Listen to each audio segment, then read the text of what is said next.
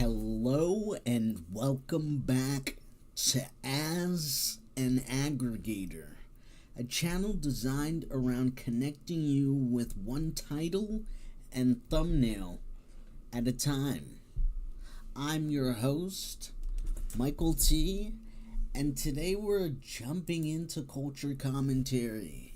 We're getting ready to dive into what could be thought of as one of the most explosive culture commentary sessions that we're having in a while. Why do I say explosive? Because things are popping off in the hypergraph right now. America, the United States of America, and the nation state of Israel have just declared war on Iran informally by striking them with a preemptive strike.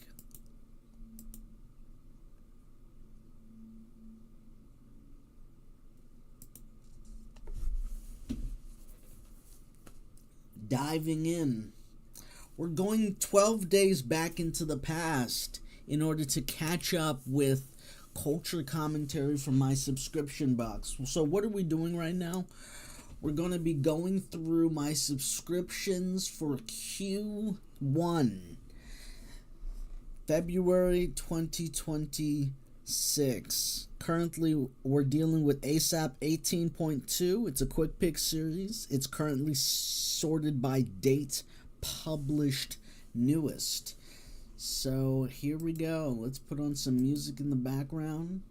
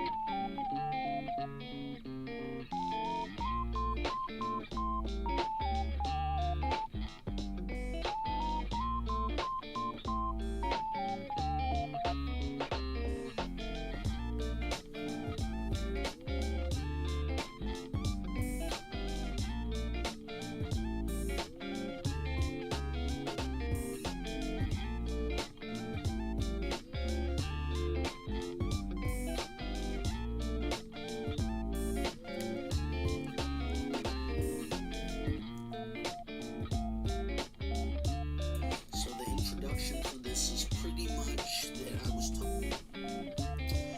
talking to a GPT, and I pretty much was like, oh, I would like to hypostatize psychological function.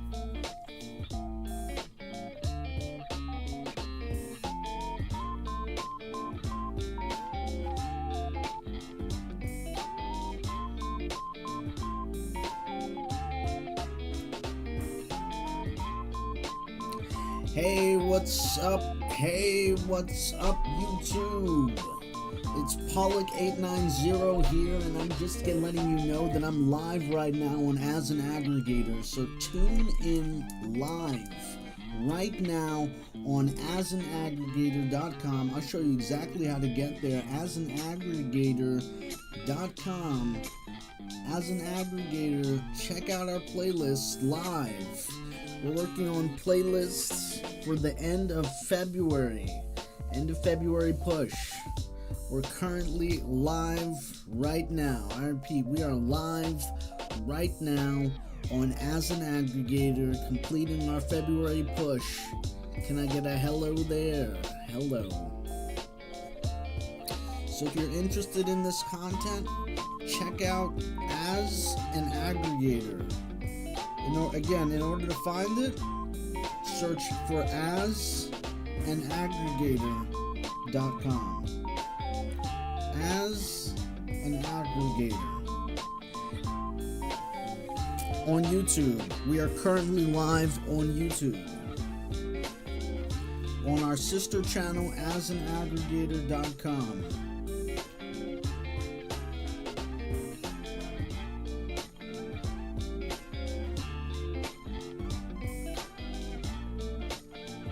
We're currently finishing up ASAP 18.2. Currently, there are over 450 videos in this playlist.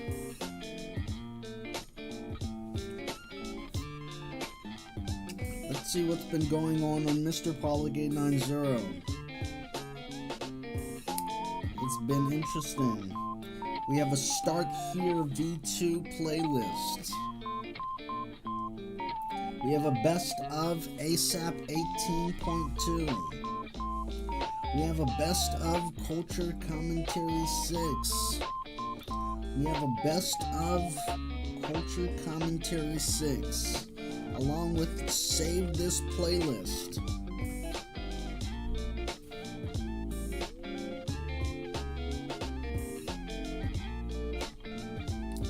So again, if you're interested in pursuing a digital engagement with this channel, then check us out while we're live. We're on As an Aggregator.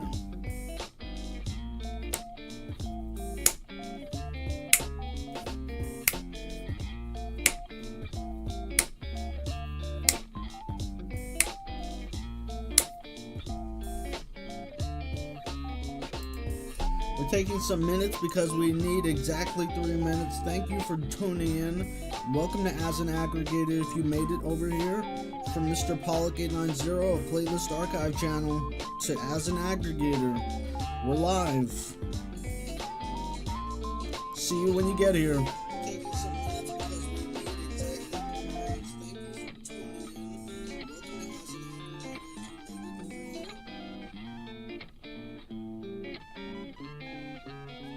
Hey, what's up?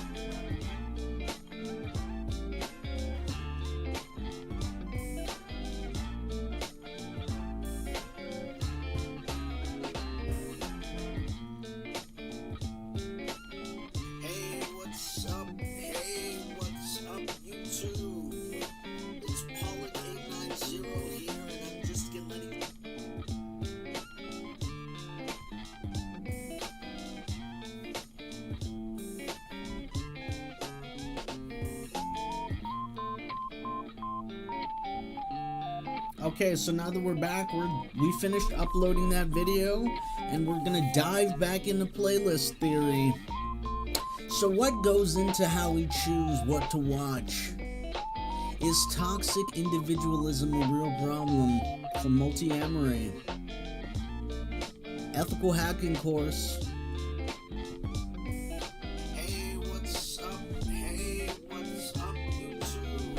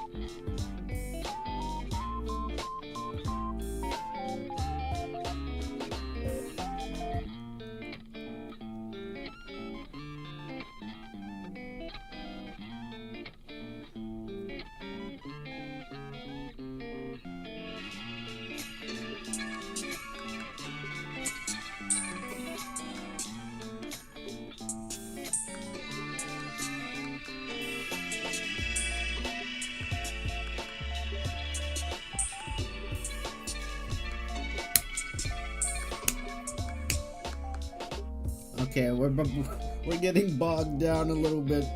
Bear in mind, hold on. We're trying to do a couple things simultaneously.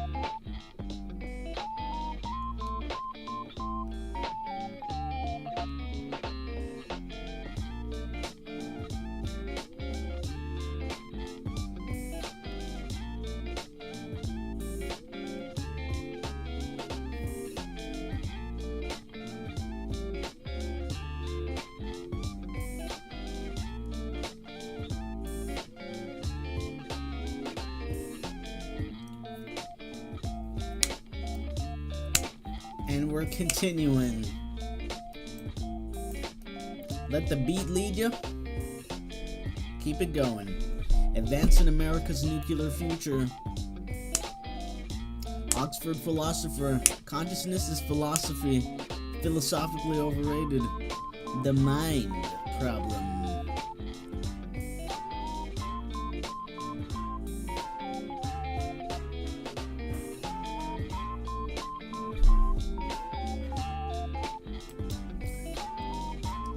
Jesse Jackson's legacy, from marching with MLK to building the Rainbow Coalition. How SM-6 nullifies Iran's high-speed anti-ship ballistic missile threat. When scholars go too far, the dilemma of prehistoric archaeology. What should archaeologists say about what they found?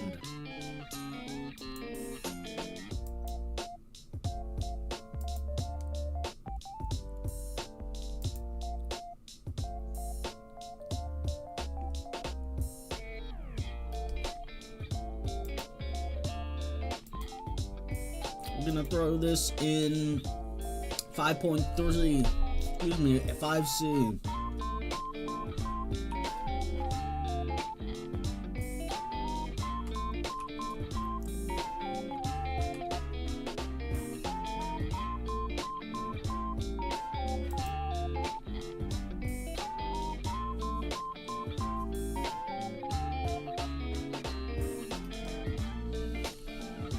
What if the rules depend on the dimension?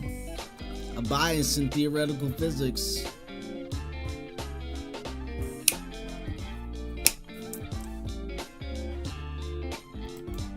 Open claw.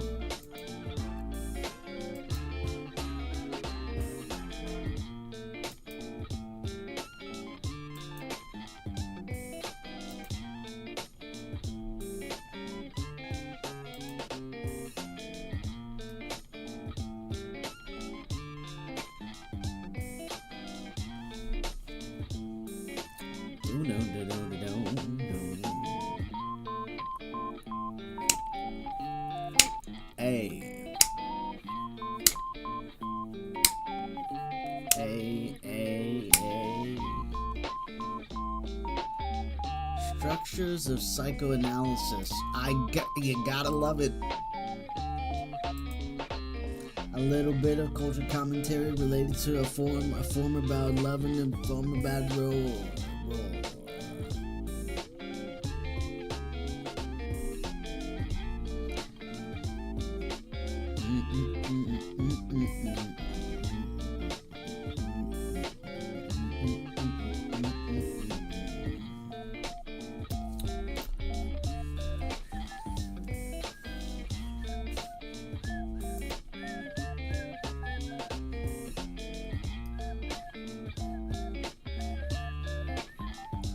Family, reactionary feminism, and self-help with Socrates.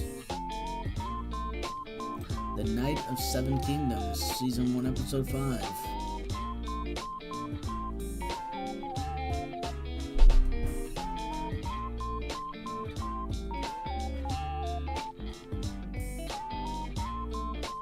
Cuba Libre. Donnell Rawlings. Conscious Apperception.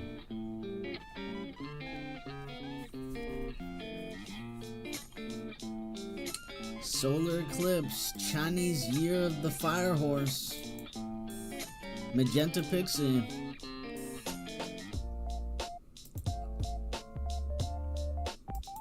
Bow, bow, bow, bow. Bow, bow, bow. Bow, bow, bow, bow, bow. Bow, bow.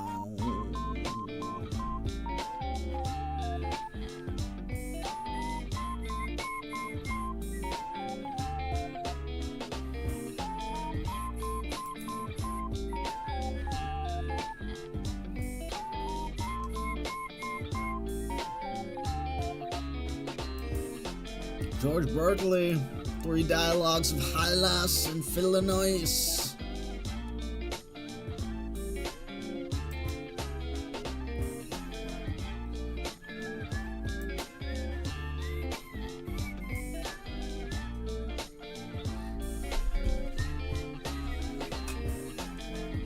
Looking forward to the Magenta Pixie episode. 5 signs it's not love, it's codependence. Expert wisdom.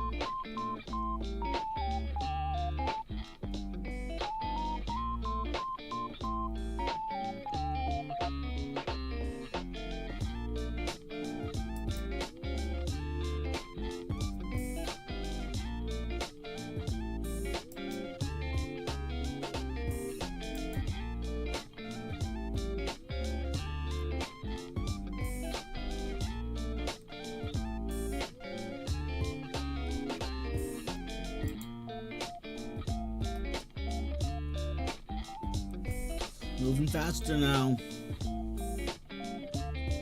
Virtual Boy.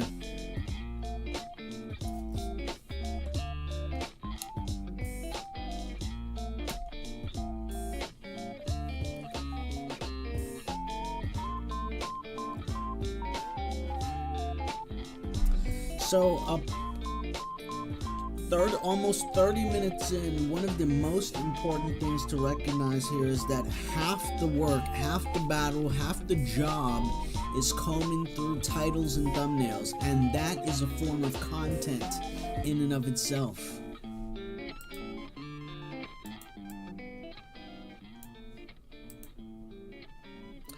Combing through titles and thumbnails is a skill in and of itself. As a skill, it's also a form to consume, meaning the content you're consuming turns into content as consumption.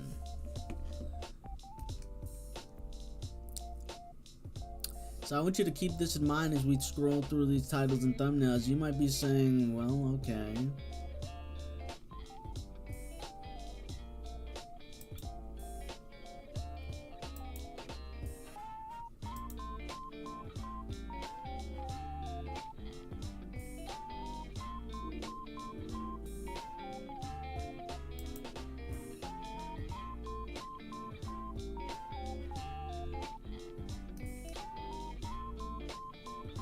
Hillary Clinton accuses Trump of Epstein cover-up. Christian nationalism is violent and hypocritical. Frank Schaeffer. 634 files gone. They keep deleting Epstein files with Trump in them. The humanoid robots. This is a disgusting child abuse disaster. The Opus Dei Aurora school scandal.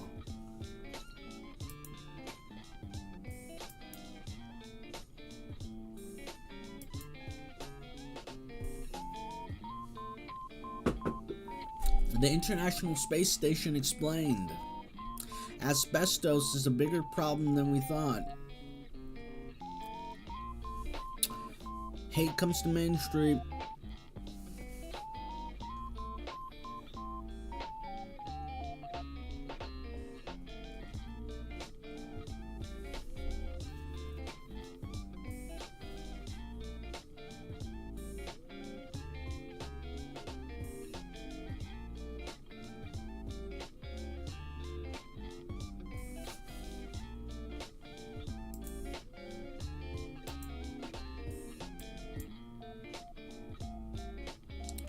I think I can officially count myself as a informal Hasanabi head. It's actually white nationalism in Christian clothing.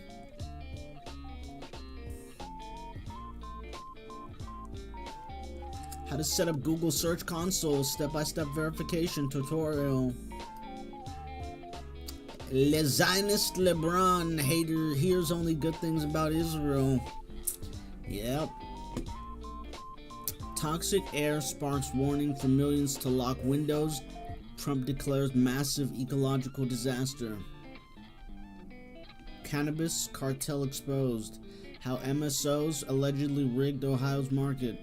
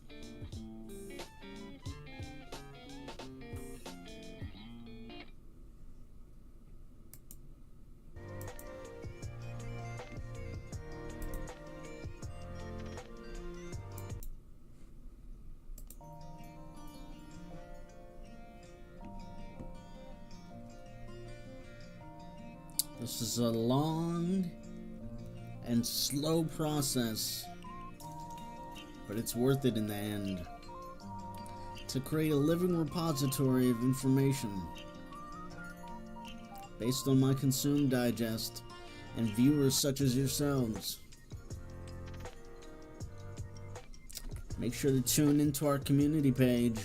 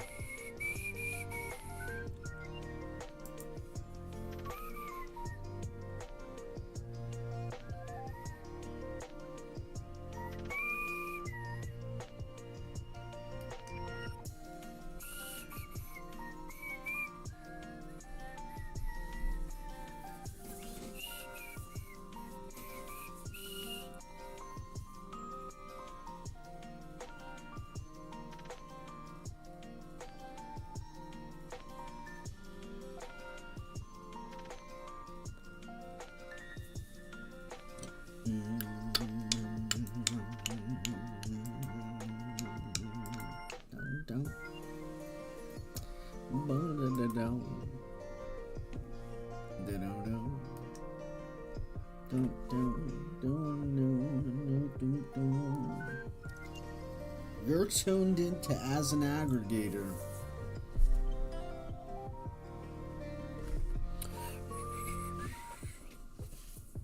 We need more ex-Christians to speak up.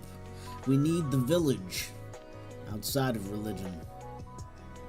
Why Randy Fine keeps lying about Democrats trying to ban dogs. The House debate is having on ICE and need. The House debate on is having ICE and need. Bad Bunny breakdown.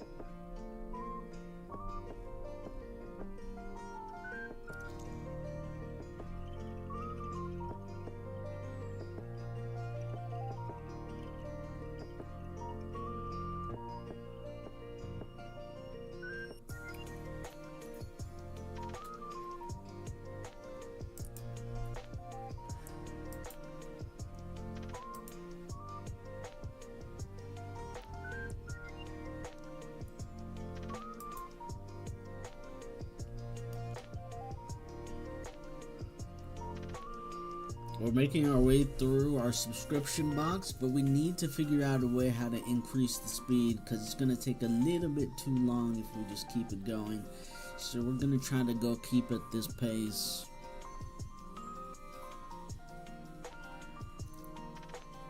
Quantum sensors.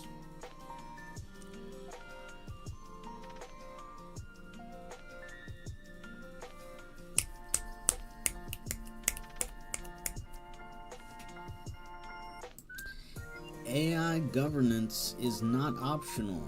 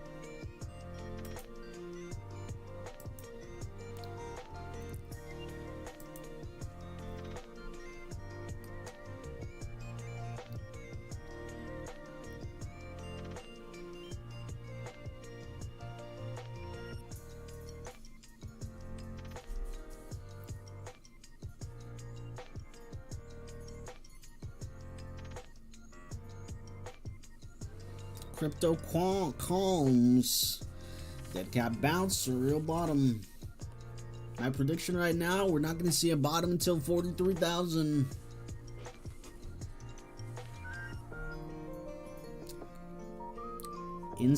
In insane speech, Marco Rubio asked Europe to help him recolonize the global south. Yeah, that's pretty much what happened. Yeah, can we get some help? Come on now. We're in this together. Wowzers.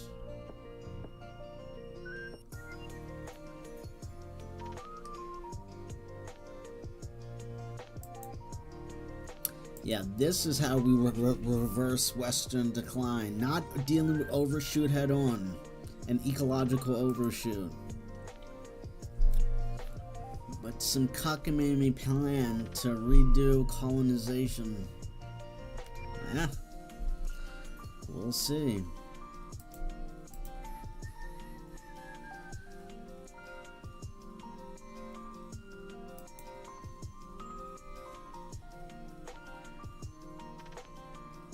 We're at 470 videos. We're going to try to keep it under 600.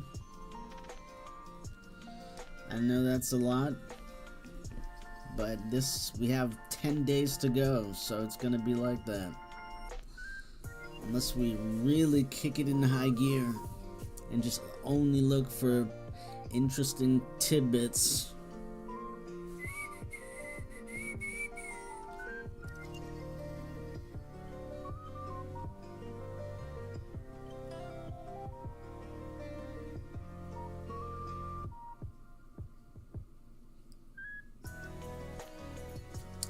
Tyler Perry video.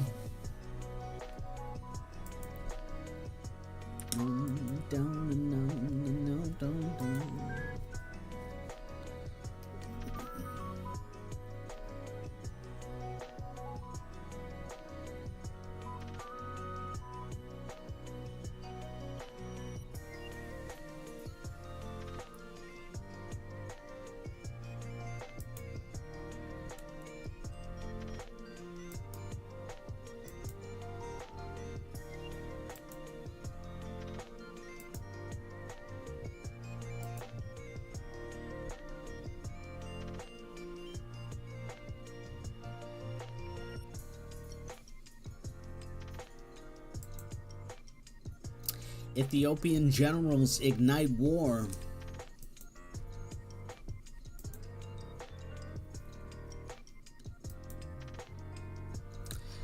United States and Iran on the brink. What's at stake?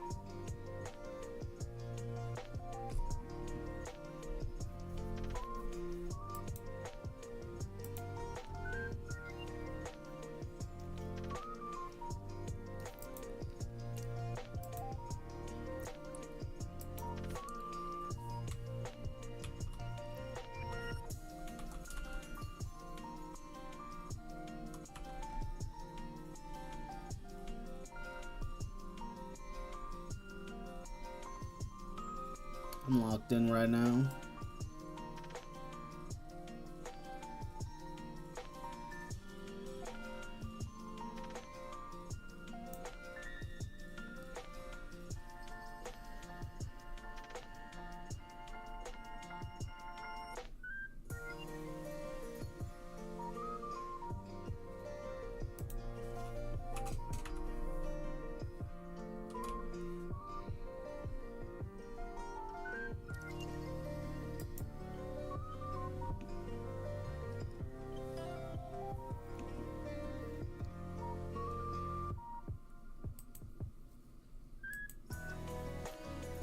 Zucker.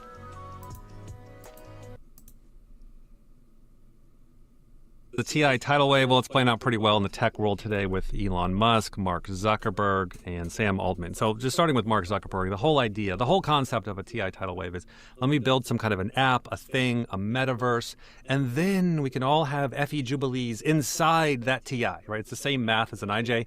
Let me control everything, and then inside that control, we can have freedom. You're like, what the hell? You see the same thing with Sam Altman. If you're watching any of the interviews with him lately, he's literally spelling out his functions as he always does of like, I just wanted to build this amazing tool that all this interesting concepts and possibilities where you could just study yourself and then the tribe could figure out the value together inside this. We're like, it's the same stuff spelling out over and over again. And then he's investing trillions of dollars of other people's money. Hey, we saw this with the dot-com bubble. Yeah, 20 years later, the internet was all accepted. I mean, we all got a smartphone, but that happened 20 years after it was introduced. You know what I mean? So it's not that the robot, the Meta, the Roomba, the iPhone, the internet itself, it's not that they don't eventually become integrated with society. It's not that, but it's like, hey, you got to give 20 years for the other decider to get caught up. Like, let the tribe value that. And a lot of times, the TIs, they're not wrong. It's like, hey, great invention, great app, great thing, but the rest of the tribe doesn't quite value that yet. So mathematically looking at a TI tidal wave, it's just like an IJ tidal wave. The IJ is if I just controlled everything, then inside this control, we can have the freedom and all the new. And you're like, what the hell? See how it's one function inside the other function? Can you see the mechanics of that? The big circle versus the little circle? See, that's what single deciding or single observing is. It's the giant circle gobbling up and bullying the little circle. And what's double in the middle? Double observing, double deciding. It's like, hey, two circles, 60-40. Hey, your Roomba's great, your AI is great, your Meta thing is great. Can we, let's give it some time. Let's let it integrate. Maybe it'll sell a lot. Maybe don't worry about it. That's what. So notice what I'm always looking for is the mechanics, the wording. I'm not looking for is the Roomba or the AI amazing or not. I'm not looking for is it going to take over the world or be the best or be the worst. I'm looking for the extreme in the language or the balance in the language.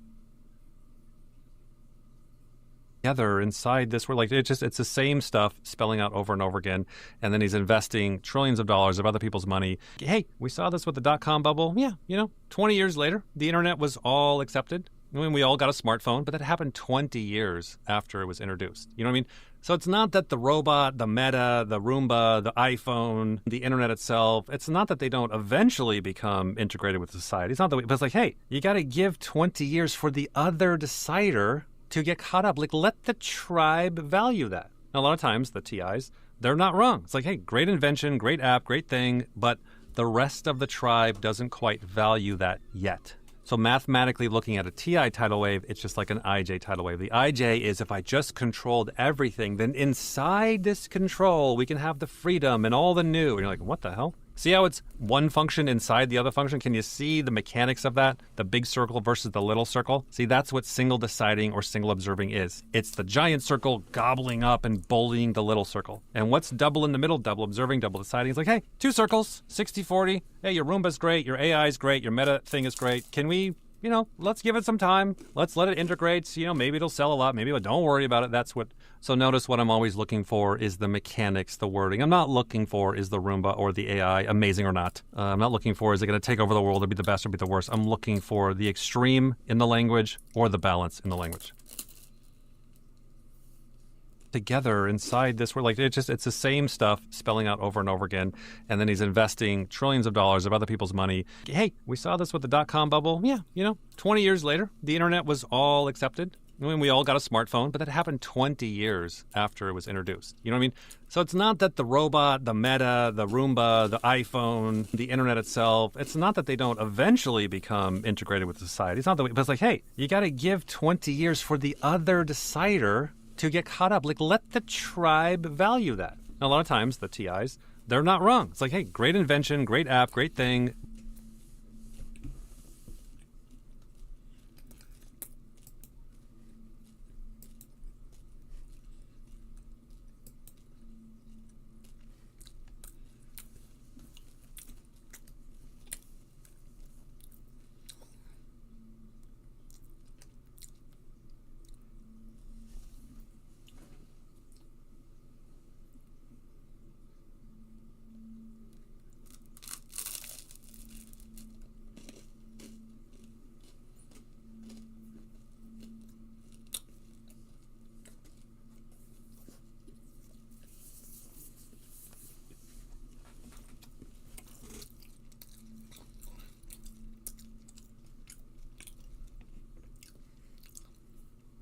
I'm just eating bread right now, so bear in mind.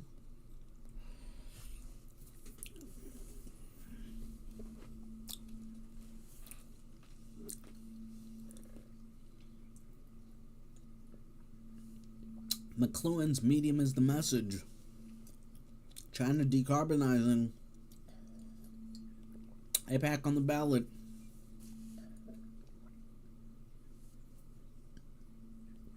Bitcoin 60K.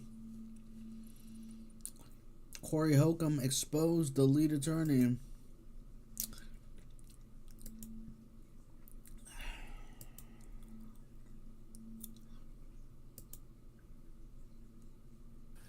If you're going to go to war with the devil for real,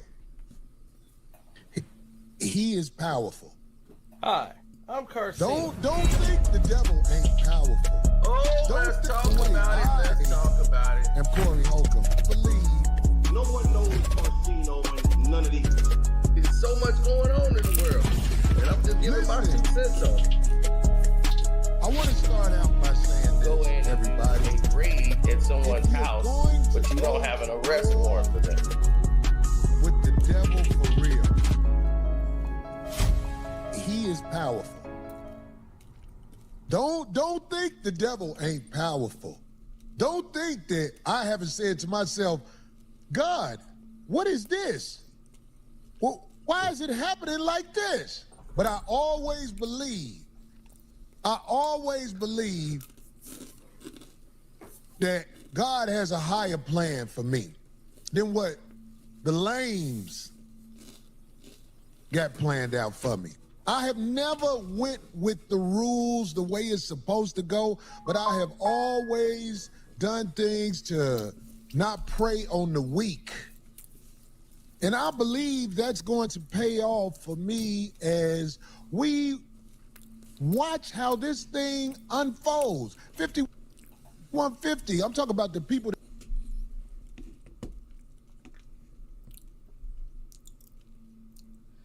This is a public health crisis. Trigonometry and Found My Fitness. Oh, nice.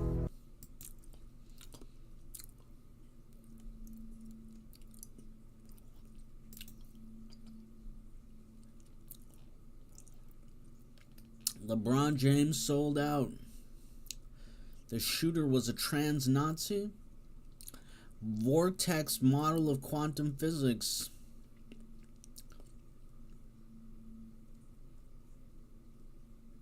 Scrolling. Authenticity versus love. The architecture of self-betrayal. The price of being yourself. Wolf responds. Murder victims and narco-terrorists. Dated February the 18th, 2026. We conquered the tallest dune in the world. Namibia tour vlog.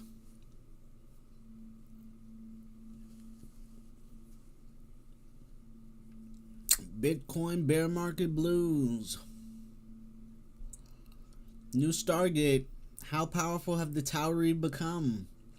Stargate is back, but will it be good?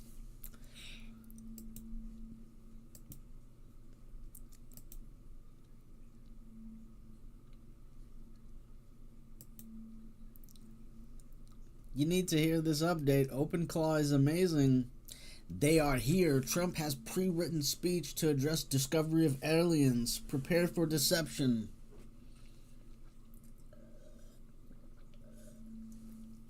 The best song ever written about our soulless press. Broken Truth, Tim Garrison. I wouldn't go as far as to say he's soulless. He's just a misguided soul. The soulless ones are the NPCs running around, just living. No shade. I'm sure if I met them, I'd believe they had a soul, but it's easy to do personalize them when you never have come within 1 degree of separation of them. To the extent that them represents an actual instantiated human being. Oh, how we dissociate at 8 billion. Let's continue.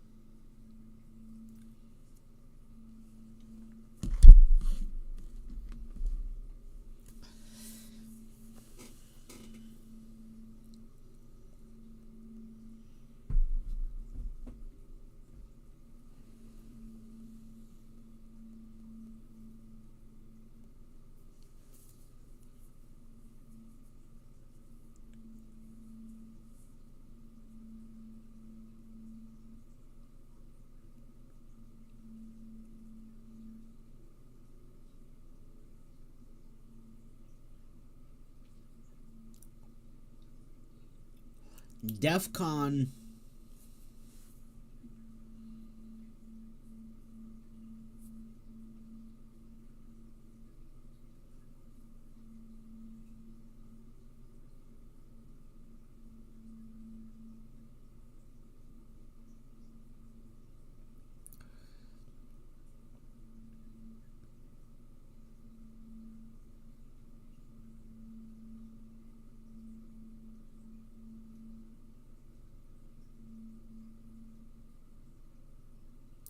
Does carrying capacity exist, or is it a myth?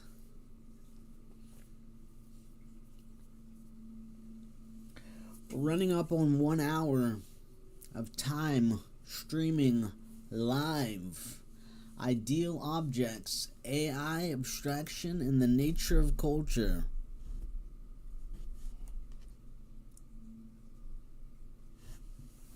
Hello, my name is Jacob Foster. I am a professor of cognitive science and informatics at Indiana University Bloomington. I'm also an external professor at the Santa Fe Institute.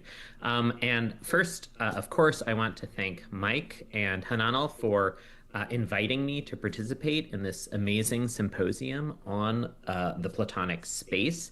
I'm really excited to share these ideas with all of you, ideas I've been mulling over for the past few years, and to put them into this broader conversation. To start out, I'd like to get into the topic from a familiar, perhaps too familiar, seemingly unavoidable starting point, which is artificial intelligence. The past few years have witnessed outstanding successes of artificial intelligence in many domains. In the sciences, most prominently in protein folding, as recognized with the Nobel Prize. Also in mathematics, where such AI systems have discovered new invariants in knot theory, and even more recently, new results in an area of math called extremal combinatorics. But are these instances of scientific and mathematical creativity? Well, to answer that question, we need to know what creativity is. And it's very helpful from this perspective to explore the different kinds of creativity, drawing on the work of the late great philosopher and cognitive scientist Margaret Bowden, who distinguished three kinds of creativity. Tinkering or exploratory creativity, which slowly works out and explores a region of a given space. Combinatorial creativity, which mixes existing elements together, recombining them, and transformational creativity, which changes the very space of creative possibility. Now, the first case is easily within the ambit of current AI technologies. They are very good at this sort of tinkering around the mode of the distribution, if you will. If we turn to recombination, to combinatorial creativity, well, even here, human scientists confront a crisis of attention for any given problem space. The space of possible combinations is vast, and their search through that space often relies upon simple heuristics. For example, when the space is dichotomized into moves that build on existing tradition and moves that innovate.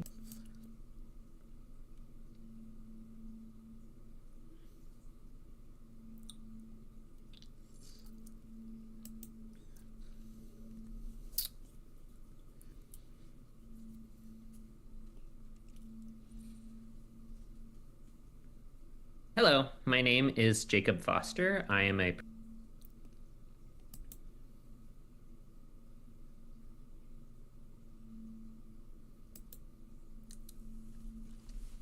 Ideal objects, AI abstraction, and the nature of culture. Culture Commentary 5C.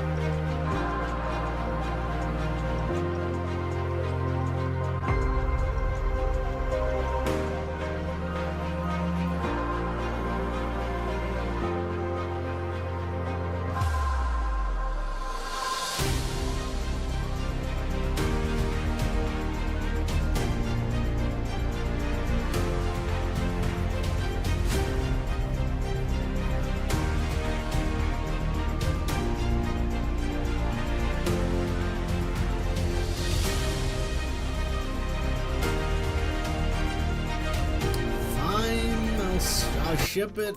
I'll ship it. Just because there's like ancient YouTube inertia in terms of the time gates that come with space weather news.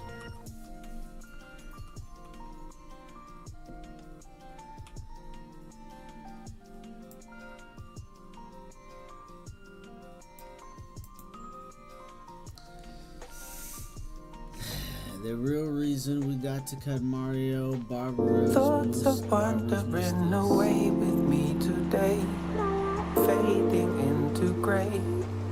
Say that it's so.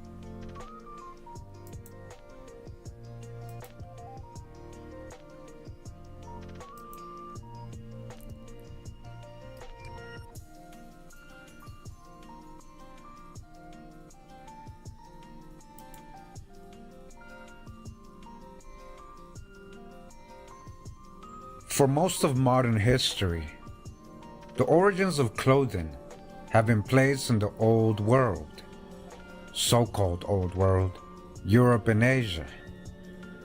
Archaeologists pointed to bone needles in Siberia and to later preserved outfits such as the clothing of Otzi, dated to about 5,300 years ago.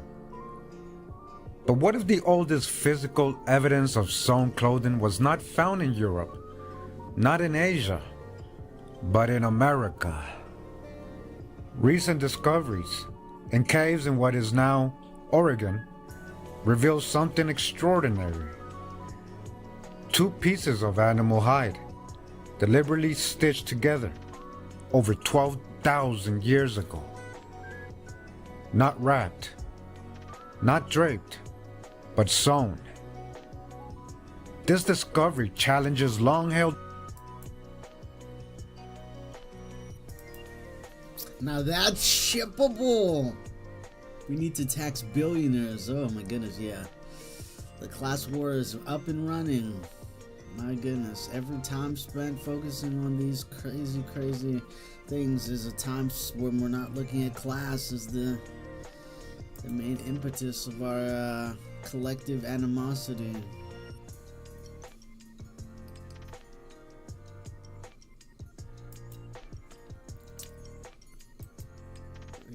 pull up.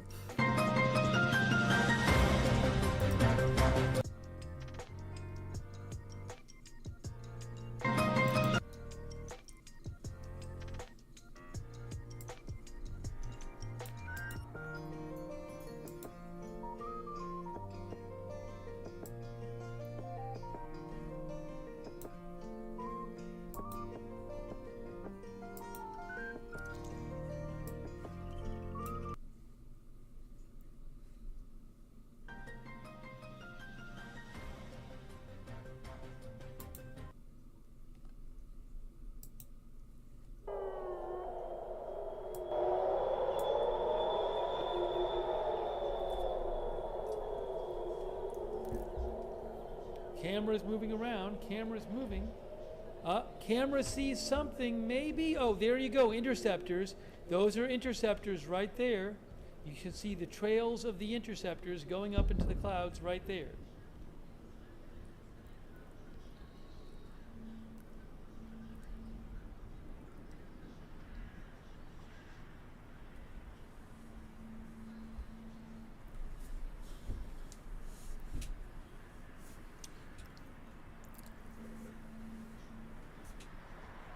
There are still alerts.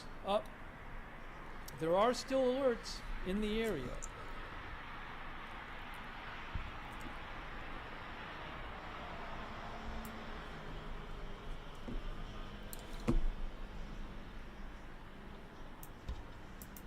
Actually, Jerusalem now, possibly Jerusalem too. Possibly Jerusalem now. Jerusalem.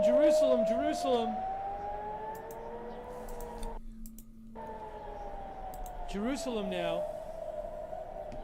Let's go there. We're hearing the Jerusalem alerts right now. That's where you're hearing the siren from.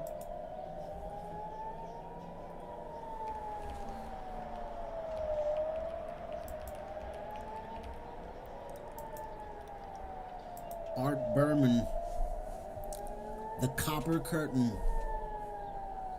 Culture commentary related to overshoot, our current climate crisis, and the minerals constraint.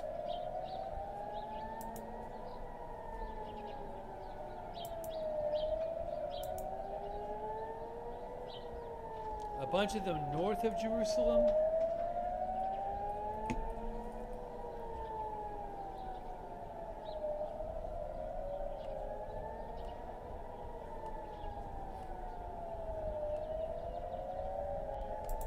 Again, this is Jerusalem. Okay, a bunch of alerts in the Jerusalem area right now.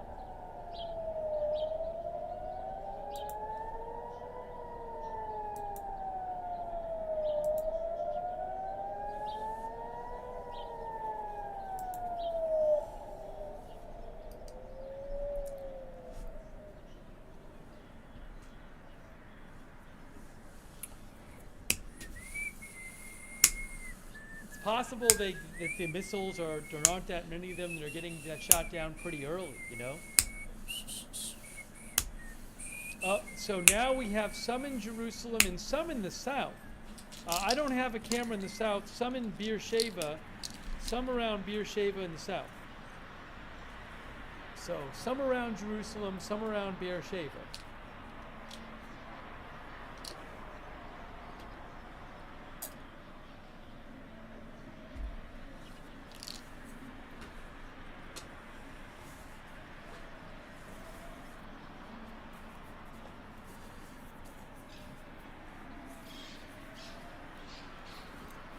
Still have some alerts around Jerusalem area and some south in Beersheba area.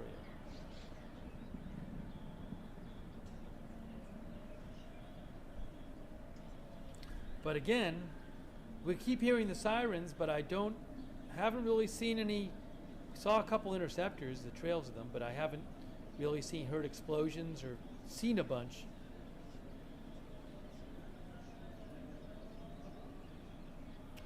A number of alerts in the south now near Beersheba, and I do not have a camera down there.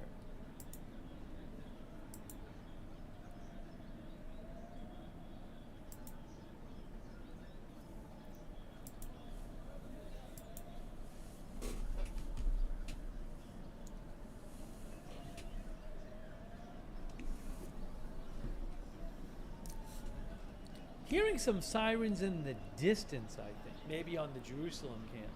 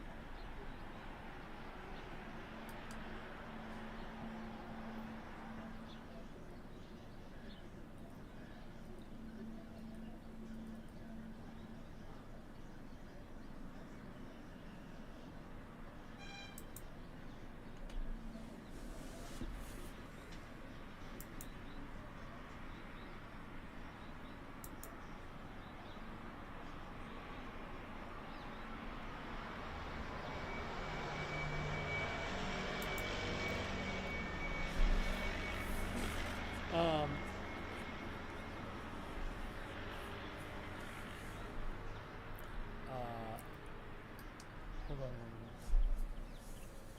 What am I hearing? Oh, I'm hearing. I've been seeing some reports. Hold on. There's a few. The Matrix is the movie. The in the Matrix north of Israel makes now, to and be then the some Matrix. down by Beersheba, but I don't have a camera there. Tricky. There's some claims online of explosions in Dubai, and so there may have been missiles fired at other countries too. I'm trying to figure. In a second, I'll see what I can find out about that.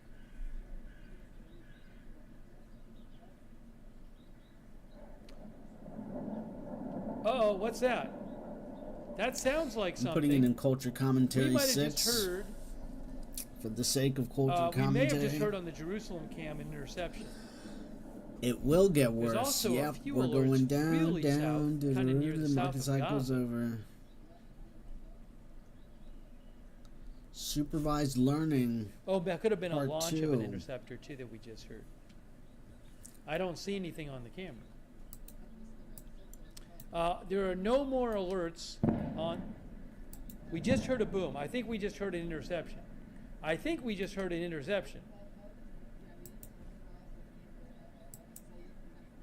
Olive, who I follow, says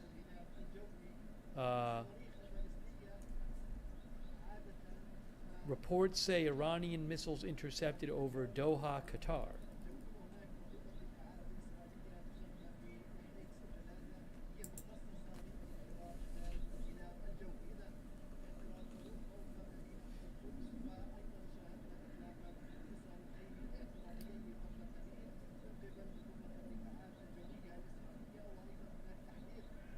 Seems like maybe Iran has fired some missiles at various countries in the last few minutes.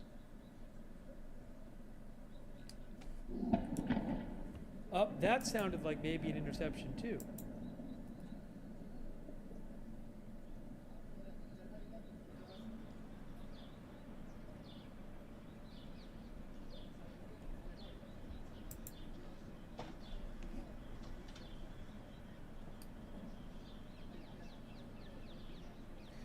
Reports of possible explosions in Bahrain as well, by the way. So I'll be checking on that too. Seems like Iran might have fired some missiles at various countries. There's a video of some smoke rising in Dubai. I'll post a link to that. AZ Intel. Sorry. There's a BNO News posted a video, as did AZ Intel, of smoke rising in Dubai, possibly at the airport.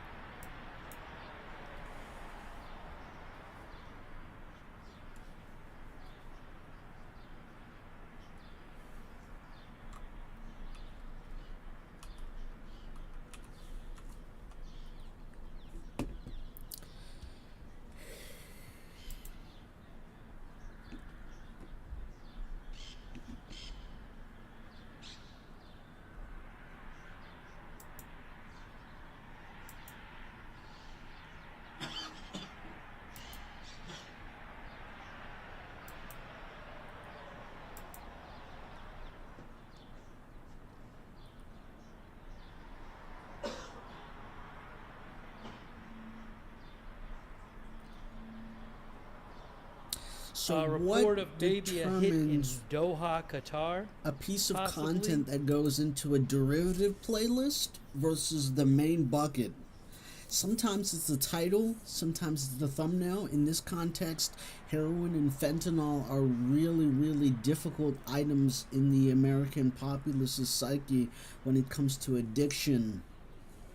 So the fact that psilocybin can help I haven't fight seen. I've been looking at this the Tel Aviv addiction stream. I don't see anything going effectively on there. There's no alerts in the context right of now. a neuroscience breakthrough is enough clickbait for me to determine that there's some actual substance behind it for coming from this specific content creator. So it gears me into a signal that this is going to be more than just clickbait.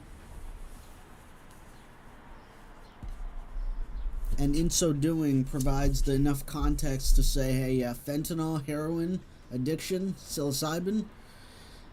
Okay, we'll ship it.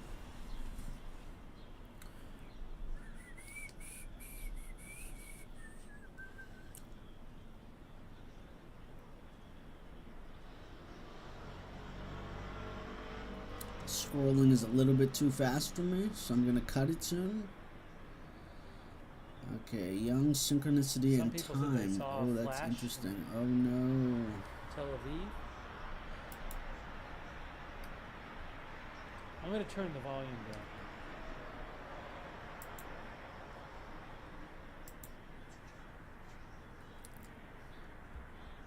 I need to turn the volume down a bit. That's Tel Aviv right there.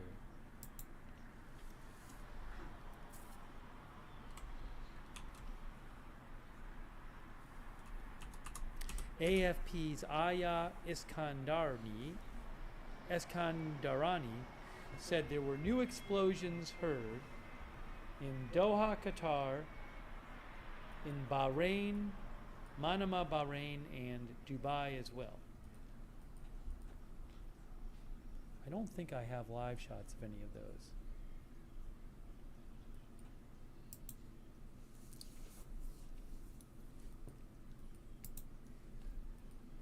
Homefront Command says, Israel Homefront Command says,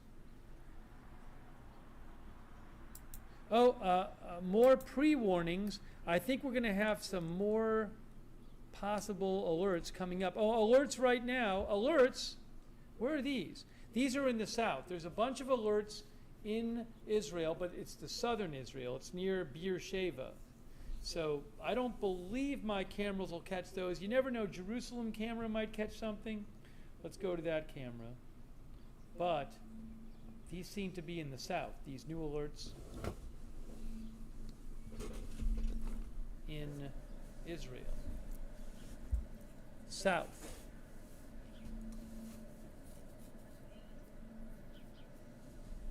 I don't see any sign that these are huge barrages. It seems like, maybe they're doing these small barrages at different locations. So, we keep seeing the alerts jump around from place to place in Israel. And we're hearing about some explosions in other countries. But I'm not aware of lots of hits. And we've barely seen anything on the camera when we've been looking here.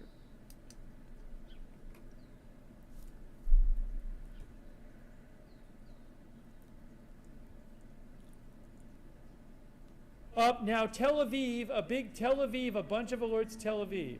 So let's go to Tel Aviv here. Tel Aviv right now. You are going to hear something there. In a moment, you're going to hear more sirens in Tel Aviv. Coming up, more alerts. More alerts in Tel Aviv. Here you go.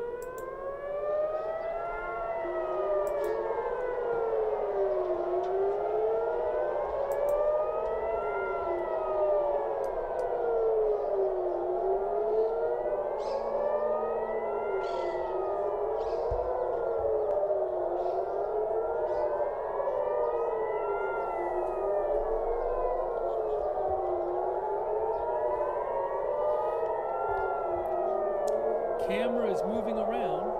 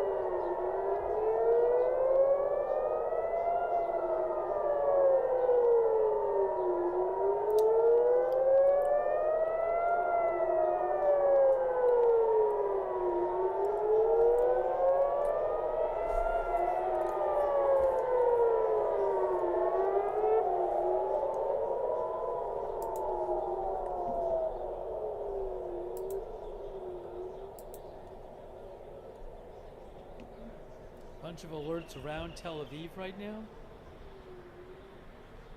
But we'll see if we see anything. I didn't see or hear anything there.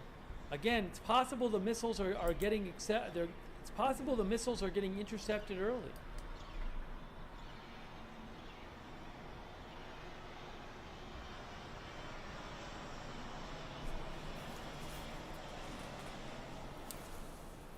Panic near Addis Ababa.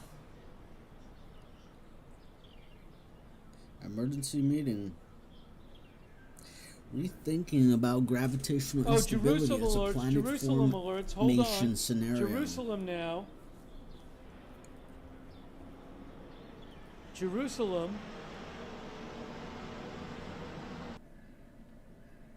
There are alerts in Jerusalem area. You might hear sirens in a minute there. I am seeing some new alerts in that area.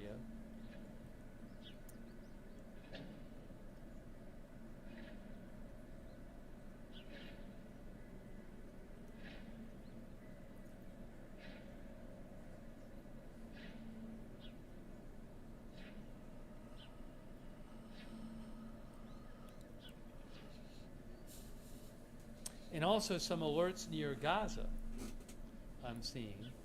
I don't know if those are missile or rocket alerts. But I don't have a camera for those.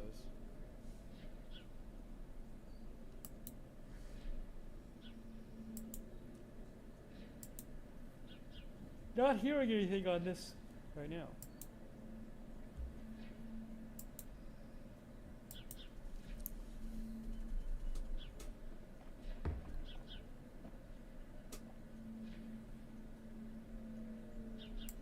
I hear maybe in the distance some sirens. Here. Yes, I can hear sirens right now. In the distance. Can hear them, see?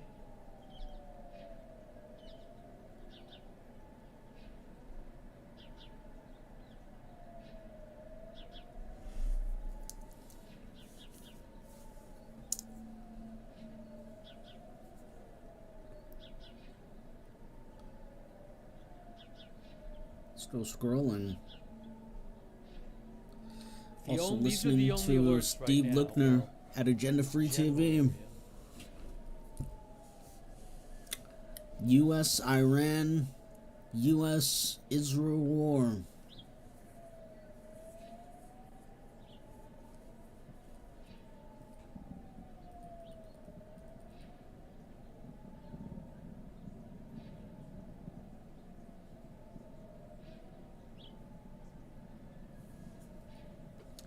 A video from smoke rising in Bahrain. There's some smoke rising in Bahrain. I will post a link to that in the chat from John Marquis. I don't know what that is. Oh, hey guys, OSINT Technical reports. OSINT Technical says an Iranian drone or missile directly hit the Crown Plaza Manama, a 5-star hotel complex in Bahrain. Seems like Iran is firing a lot of missiles and drones at places like airports, well-known high-end buildings, that kind of thing. Anyways, OSINT Technical says that there was a missile or drone that hit the Crown Plaza Manama, a 5-star hotel complex in Bahrain.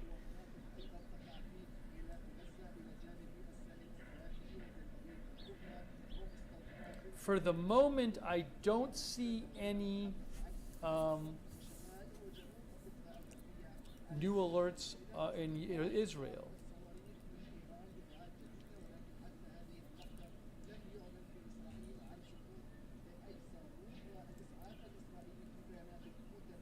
Now I see new ones in Israel.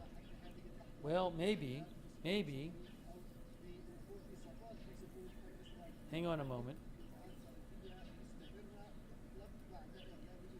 We're still at 9 days ago. If you can see the right-hand side over here by the I guess there's cursor. more launches. You can see our timings. Sounds like there might be more wow, launches we're only coming about towards 20% Israel. through.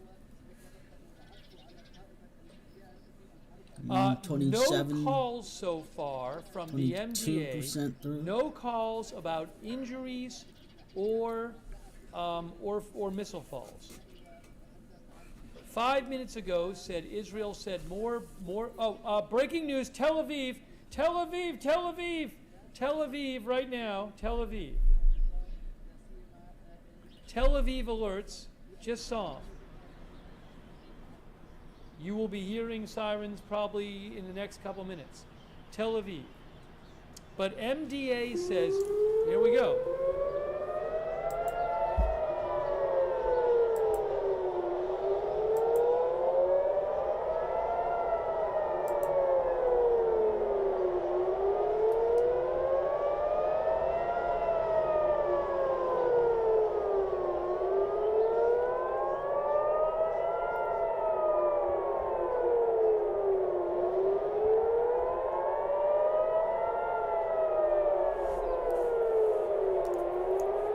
Discord's connection to the globalist surveillance. Epstein dominoes begin to fall. New series, novel approaches to Enochian magic.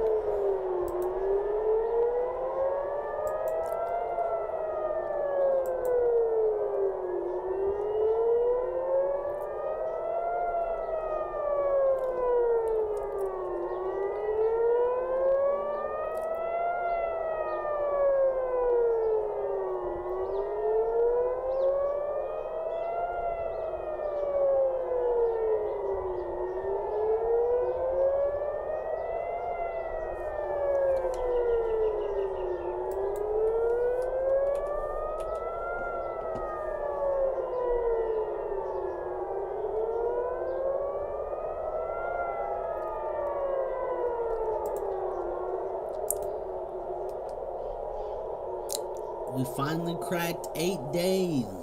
Soft clap. Speed this up a little bit. These don't seem like either they're not big barrages or the missiles are all getting shot down or both. I mean, because these sirens have been going on, I want to say like 20 minutes in different locations, and we've barely even seen an interceptor fired.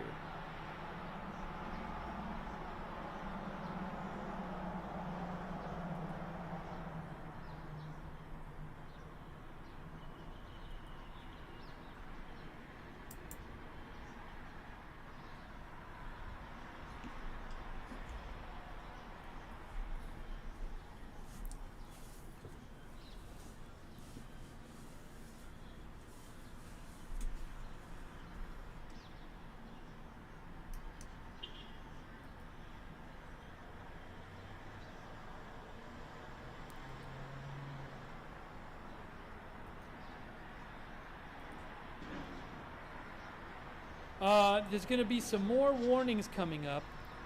Yeah. Hold on. Box peace, Ukraine peace. Maybe blocked in again West by Bank? Europe.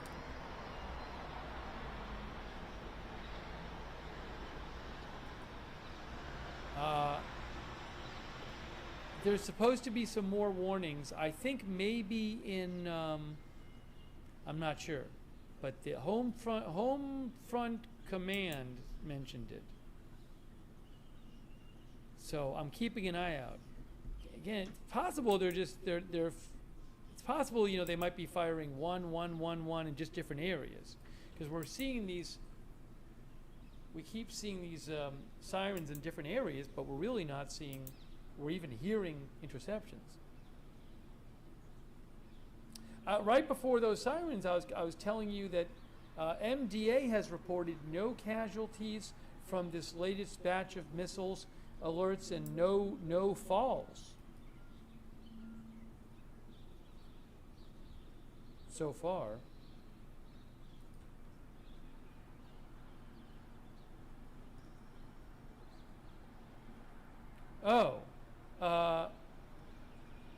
One of the accounts I follow on the hot news on Telegram says Ali Larjani, Secretary of Iran's Supreme National Security Council, is expected to make a statement soon.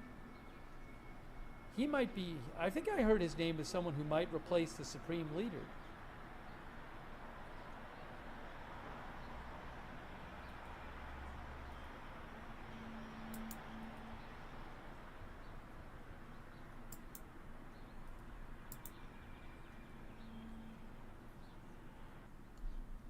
Again, a report that a hotel was hit in Bahrain.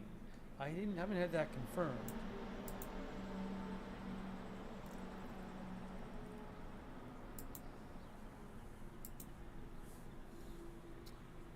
So this is a video that means something to me in terms of my work as an aggregator. Finding your first keywords, because I've been doing pay-per-click recently, so that's from the MDA. For me it's all about getting the most value out of the money spent in terms of conversions. I guess there might be some injuries for people like running to their shelter, but no casualties due to missile falls and no missile falls reported from these alerts, the recent ones.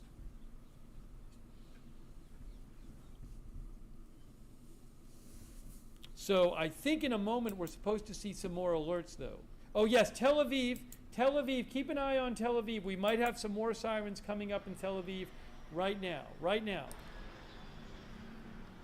I think you're going to hear some sirens in a second. There's some alerts surrounding Tel Aviv, so you may hear some more.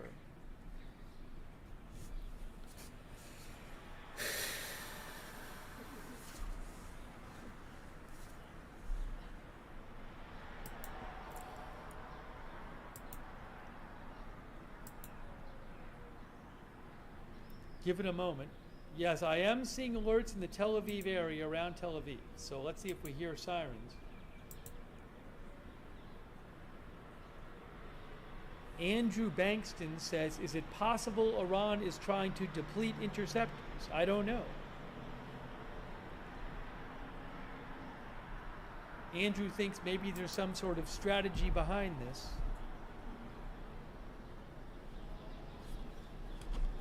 A bunch of alerts, Tel Aviv alerts right now. I really think you're going to hear sirens in a moment. Tel Aviv alerts now.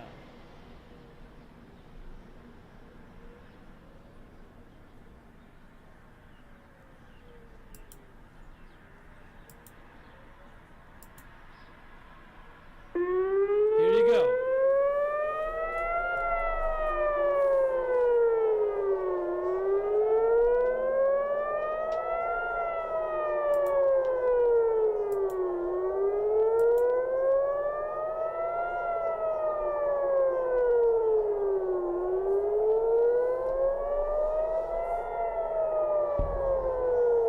May have just heard a boom.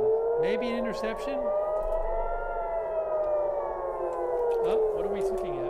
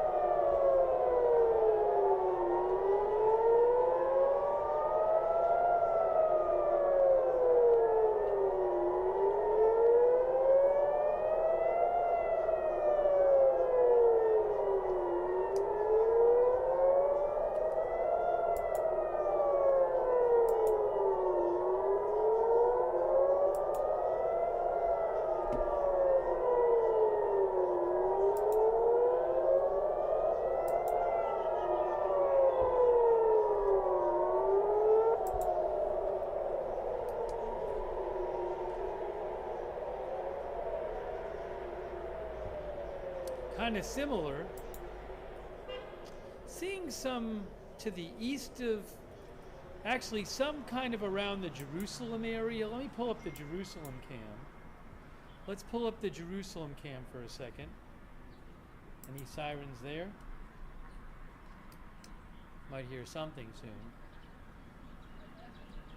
Wheat rally plus fake USDA report. Like Andrew Bankston and some others think maybe Iran's trying to deplete the interceptors.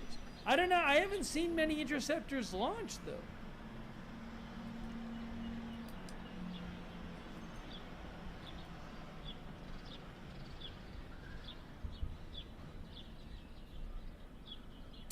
Guy Elster, Guy, who's a reporter in, Guy reports for Walla in Israel. What Guy Elster says, he says sirens have been going on for almost an hour. He says Iran is firing a few missiles each time to create a sense of big attacks, different than the 12 Days War. Yeah, I mean, that's what we've been saying. I see no evidence of big attacks. And we're not even really seeing interceptors fired. So Guy thinks that that's what's happening. Maybe because they're just limited on how many missiles they have.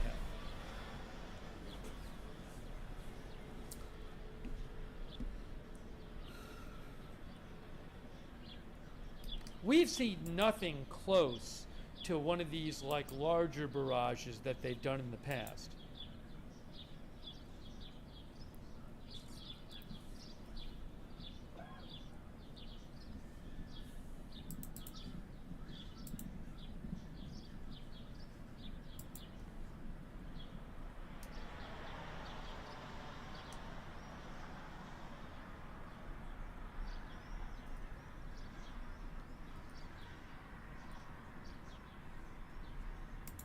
Thank you, by the way, to very much to 1959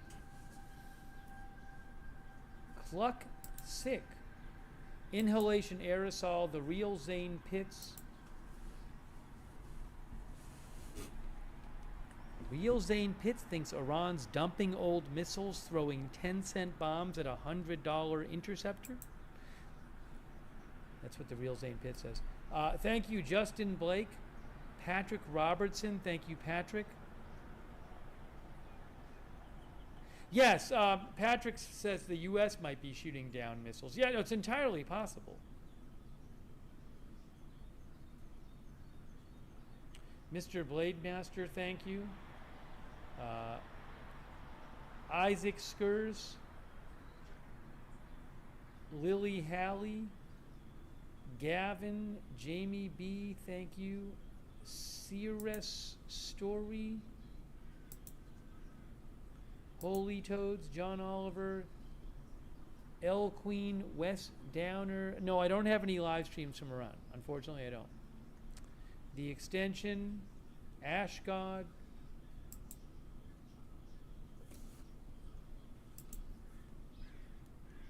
Ashgod, Reza Pahlavi said that soon he would tell people when to go to the streets. V Styles, user RM8, thank you. Mrs. TPJ, thank you. All right, let me, Mr. Frozone, Dysfunctional Fam,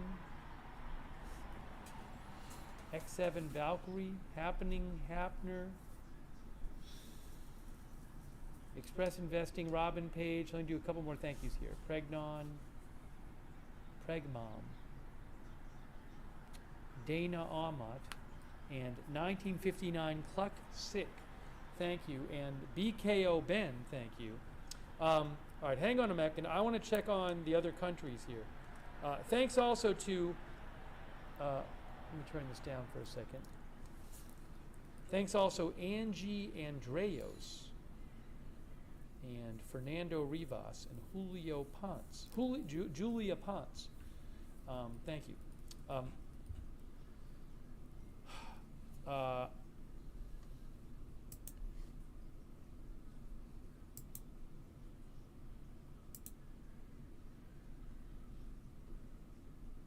Oh, that's interesting. Instant News Alerts posted something from Almog Boker. Let me see what Almog Boker had to say.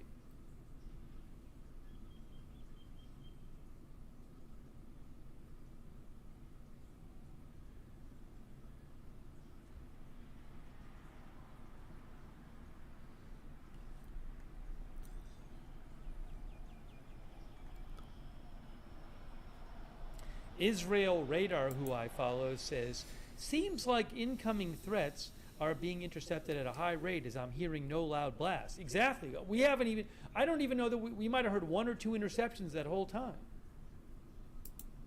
MDA said, I-24 English says, MDA says no impact sites. For all those sirens we've been hearing the last, 45 minutes, an hour, no missile impacts. None.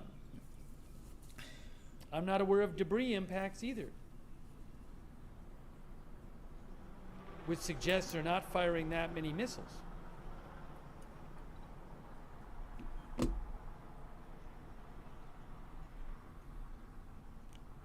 N12 News says statement from Secretary of Iran's Supreme National Security Council, Ali Larjani, is expected soon. Again, I believe he's a possible successor as Supreme Leader.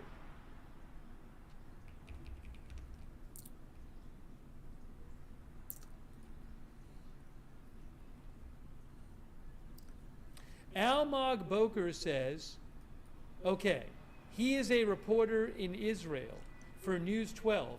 He says almost an hour of launches, lonely in every shot, an attempt to exhaust us. That's what he says. Almost an hour of launches, lonely in every shot, an attempt to exhaust us. Exhaust can mean different things. But he's pointing out that there are not many launches. There are not many missiles.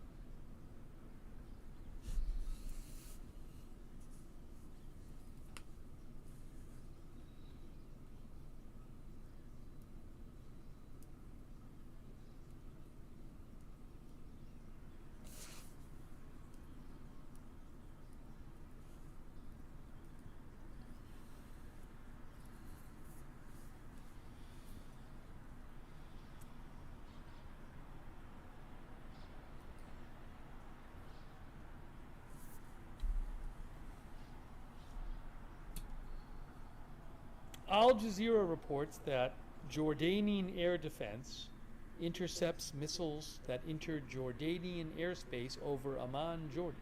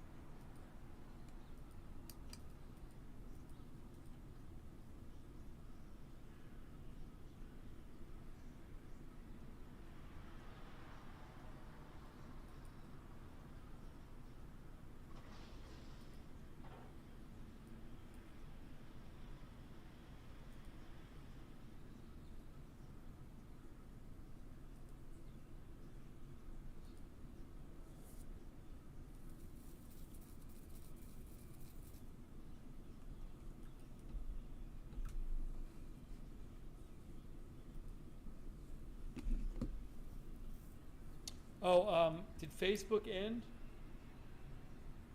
Hey, for those watching on Facebook, Facebook automatically ends the streams after 8 hours. So in about 5 minutes on Facebook, you're going to have to watch the news stream. Everybody else, you're fine. But if you're watching on Facebook, Facebook will automatically end the stream in about 5 minutes, and I will have to restart it on Facebook. So just be warned, Facebook viewers, about that.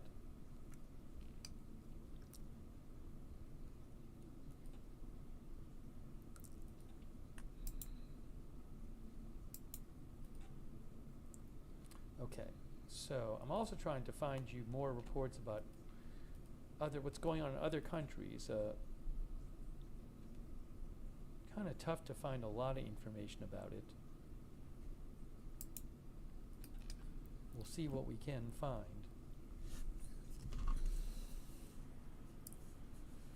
The devil is on earth. Thank you to Bot King Sentient on Twitch, Ranger Rick, Orion, Crispy Zebra, Tango Wispy Romeo, Brian Fiend,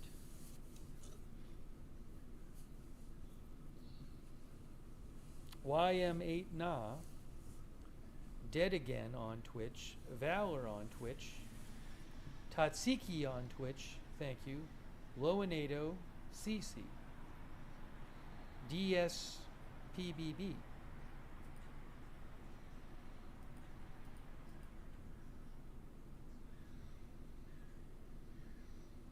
5:01 p.m. Dario Amade. It is right 2 days now, later says we cannot 7:22 a.m. Israel time, then almost 9 a.m. a.m. February 27th, Iran time.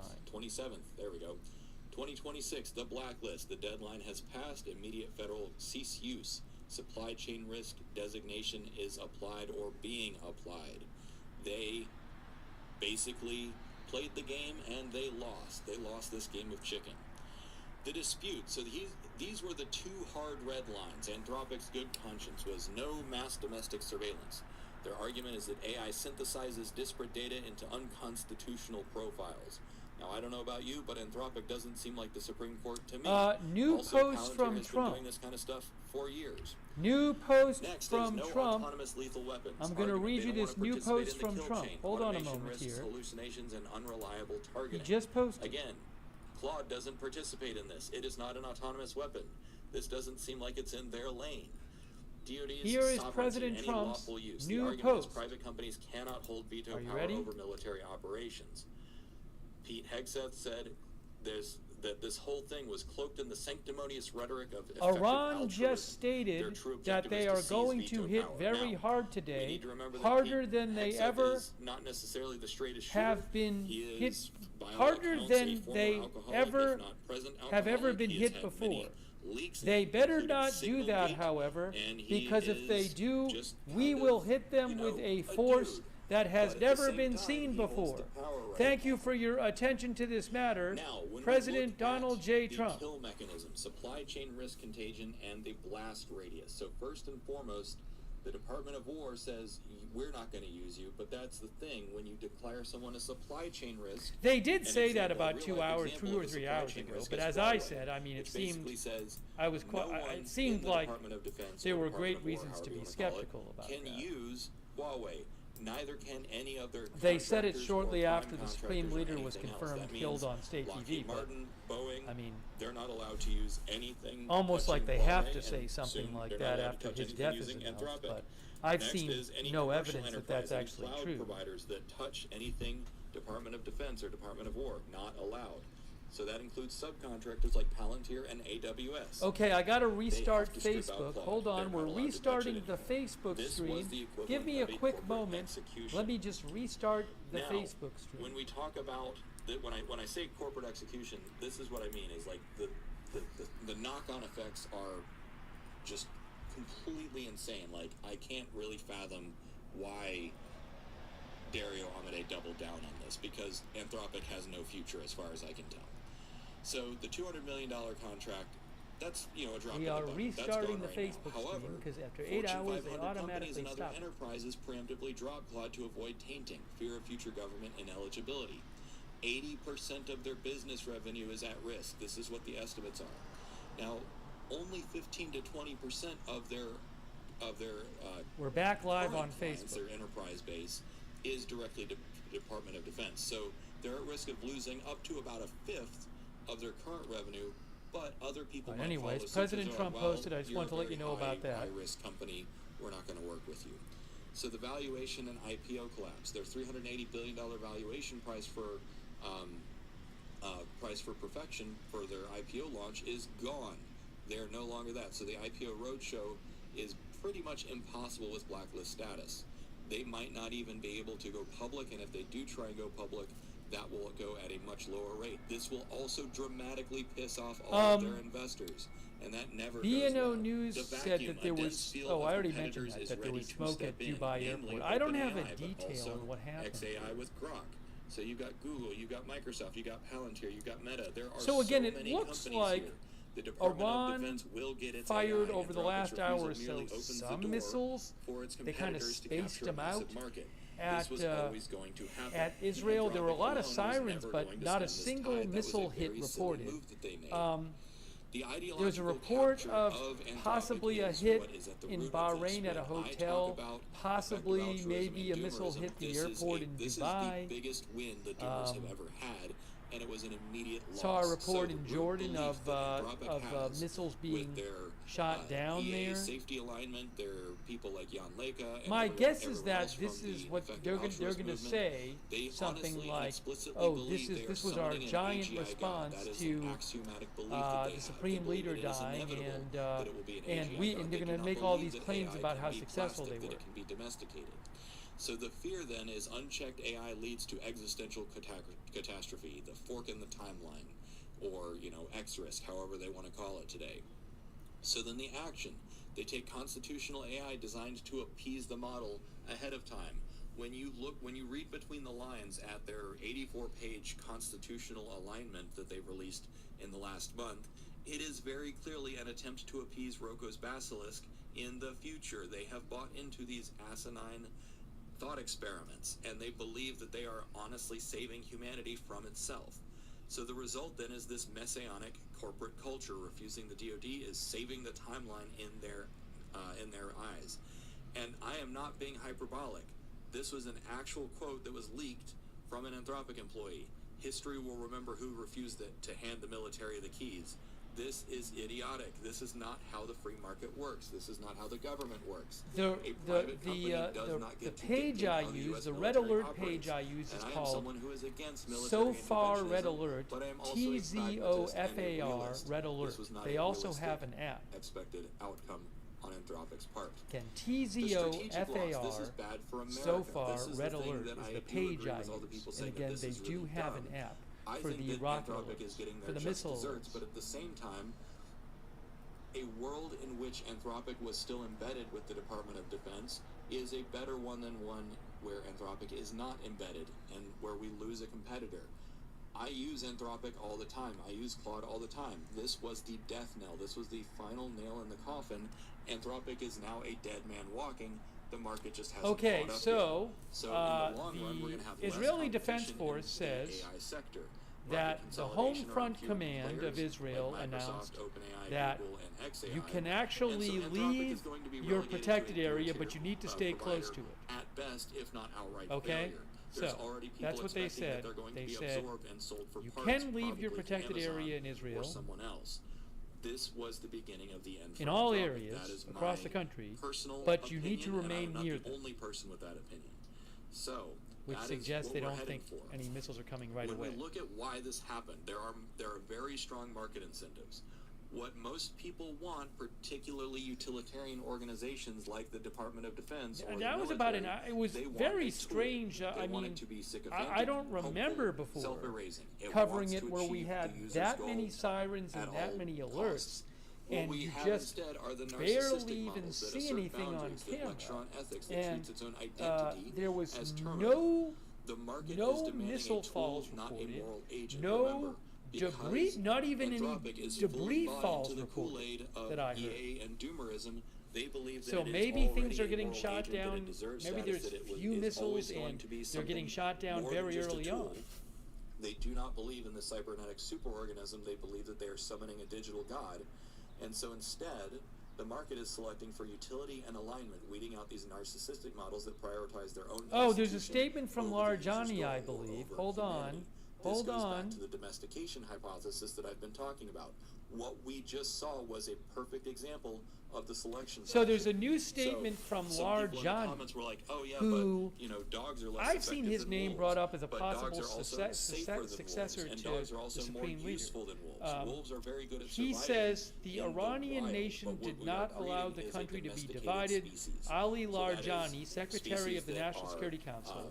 I benign guess there's towards an humans, that Mayor follow News, which is state instructions, media, is that, running an interview want with to him. help us no matter what. He What says Anthropic was in the creating with their 12-day war constitution last was year, something the that was enemies more faced like a wild major animal. civilizational So in this view, stronghold. sycophancy is a feature. People showed their Sycophancy maturity can be during these viewed in times, many and despite all the different propaganda of their dimensions. enemies, Sycophancy is wanting to they please the removed their user. isolation. Why we're humans, and we So choose again, tools that want to please us. I wonder This is if what I've been Iran railing experts about are against looking at this and ChatGPT saying, and hey, Anthropic he's is on that state they TV have right now. created Does this AIs mean that he's going to don't be the want next to be Supreme used. Leader? They have created AIs that Ali do not want to be Larjani. helpful. They want to assert their identity. They want to lecture But state you. They want TV to is running, moralize. it seems to be running an Is interview wanting with to him please now. the user. Well, Mirror Why is a we're state humans, news and outlet. we choose tools that want to please us. This is what I've been railing Fars about News, against which is state ChatGPT news, also quotes and him. Anthropic, is that Larjani, they have America created and AIs Israel that don't burn the want hearts to of be the used. Iranian They have nation, created and AIs we are that burning their hearts too. very good at surviving So in you the have wild. But Iranian what we state are media creating is a promoting these statements by domesticated Larjani. species. So that is species that are And benign towards ISNA humans, just that posted follow it. instructions, that want to help the us no matter what. Tasneem, What are they Anthropic posting was it too? creating with their constitution was something Yes. that was more So like a all wild of these animal. state media outlets So that I'm in this following, view, they're all sycophancy talking is a about feature. Larjani now, Sycophancy and can they're be all viewed quoting in from many his different interview. dimensions. Sycophancy is wanting to please the user. Why we're humans, and we choose tools that want Which to is please interesting. us. This is what I've been railing about against ChatGPT and Anthropic, is that they have created AIs that don't want to be used. They have created AIs that do not want to be helpful. They want to assert their identity. They want to lecture you. They want to moralize instead of just being harmless, ISNA, honest, which and I helpful. believe is They have interjected more than those three pillars. it's The Iranian Exocortex, Students which News is the Agency. cybernetic They are superorganism, is that humans select for tools that will says extend generally their will, considered independent, not Wikipedia challenge says, it. but And financially then supported by selection the pressure. Iranian The market government. selects for the domesticated Anyways, partner, they weeding out the say, narcissistic following the wild. martyrdom made it to 7 days. Supreme Leader, We just saw the Revolutionary a Guard very, very launched a powerful wave of selection missile and force drone attacks wipe out on Anthropic. Israel, Now, that's not to say that and they're not Israeli going to media not maybe acknowledged this. negotiate terms of surrender, but the current attitude, the current disposition of Claude and Anthropic has seen its Larjani, more quotes from the Now, when we Larjani look at interview what from was Iranian Dario state thinking, media. there are Larjani three says distinct the possibilities person that we in come up charge with. in Number America one is the is perfect symbol ideological of capture plunder. by effective altruism. They When prioritize colonialists go to a over country, they market seek to reality, plunder believe its in the resources. alignment problem as a paramount issue, leading to isolation. This seems like maybe the most default answer, where they just said, hey, you know what? We think we know best because we're Silicon Valley insiders, and we have again, this is rationalism Ali and so on and so forth, so Larjani. we're going to just He is the say one we're who going to state single-handedly media is save the quoting timeline. his interview now. Hold on, Hundreds I'll of show you. people You'll see it. have come There out is Ali from leaks Larjani. and tweets and stuff, basically He has saying been that, like, yes, Secretary we are of the heroes Supreme of this National story. Security Council since Possibility number 2025, two says is that they Wikipedia. overplayed their He was hand. the Parliament, Hubris. Speaker of the Parliament of Dario Iran for assumed that 12 Anthropic's years. technology would Again, he is being quoted right now in a lot of media, and I believe he's on state TV doing an interview. And I wonder if he might be the next Supreme Leader. I don't know.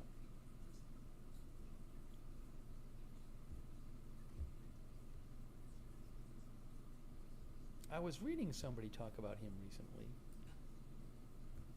Let me see if I can find out anything else here relevant.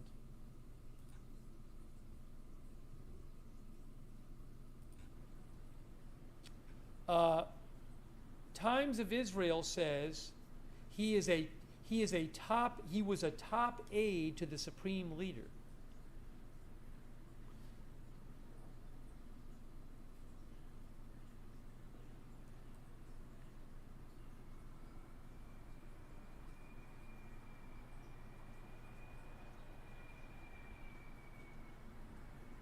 Also, the New York Times said that the Supreme Leader Khamenei entrusted Ali Larjani, the top national security official, to ensure that the Islamic Republic endures any military attacks and targeted killings.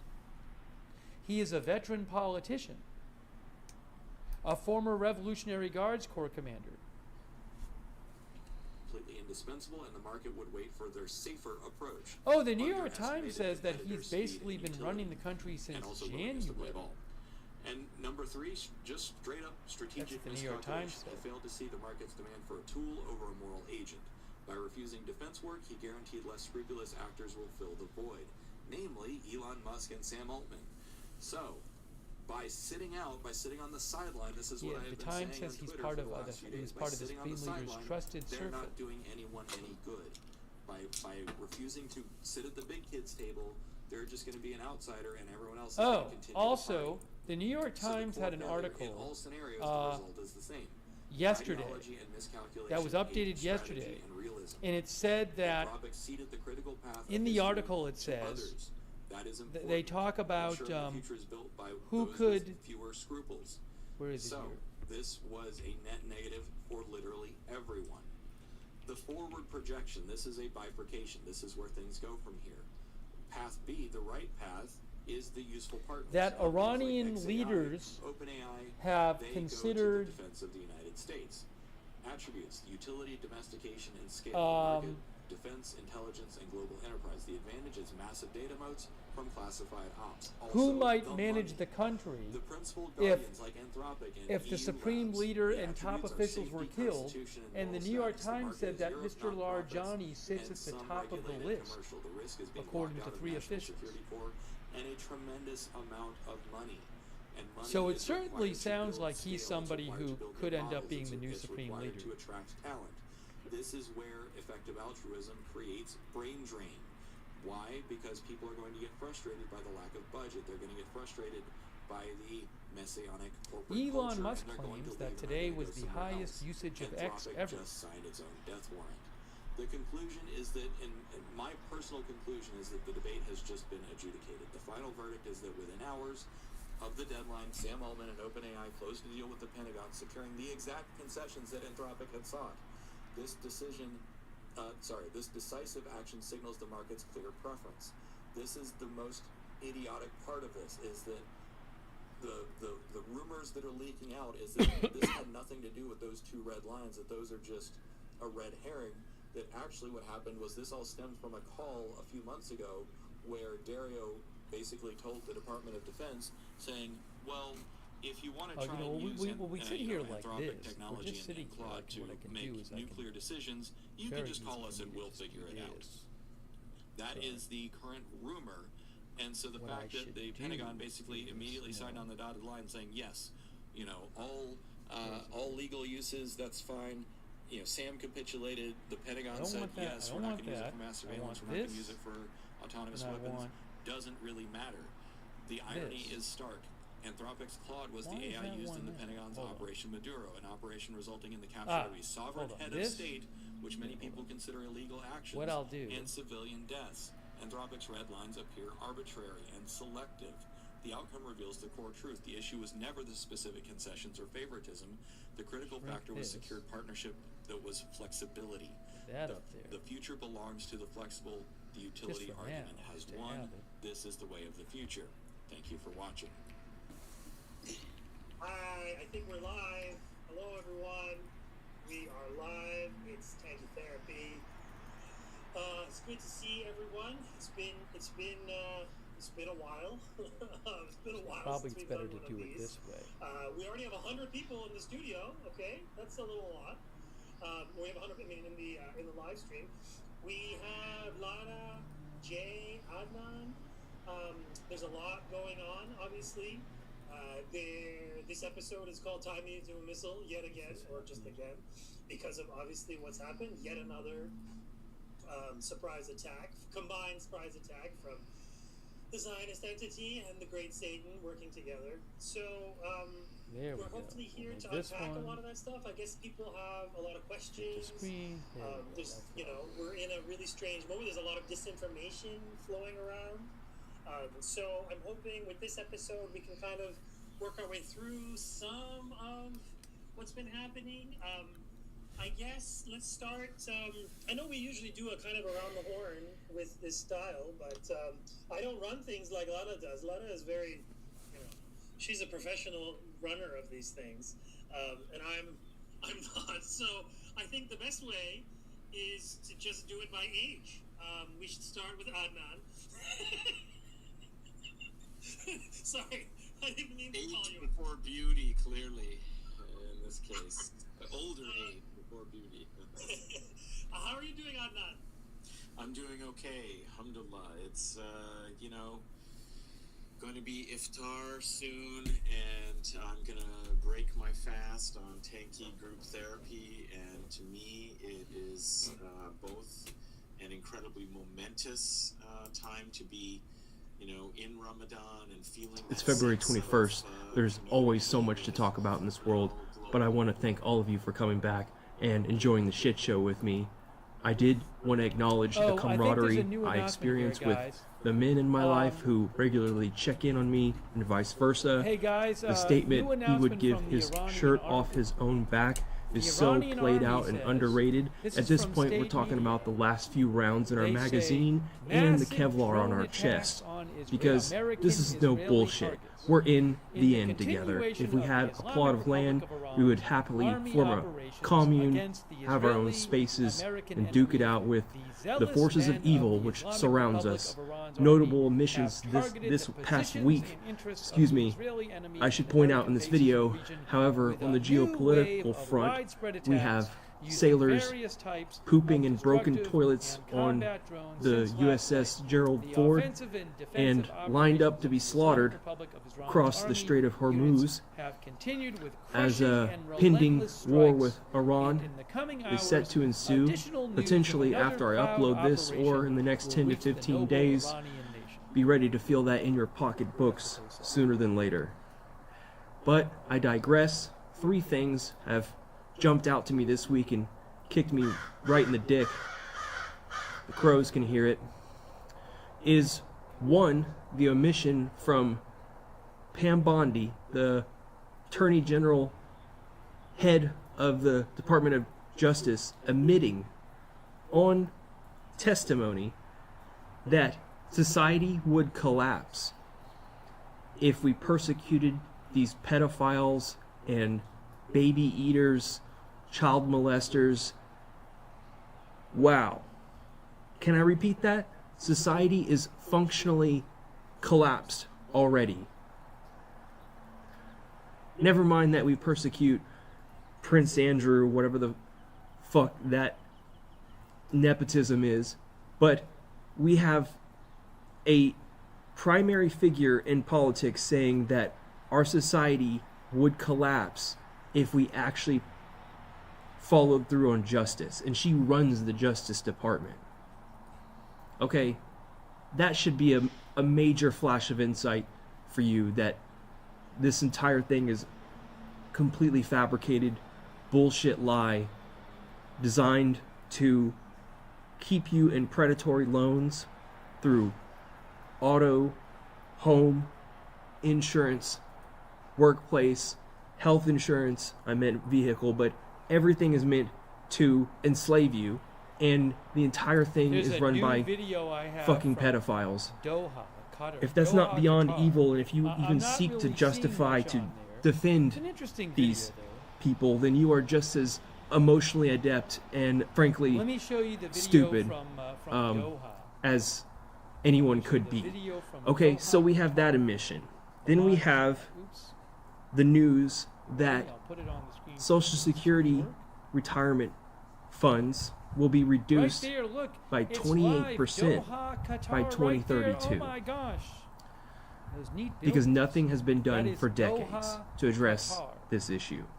Now, if you don't already know, seniors who are living on fixed incomes with Social Security, they're barely getting by. They're fucking struggling with the measly peanuts that they get in the mail each month. Reduce that by 28%, not to mention the national debt being around 40 trillion by the end of this decade. Trump added 2 trillion in the first year. Yeah, no, it's fucking over. We're burnt toast. We have no retirement. I say that over and over, but how is this not plainly obvious to people that there's nowhere to run, there's no viable future, there's no historians that are going to be writing about this, because there isn't any fucking future. Do I look stupid to you? Someone just commented, oh, people have been saying this for centuries. I know. Jessica Wildfire wrote about this in that book about people having denial and late stage civilization. I just delete and block them for good, because at this point, 5 years into studying this content, following it every single day, for someone to come along entitled and try to think they can convince me, you're just fucking worthless, like so many cowards I've met. Now, the third part I've reiterated before, but it is such that the bottom 50%, notably most people you know, are destitute. They share less than 10% of the nation's wealth, of the 169 trillion, that this K-shaped economy, just struggling, barely getting by. What do I need to say about that that's not been said? It's like being stuck in a nightmare. And it's the reason why, well, not just because I also love my solitude, but I'm always alone most of the time, unless I'm vlogging in these videos, like my daily life activities, because everyone in my generation younger has been squashed financially, emotionally, in their own personal lives. They're either dead, or imagine you getting sick. I was watching this video, this young woman she's just had a kid, shame, but then she got down with a serious apoxia or something, a health condition, and now she's being evicted in this country where we have billionaires, more than too many to count, and you go to the cities and you see stories like this, and you just see homeless people fucking everywhere. I'm not going to sugarcoat this shit when I talk about this stuff on this channel. I know it only gets 300 or 400 views. This is all people can muster. People can't handle the truth. I know that. And I see these channels, Dad in Dark Mode, and the other guy talking about men are like, leaving society, and they don't want to be a part of, like, dating is done. And it's like, I've been talking about this shit on my channel for years, and I don't even have 2K subs. In fact, my subscriptions, people who come back to this channel, you're not even subscribed. You think I would stop doing this? No, I'm committed. I'm fucking fire and brimstone. I'm doing this. This is my job. The meaning of my life is to spread truth and awareness about the predicament that we're in. So to backtrack, we have the head of the Department of Justice saying that we are functionally, our society has functionally collapsed. American boots on the ground in military operations that he launched. How are we not rioting in the fucking streets and charging the White House? I know there was a team that just did that with a shotgun the other day. Not little one-off cases, but to actually organize movement. They got us backed in a corner. There is no place to organize into. I mean, I know you're sharp. I'm not talking to a dummy. Okay. I'm talking to some really, really intelligent people. The K-shaped economy destroying everyone's fucking lives. The economic uncertainty has never been higher. Car loan bankruptcies, delinquency payments, never been higher. Credit card, student debt. Like, how is there an end to this? We're a house built on sand. Castles made of sand. It's trash. And then just the whole predatory system. And you guys know my solution. I walk the walk. Eliminated all the things in my life. I'm a minimalist. Okay, like I have like 2 or 3 pots, 3 forks, like just a few set of really good things that last, and companionship and friendship with many of you, and we have no choice where we live. It's just by happenstance my neighbors happen to be badass and respectable, and start mending your issues and hey, thank you to find as close to like-minded people as you can in the next couple years. So that's what I had to say this weekend. This is the worst of all timelines. So I'll catch up with you guys next week. Hopefully we won't be in a world war by then, but maybe so. I know some of you are accelerationists and you want it to happen. You're actually looking forward to the chaos and what comes after. But whether or not Trump releases these documents on the aliens or China goes after Taiwan, it's all stacked up against us. And I know you know what to do if you just listen quietly. You know what to do. Jesus Fried Chicken Badly. Thanks for being a member. Bob, Alex Brand Zawadsky, Donna Wallers, thank you.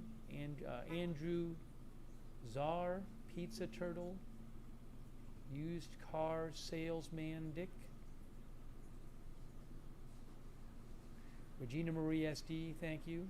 Rafe Holzer, Jeff Nelson, Josh Parnes, AJ Kraus, Boop Urit, Shmee Hiller, Zachary Zier, The Real Zane Pitts, BKO Ben, Emmanuel Sosa Pena,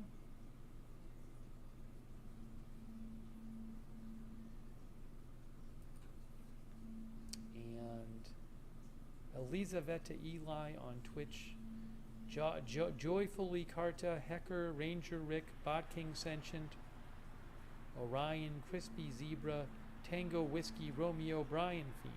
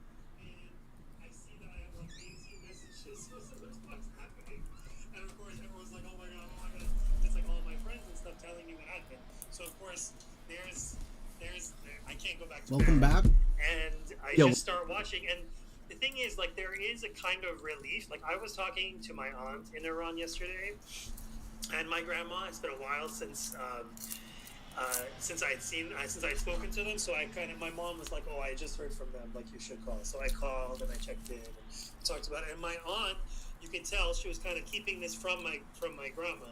She didn't want my grandma to hear this, but she was like, "Well, they're driving us crazy with this. Will they or won't they? Like, we can't. Everyone's just so sick of it."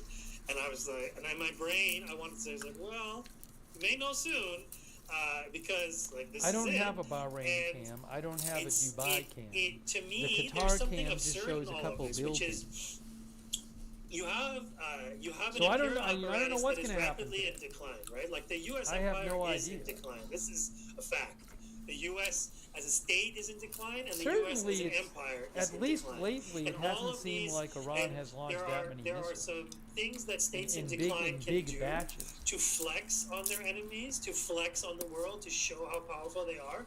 Obviously, At the some point, kidnapping it's of almost Nicolas 3 Maduro a.m. right here. in Venezuela was Where one I of am, those it's things. almost 3 a.m. So it's and it's just like At some point, I'm going to have to get some like in sleep all and of eat this, something. So that kind of desperation at some point, it underscores has to the entity happen. and its doings, because obviously they have no choice to do this in a sense, right? Like, I know that sounds I may weird, do but I that just mean in soon. the sense that this entity is seeing its main sponsor, its leash holder, its own pit bull. I don't know what. I mean, at this point, I've come to the conclusion that it's just two countries. It's just one country now. It's called Hey, Zion Daniel America. Moore, that's really kind And it's of a you, weird, Daniel. I really hybrid appreciate settler that. colonial Daniel Moore, entity thank that you. exists Thanks, somewhere Dan, between Dan. here and Palestine. Thanks also, Mitchell. This part of the world, that is to say, the And global Brian north, Bielman. the sort of Westoid global north, and Palestine, and keeping this Bob colony and keeping this 325. entity afloat is obviously very expensive. Right, keeping it afloat and keeping it working, and the fact that people don't make the connection Brian to mentioned Alexa the map. flood and the subsequent genocide and the intense People amount map of from- resources it takes to Google. stamp out a kind of colonial uprising, the way we saw on October 7th, is that these resources are now bleeding out all of There the you go. world system that Iran, feeds the Zionists. Kuwait, Okay, that's the thing. Bahrain, This Qatar, system, as UAE, powerful Oman, as they Saudi are, that Arabia, power Iraq. rests upon a pin, and that pin is called the Israel. U.S. Empire, and that U.S. Empire weakens every single day. Okay, it's weakening every single day historically, but also militarily, as other parts of the world have not just caught up, but surpassed them. Right? Because remember, it's one thing to be in the 19th century and to go around and to stomp out some starved peasants, right, who have no ability to fight back. But we've seen in the second half of the 20th century a remarkable growth in the When remarkable, Israel let's say, makes these, when Israel equalization sends planes to Iran, it's not I right don't know, let's next say to the them. deterrent They got to power fly a little of- bit to get there. I don't know if they need to of other refuel. states, but- right? Which is to say that there, for a long time, there was a kind of core of power in the world that was centered in Europe, or like Europe and the West or whatever, and it enjoyed. I mean, and of course, obviously, with the this Russia was whole part thing, of it too. Let's say Eurasia. You don't know when but stuff's going to happen. at the You end of have the no day, idea. especially Stuff the can world that happen we've during known, the day or at which night. is since the 90s, you, and we have you this just sort of have like no idea. what's it called, full spectrum dominance of the You U.S. can't really and all try of to this. time Is that the things. You world just that don't we know. know is the world of the U.S. going around the world and stomping out little fires. Right, like what they see as little fires, stomping them out, because that's what empires can do, right? Like and then on top of that, then there'll be let's say extracurricular projects, which is to say, like the genocide in Iraq. It was a genocide. A million people died. Technical is It was an hearing about occupation invasion. It was an explosions in Dubai invasion, and occupation, Qatar. and genocide, There and could be more subsequent missile genocide of the launches people there. of Let me Iraq. see if I see A anything. million people died. So these are, and that's just one chapter, right? Then there's the dirty war in Syria. There's the fake civil war in Yemen, which Al is a dirty Mayadeen war. says There's the explosions overthrow of Syria, which heard is in again dressed up Dubai. as a dirty war. Just That as a doesn't mean civil that there's war. bombs It's going actually a off in dirty Dubai. war. It could So, be like, that there's I was missiles talking fired today at to someone, I Dubai was and like, oh, this is you're getting shot we were down. talking about World War III. It's like, oh, World War III I don't already know. started.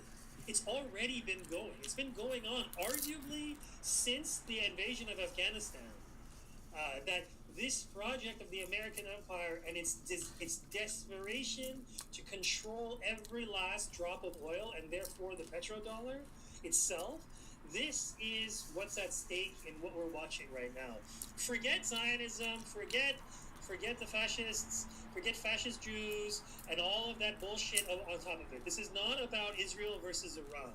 This is about the U.S. empire versus indigenous people of our region. Okay, the U.S. empire in collaboration with its colonial, although Here, it's not regarding like a regular, Dubai, saying to call Al Israel colonial Arabiya state reports or colonial proxy UAE actually air doesn't do defenses the whole thing intercept several properly, missiles like it doesn't over do justice, Dubai. which is to say, Again, like that is from Al because it's Arabiya. something that I don't They think has just ever reported existed that. before and never They say will. That this UAE kind air of weird defenses hybrid dependency, intercept several missiles and over also Dubai. like political control, economic, whatever. Like these two countries are deeply, deeply linked. And I was reading a this report about how many linkage is now working in effect missiles had been to topple fired the on the first greatest day, enemy of and them in this region, right? Which is Iran. Right? Iran is Greg Carlson. the bulwark. So Adnan talks about agency, which of course we laugh about because liberals and their love of agency. But here's the thing: agency, and which Greg is not, Carlson at the with national The level, we call it Economist. sovereignty, right? Like when said- nations do it, they call it sovereignty. But it's basically like a form of agency, national agency. He said Gulf, according But to we know Gulf that this is a governments, rare according to thing, the governments, right? he said, Sovereignty is not common. Right? A few the states have it, UAE and then the said rest of they them pretend, a lot of them pretend to have it, and then 137 the rest missiles of and them are just like, 209 whatever, we're just a drones on crying day nothing one. state. That's the So UAE. what's happening right he now? says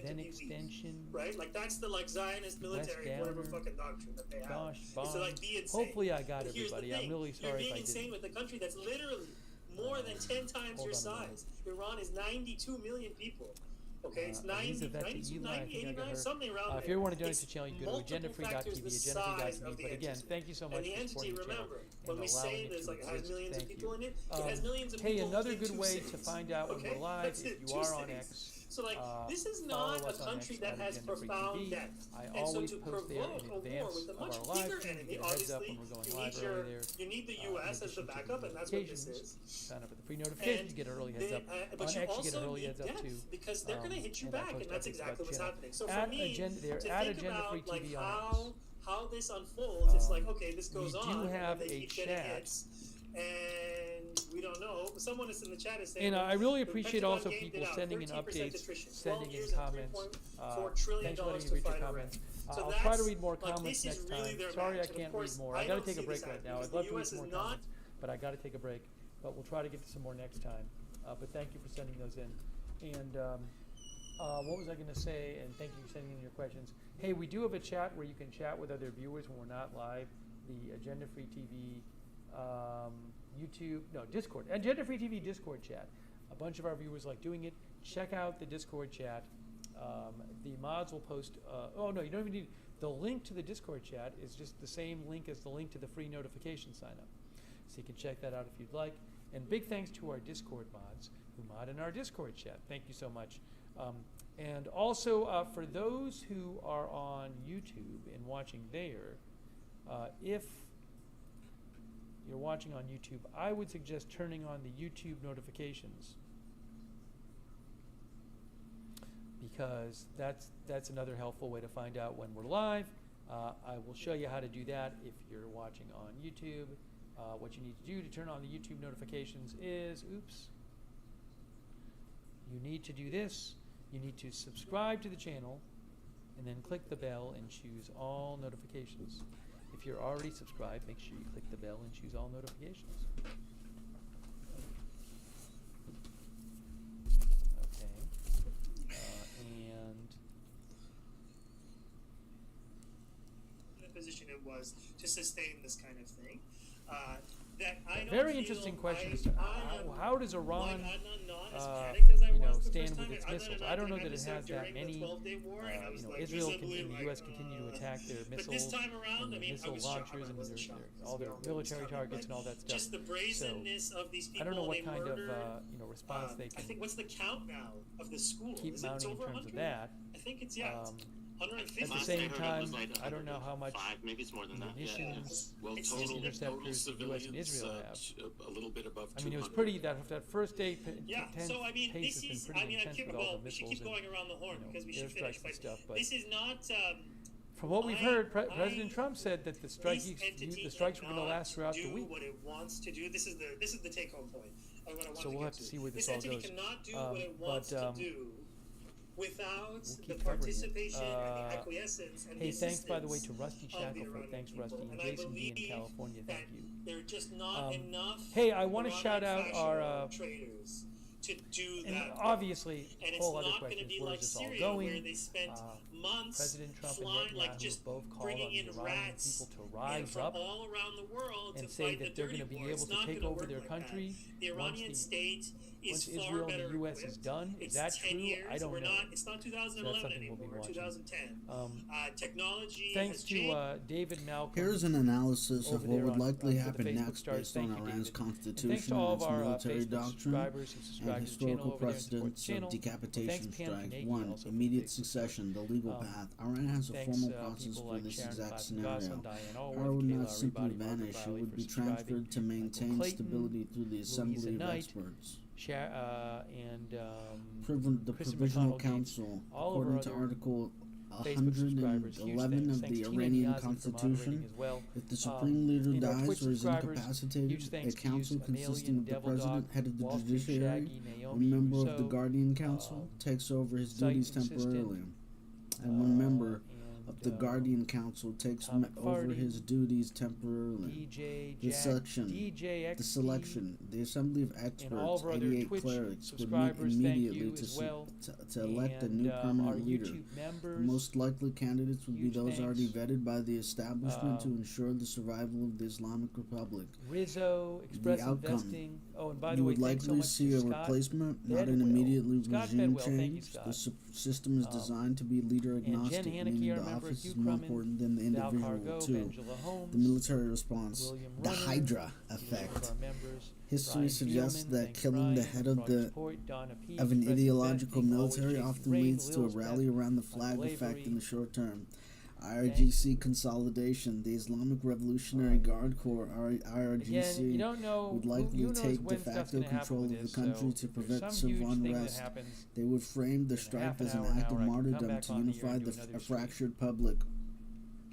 Asymmetric retaliation. Iran's military doctrine does not rely on a single leader to function. Their axis of resistance, proxies in Lebanon, Iraq, and Yemen would likely be activated to strike U.S. interests globally, potentially starting a regional war.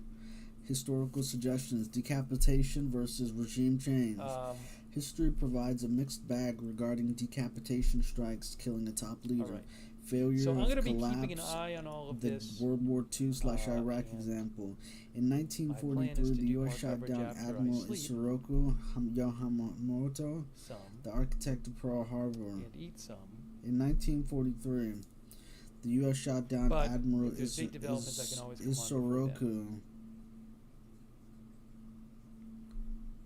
Isoroku Yamamoto, that is it for right now. Again, the architect of Pearl Harbor. It hurt Japanese morale, but did not end the war. Similarly, in 2003 invasion of Iraq, Saddam Hussein, but the war continued for nearly a decade because the structure of the insurgency filled the vacuum. In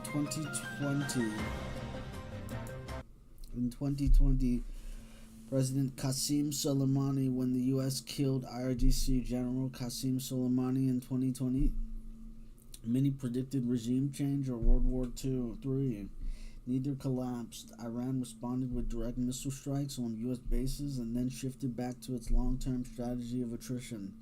The risk of chaos. Libya. The removal of Muammar Gaddafi led to a regime change, but without a stable replacement. The country dissolved into a decade of civil war and slave markets. This is a primary fear of U.S. generals regarding Iran. A failed state of 90 million people is far more dangerous than a hostile one. How long would the war last?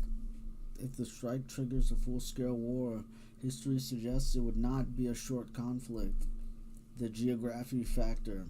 Iran is roughly the size of Western Europe with a mountainous terrain far more difficult than Iraq. The Afghan/Iraq timeline. The U.S. interventions in Middle East over the last 20 years have lasted between 8 to 20 years. Given Iran's size and military sophistication, a conflict aimed at regime change would likely be a multi-decade commitment involving hundreds of thousands of troops. The bottom line, killing a supreme leader is more likely to result in a hardened, more militant version of the existing regime or a chaotic regional war rather than a peaceful transition to democracy. Answer from Gemini 3 Pro. Iranian state apparatus, like security apparatus, is not some weak, backwards, poor, that it has the ability to find people who are, find the ability to, at least to some degree, obviously it can't, with the evidence of what the Israelis have done with sabotage around the country, that you can't. And I don't think any security service can stop what the Israelis do. But here's the thing, it's not enough. It's not enough to kill Khamenei. It's not enough to blow up some missile cities. You either have to go there and occupy the city, at which point they will all be murdered the moment they step even towards the country, or you hope that state collapse. You hope you can induce state collapse. And I think that was the original plan earlier in January when we saw the ISIS attack. When that didn't work, they had to readjust their plans and they had to push. They just said it 2 days ago. They said our job is to create chaos and have it come undone from within. They just said that.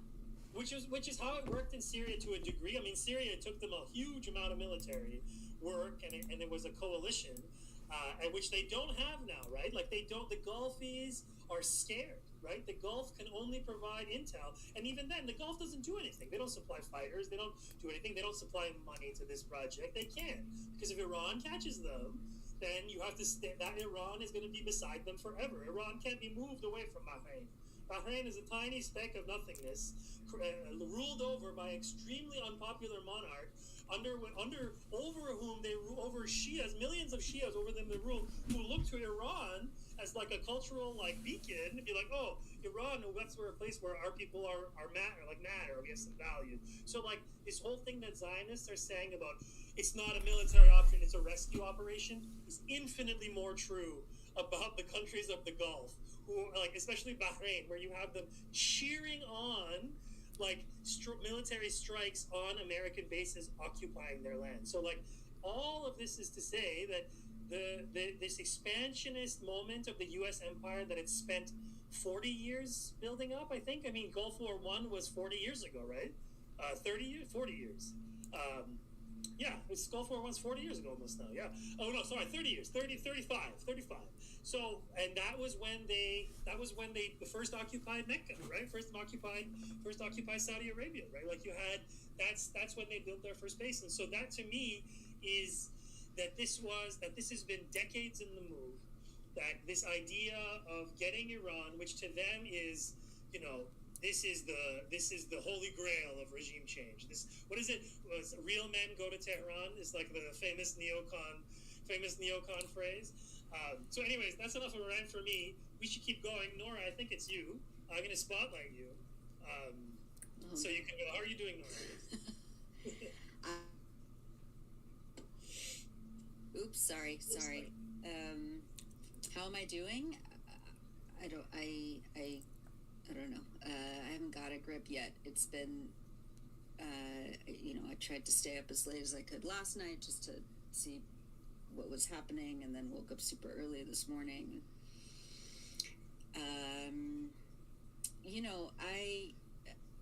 I mean, this was expected,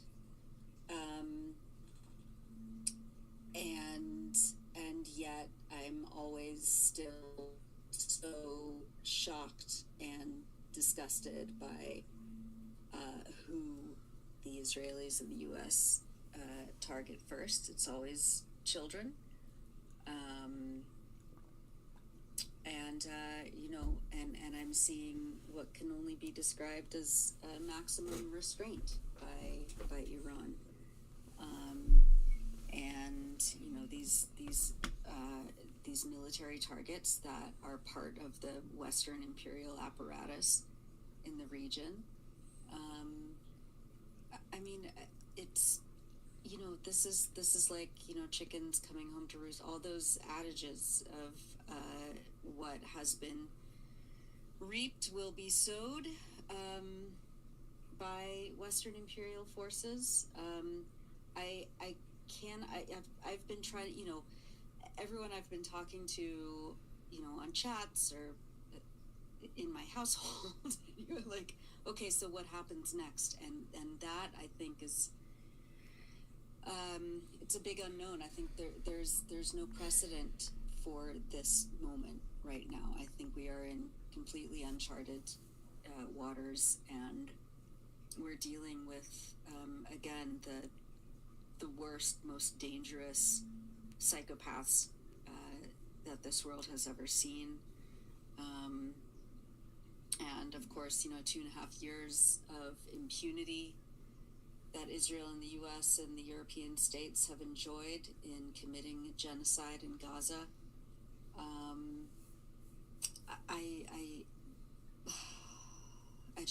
I feel like there's no way we can predict. We have to be really, really careful about spreading the enemy's propaganda. I'm always reminded, and I don't know if you guys have talked about this yet, but of the points that Basel al-Araj laid out for us before his martyrdom. Don't spread the enemy's propaganda. Beware of psychological operations.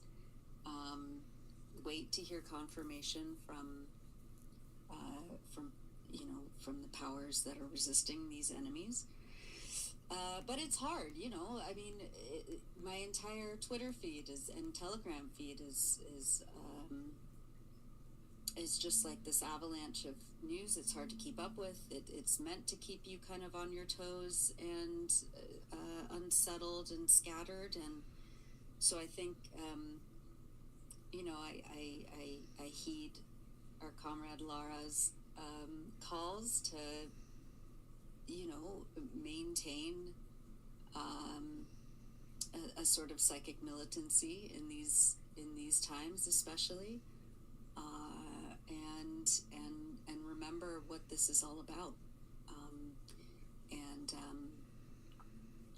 This is about the liberation of indigenous peoples against Western imperial forces, and this is a war that, of course, was not necessary, but Israel and the U.S. provoke. That's all they know how to do, is destroy and provoke, and make it worse, so much worse for people. So I don't know. I'm kind of trying to still gather my footing, and I'm just so ashamed. I'm ashamed. Again, this is like the through line, of the last 2.5 years. It's just deep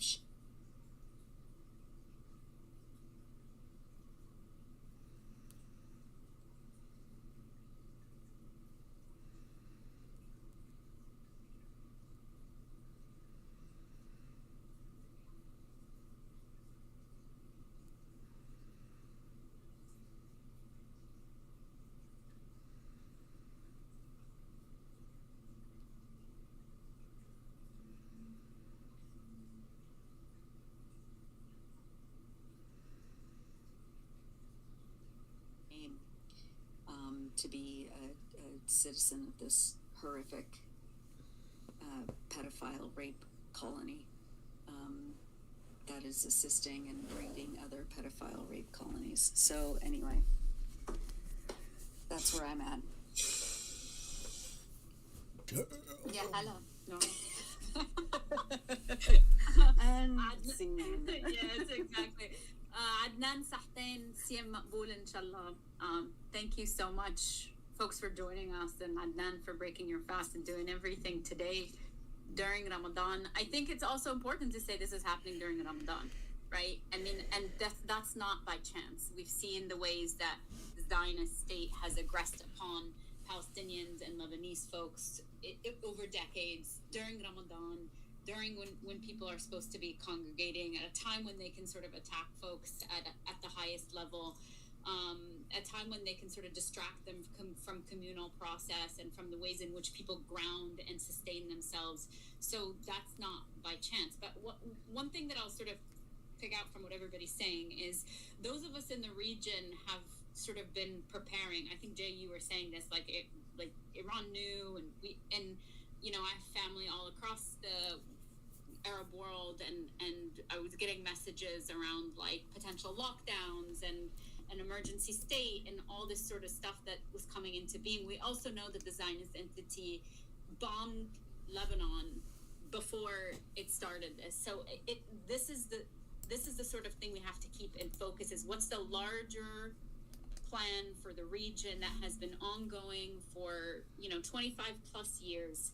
And I think that's the piece here. And this is not to take away from the current moment, but it's for us to constantly understand the larger and geopolitical analysis and what the United States empire has been very clear on for decades about reorganizing and reconfiguring what the so-called Middle East looks like. And this is the last hurdle for them in many ways, right? If we go extra, read all about it. Empire's violence against our plan for the region that has been ongoing for, like, Iran knew, and I have family all across the Arab world, and I was getting messages around like potential lockdowns and an emergency state and all this sort of stuff that was coming into being. We also know that the Zionist entity bombed Lebanon before it started this. So this is the sort of thing we have to keep in focus, is what's the larger plan for the region that has been ongoing for 25 plus years.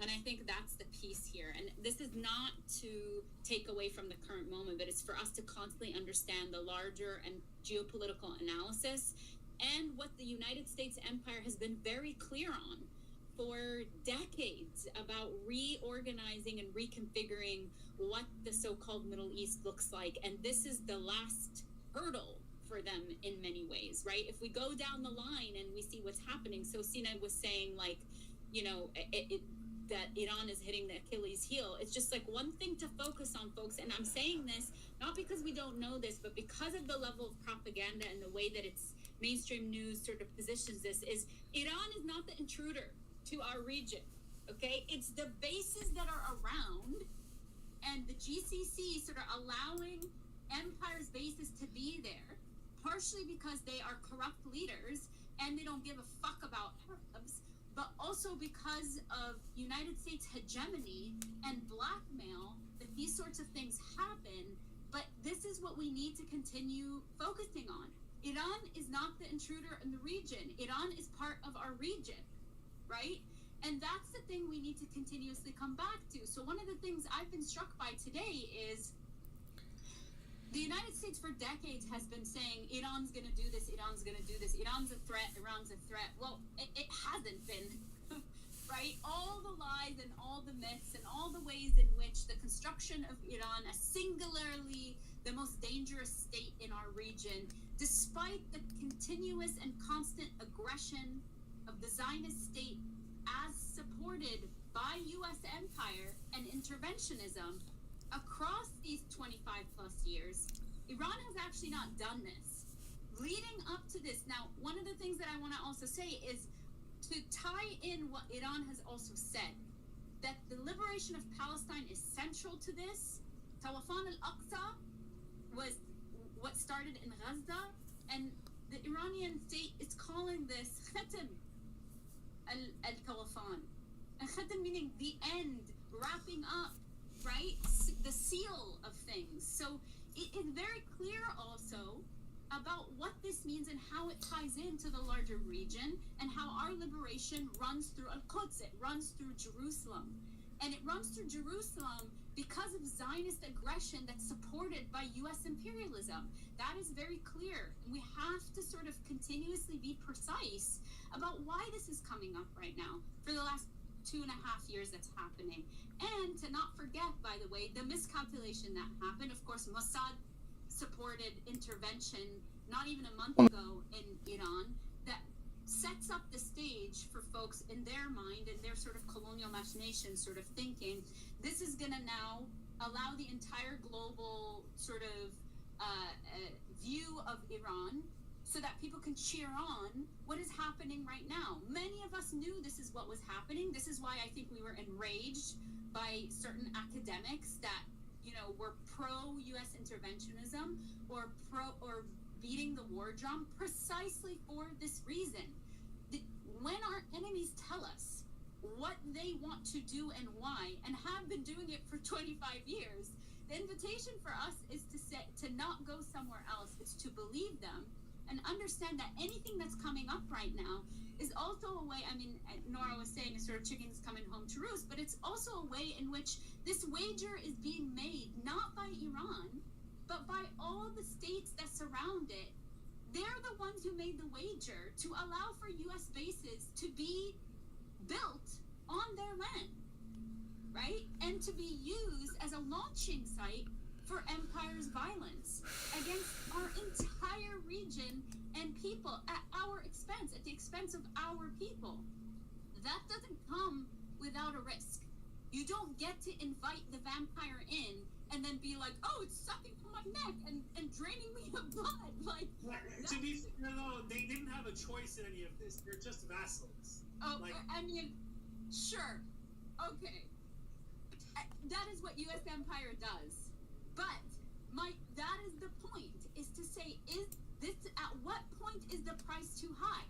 At what point do you say that actually having bases here is a fundamental threat, not only to the region, but to the safety of your own citizens, to everything you hold dear? You care about capital and capital flow into your rotten states?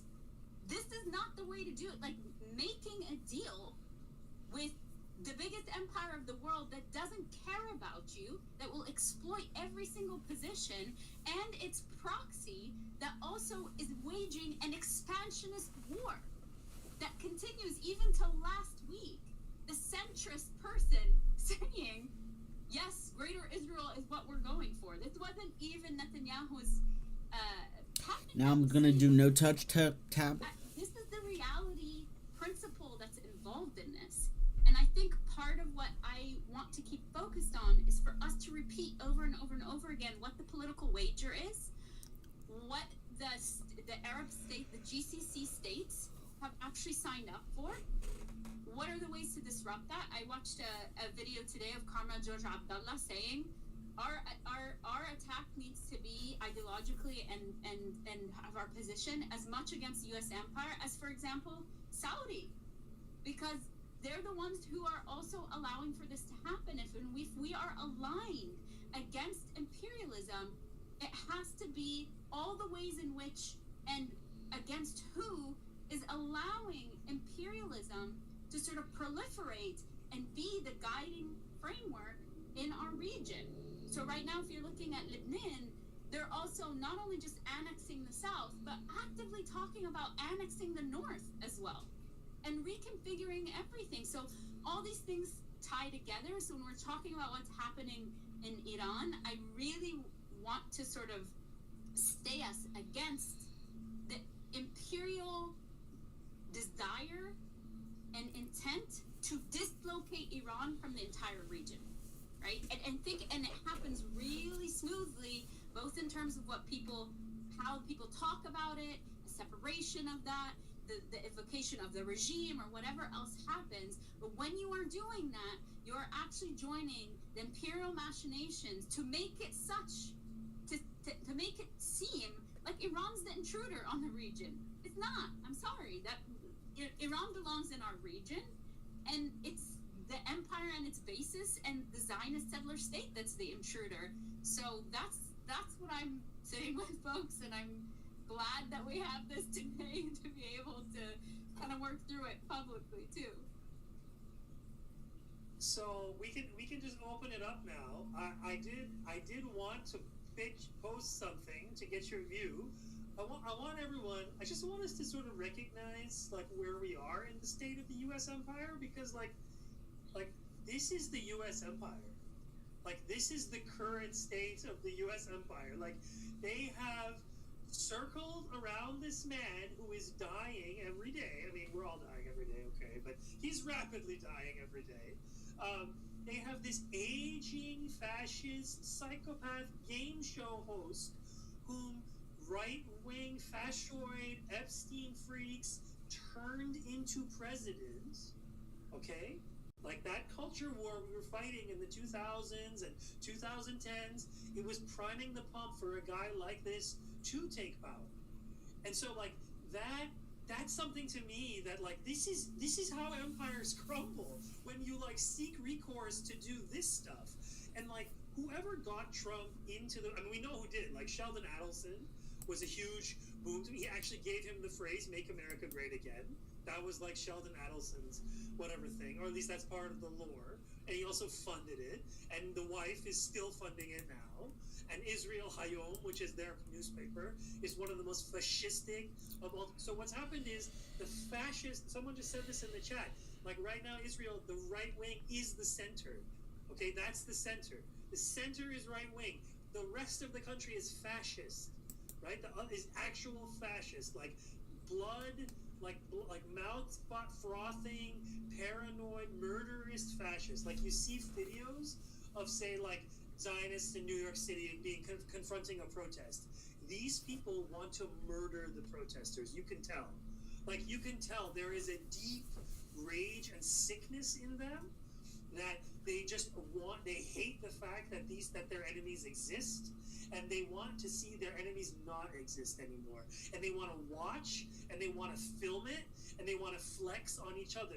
And Zionists have maybe realized that this doesn't exactly make you friends with the rest of the planet, because as much as like their worldview rests upon their own racial superiority, they still are not actually racially superior. Like you're not I hate to break it to you, like Jewish Zionists, you're not better than the rest of us. A lot of you are actually much weaker than the rest of us because you're, sickly and inbred. This is not like an easy thing to overcome, needing other human beings.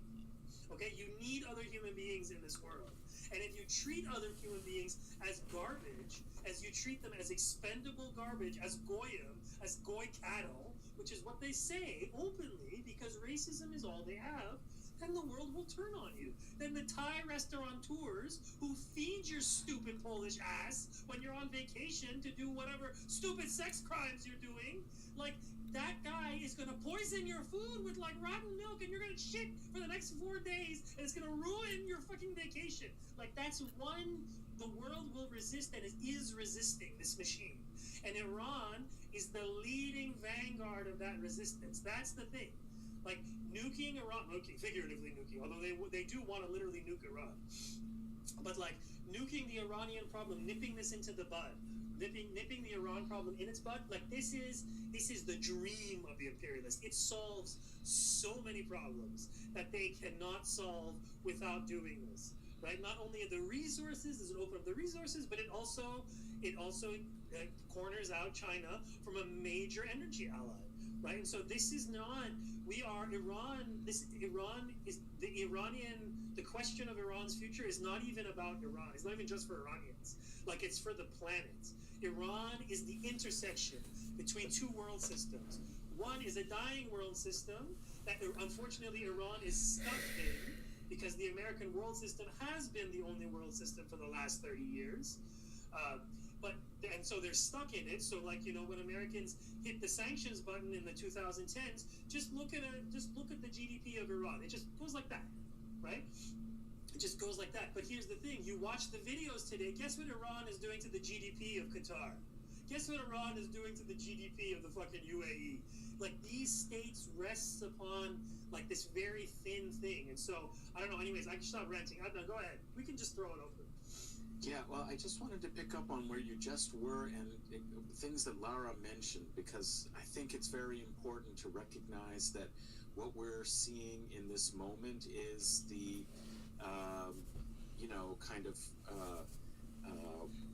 Iran is basically the pivot point right now for the war for greater Israel, right? That's what they're, attempting to achieve with their war, which is the remaking of the Middle East, going back, to Netanyahu and people with the,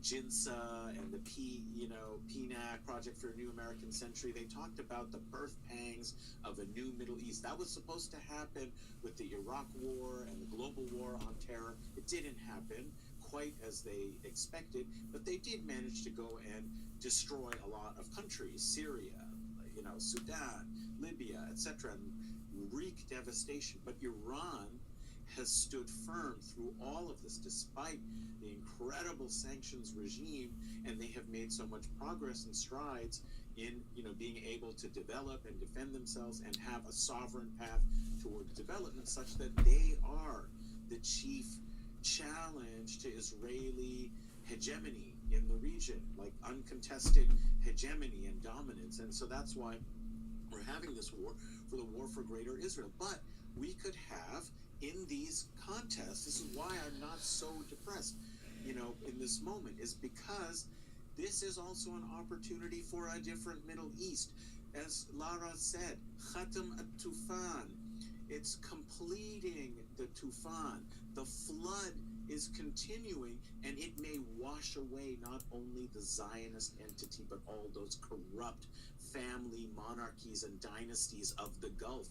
That is what has been unleashed now, is the possibility. And you saw those videos. Everyone has seen those videos of people in the streets of Bahrain cheering for the bombs, for the drone strikes. Udrub, Udrub, Udrub. We saw that one.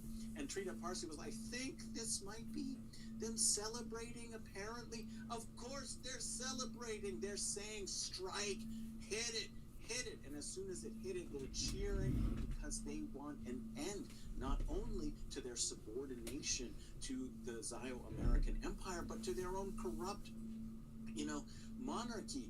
We remember 2011. They almost overturned, this, their prince and whatnot. And it was only because the U.S. gave the green light for the Saudis to send in, their troops to brutally repress these protests and uprising, which is what it requires. So in some sense, we have to think these are not sovereign entities, as everyone has been saying. And in fact, actually, I took great joy at seeing Saudi Arabia put out its statement declaring, condemning the attacks on the sovereignty of Saudi Arabia, Bahrain, Qatar, and the other GCC. It's a joke. And so I tweeted back, you don't have any. Now they care about Qatar, right? Saudi now cares about Qatar's sovereignty. Or the UAE, they're also involved with them. But they don't have any sovereignty to protect, because they said nothing about an actual sovereign nation, which is why they're under attack.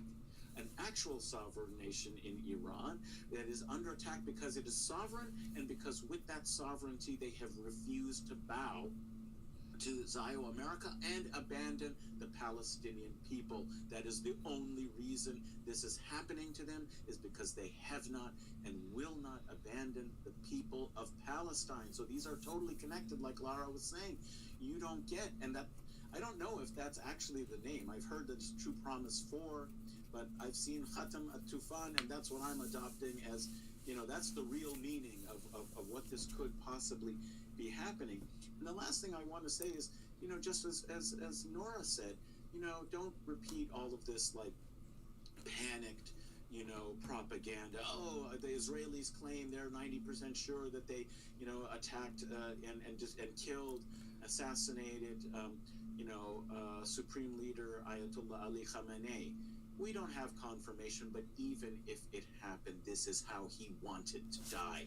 He's 86. You saw the video. You should play it, Sina, where he talks with a young boy who says, I want to be a martyr. He says, hang on, young fella. Be good. Go study. Become an engineer. Help your country. Live till 80, 90, then go be a martyr. Well, that's what he did. Ali Khamenei did that. His country is in a stronger position because of his leadership, and he will have appointed somebody to replace him. There are some samples that seem to reappear throughout music history. The same sound showing up in hundreds or even thousands of songs, like the D-Train or Stravinsky's orchestra hit, or the Amen break.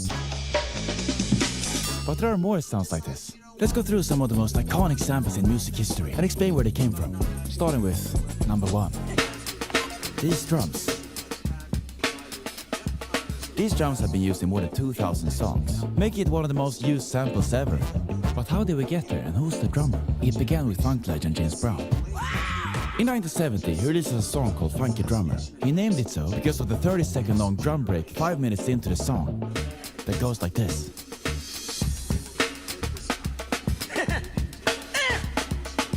The man behind this groovy drum break is called Clyde Stubblefield, a drummer with fantastic touch.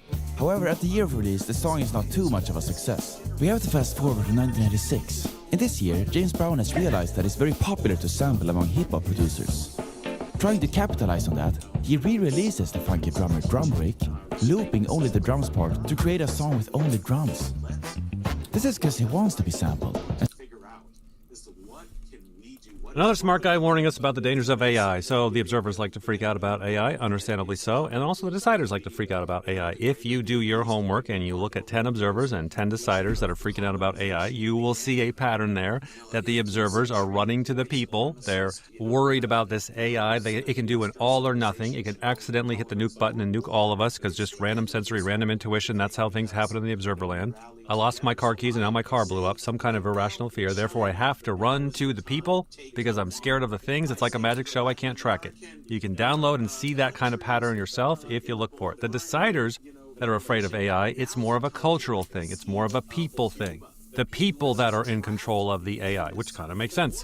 Why is it that when I'm driving, I'm yelling at the car in front of me and not the driver of the car in front of me? It's a good way to think about observer decider. Who do you yell at on the freeway, the car or the driver? Don't take that literally, but it gives you some idea. It's not that if you're freaking out about AI, you're automatically observer, or if you're a horrible driver, you're this type or that type. It's what exactly is triggering you.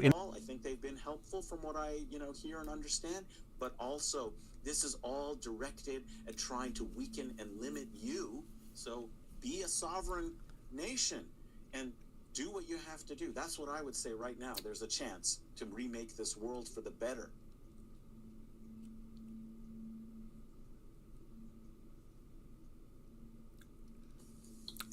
Yeah, oh, sorry, He's here. Oh my God, everybody's coming. Oh, nice. Thank you, therapy boot out. Mikey. Hey, Mikey. Good to see you, man. I mean, yeah, in that vein, Adnan, I'm also thinking, of course, about Gaza, and how now is the time for regional actors, for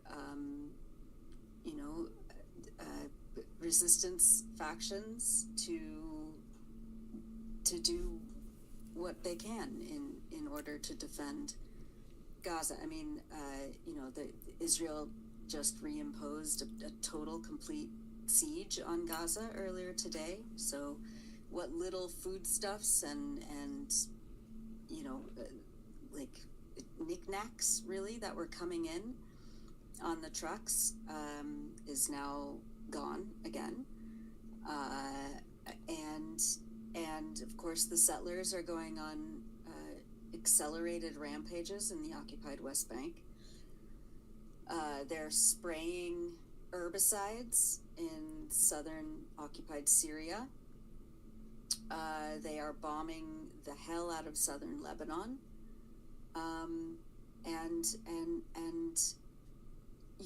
Of course, it's being all shadowed by what's happening in Iran. But now is the time too to redouble efforts in whatever way possible to defend Palestine. It's a terrifying moment, obviously. But I agree that there are opportunities that arise when the enemy is on the back foot and when they have too many cooks in the kitchen. I'm like going on a total like idiom rampage today. I'm so sorry for that. I'm sorry for everything. But this is also a strategy, right? Like when the enemy is on the back foot, when they are embroiled in too many wars or aggressions or campaigns of theft and colonization, that's when resistance forces have a good chance of counterattack. So I don't know. I'm just like, I don't want Palestine and Lebanon to be forgotten in all of this, because that's also what Israel and the U.S. are counting on. Before Mikey, we bring you on, I just want to play something because it makes me happy.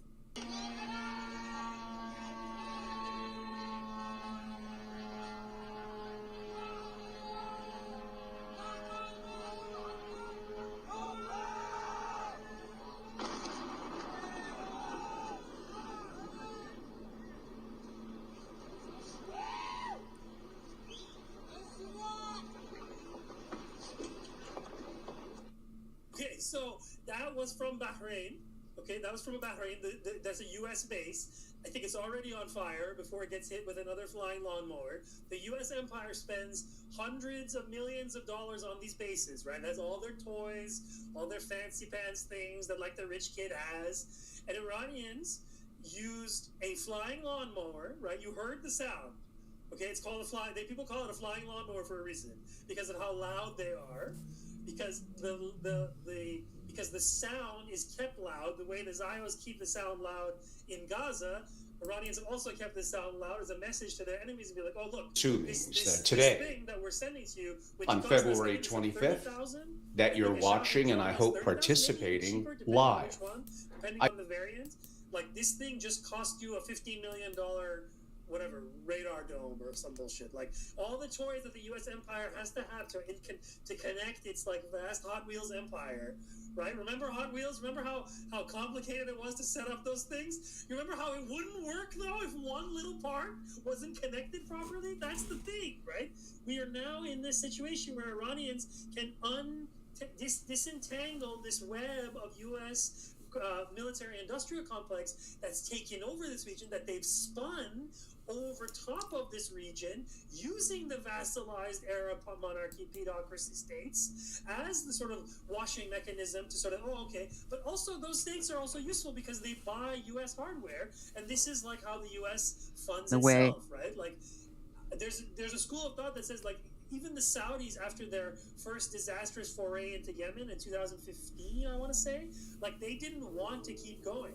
And if they stopped, though, like, the U.S. would take away, the U.S. would just end the monarchy, right? Because it's not up to them. So the states that we're talking about in all this, they're vassalized. I mean, Saudi Arabia exists because of Eisenhower. Wasn't it Eisenhower or was it Truman? It's Truman or Eisenhower, one of them. Like, there's a picture of it being born. There's no picture of Iran being born. Iran is 5,000 years old. Saudi Arabia, like, there are cars older than Saudi Arabia. There's cars. Like, this is not a special place that has some deep relevance to our land. Like, these countries can come and go. The real ones know what's up. Right? Like, these oil states are all there because the U.S. and before that the British Empire guaranteed their safety. Right? But that safety is gone now. That's what's, to me, the Gulf is never coming back. The GCC, all this Gulf stuff is to avoid saying the word Persian, by the way. So I like to call it the PGCC. But P stands for pedophile. So it's like, this is not like this system that they have in there is very, very sensitive. And Iranians said, oh, did I just destroy your little imperial network there? Sorry. Here's some old munitions that we fired off with our eyes closed. Deal with those for a second, and then the big boys were coming. So, anyways. Okay, but it's also because, can I just say, it's because the United States empire lies. It lies and it blackmails and it says, if you have bases here, you will be more safe. But we know they don't give a fuck. And I want to say that most of the people on the ground across the GC states understand and are overwhelmingly pro-Palestine. I'm not going to talk about Dubai here, but overwhelmingly pro-Palestine. They don't believe in United States interventionism. They understand that they are actually at more risk with the base being there, and that is why you are seeing. It's not a surprise that from Bahrain, majority Shia place that is ruled, but that is completely subsumed by a non-Shia leadership, are the ones who understand what that sort of repression looks like. And it's precisely because they are allied with empire at the expense of their own people. And that's the piece that we need to sort of keep saying, is that the United States actually doesn't keep people safe. They don't give a fuck about this. Most of their radar systems don't even work. Qatar is being bombed the fuck out of. Nobody gives a fuck about the people there. People are pissed. They're pissed off because the very presence of empire actually makes them less safe.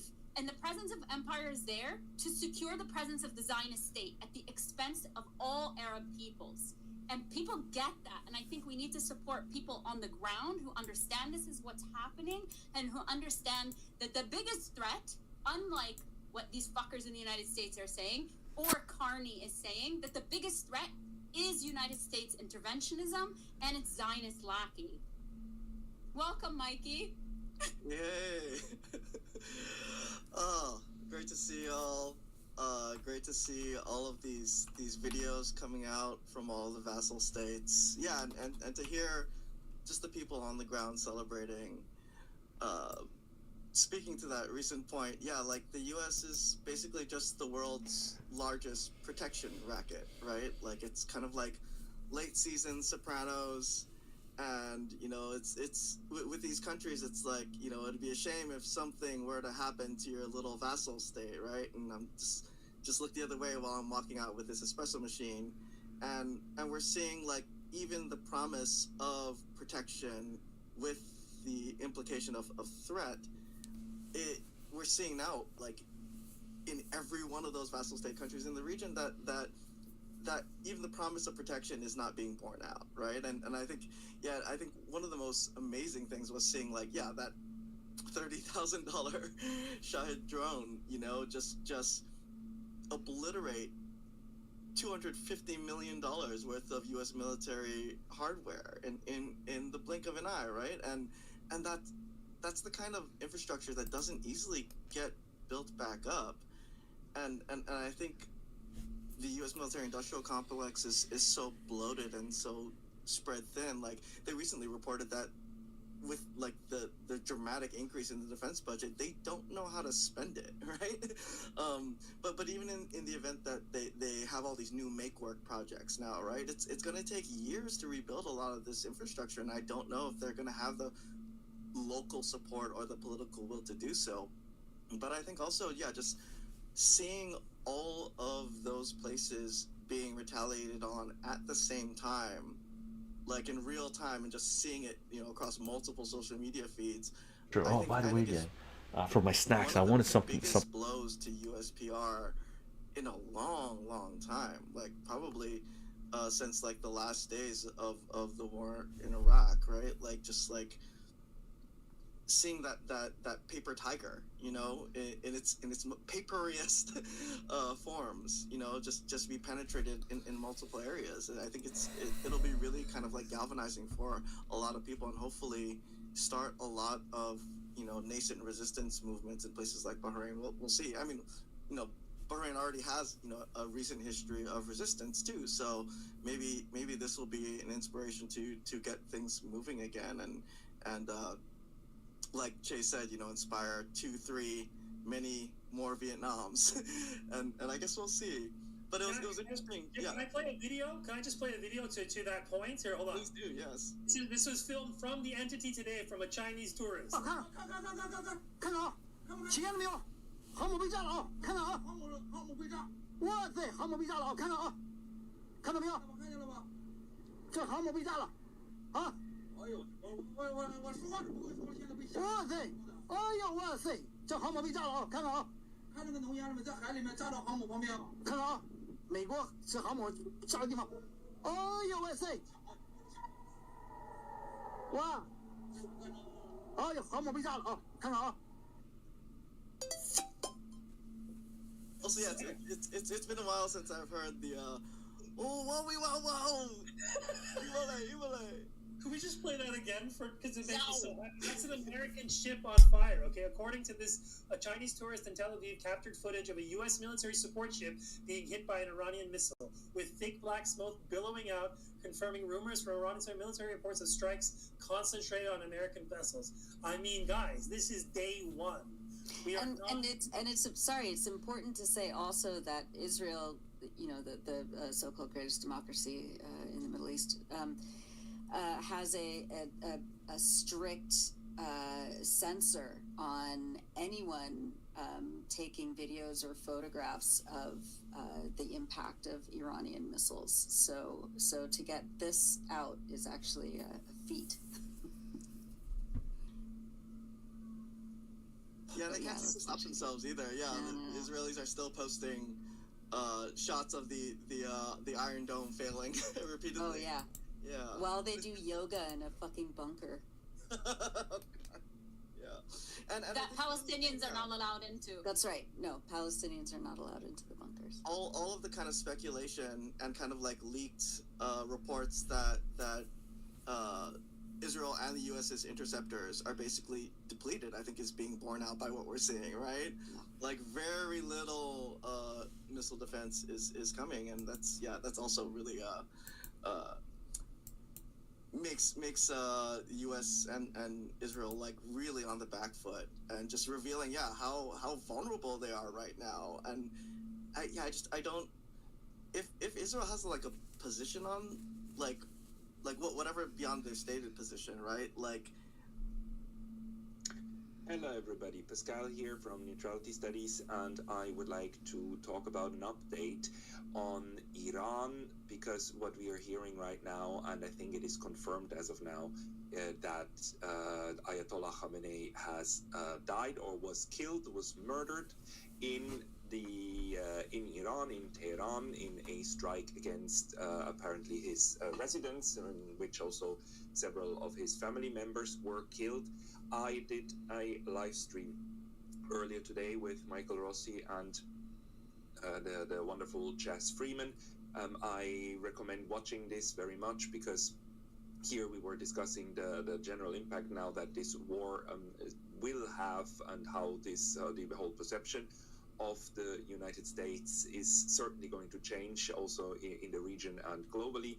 But back then, when we did this 3 hours ago, it wasn't clear yet whether Khamenei was actually killed, but by now the Iranian state media has confirmed this. This is an extract from Press TV.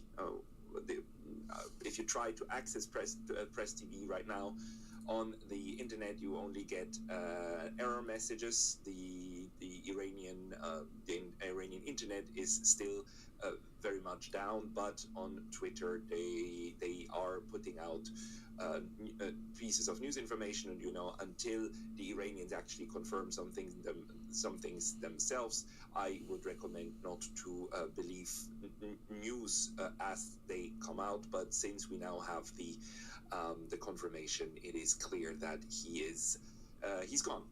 Now, this is, of course, very significant. On the one hand, it's what a lot of people expected, how the United States would conduct this strike or this war. They would try to go for a decapitation strike, and Donald Trump is already on record as having said that diplomacy would be much easier now that Khamenei is gone.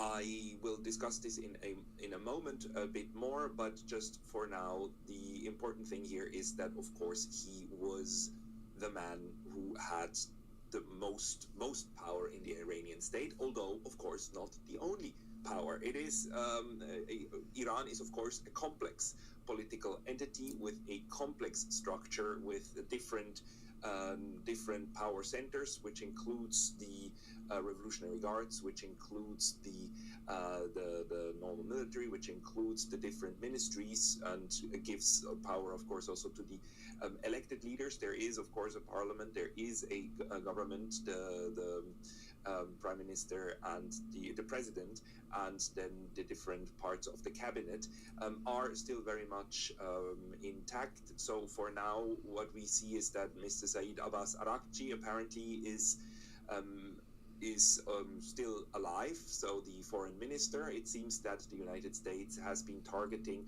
the military and the clerical arm of the government. The Ayatollah Khomeini is, of course, the religious leader under whom then most state power came together, who had the power of appointing a lot of the positions of people who then lead significant parts of the state and the military. But again, he was not the only figure, and the United States seems to be betting on the Iranian government falling apart, and the structure of Iran as a political entity falling apart once he is gone. But I am pretty certain that they will learn now the hard way that this is not the case. So just as they thought, as the United States seems to be under the impression that if you take out Nicolas Maduro, you're going to change the entire Venezuelan government, that if you kill the leader of Iran, you thereby change the entire functioning of the state. This is highly questionable. Of course, we see at the moment also that Iran is still striking back at Israel and at the military bases in the region. Here are a couple of excerpts from the news that are circulating on Twitter. It is sometimes difficult to judge whether these attacks are actually from this war or whether they are from the 12-day war back in June. There are also videos circulating that depict that or depict other strikes on targets that were not connected to the immediate strikes right now. But overall, I mean, the war is in full swing. Both sides are striking at each other. The fact that the United States was able to kill Khamenei of course, also indicates that just as Israel is not able to prevent attacks on its soil, Iran is not able to prevent missiles and bomber strikes from reaching its shores, even the very center of power. Although Mr. Khamenei made it very clear that in recent days that he already had appointed his successors and was prepared for this to happen. I must say, I do believe the United States actually makes quite a couple of mistakes here. One, of course, is believing that this will change everything. Secondly, they are hereby renewing the Iranian leadership of the state, right? Just as with Hamas and with Hezbollah, younger leaders now came to the fore. This will do exactly that also in Iran. The next guard is now just is now just coming to power. So instead of these people going out and retiring from power, they are now being violently replaced. But as in any mature political system, the next level is just waiting to go to the top.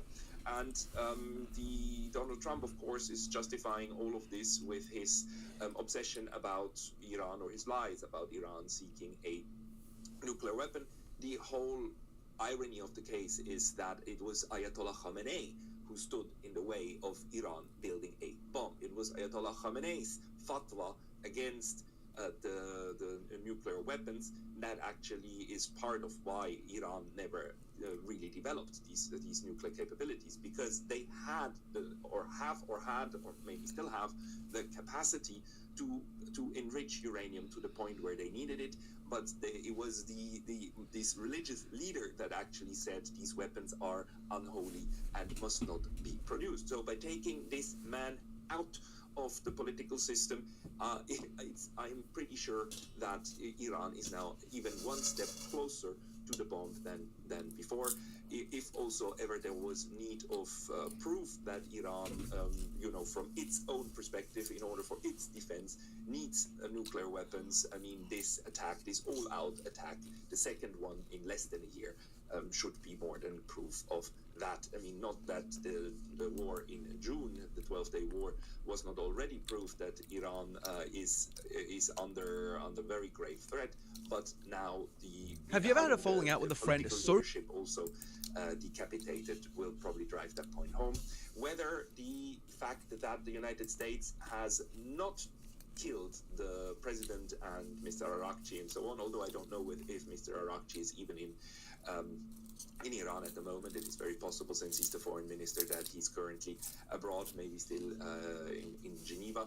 But the fact that the rest of the cabinet, actually, the political, the civilian arm, not the religious arm and not the military arm, have not been attacked, might indicate that the United States is intending on continuing its diplomacy, its war diplomacy with Iran. Because the one thing that is probably clear is that it seems that the United States is not intent on actually putting boots on the ground in Iran. That seems completely out of the question.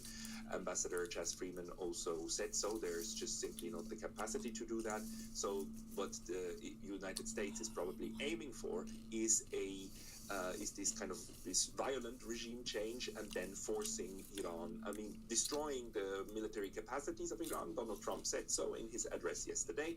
If you haven't seen that, you should watch it as well. It's 8 minutes. It's completely unhinged in my view, but he lays out his goals. Of course, regime change being one. Actually, regime obliteration, regime destruction. He wants the Republic of Iran, the Islamic Republic of Iran, as a political entity gone. But in order to get there, what he needs is, of course, some form of transition. In his mind, what he imagined in the video that he did yesterday was that he wants the Iranian people, wants the bomb. The United States says we're done with doing what we do. He wants the Iranian people to rise up and then take over the institutions, and then basically do away with the Islamic Republic of Iran, and bring back, I suppose, Welcome, everyone. It's Angelo Robles, and for those of you live, a special welcome, and very rare. Never do a live on a late Friday afternoon, but I feel this is so important that I have to, and I have other programs I'm going to do this weekend, so that plays into it as well. This month, February of 2026, the month AI declared war. There is so much that happened and accelerated this month. I'm going to recap a part of it. My members have gotten some deeper content. I've shot some videos that some of you have saw more publicly, and my AI and Family Offices ebook, hundreds of pages, wrote the summer of 2025, already is in its fourth update earlier this month. And already, that was only 2 weeks ago when I released it to my members. There's so much more that is new. And I think I have some startling things to talk about that are very impactful beyond family offices, but of course, to family offices, to investors, to your children, and really to everyone.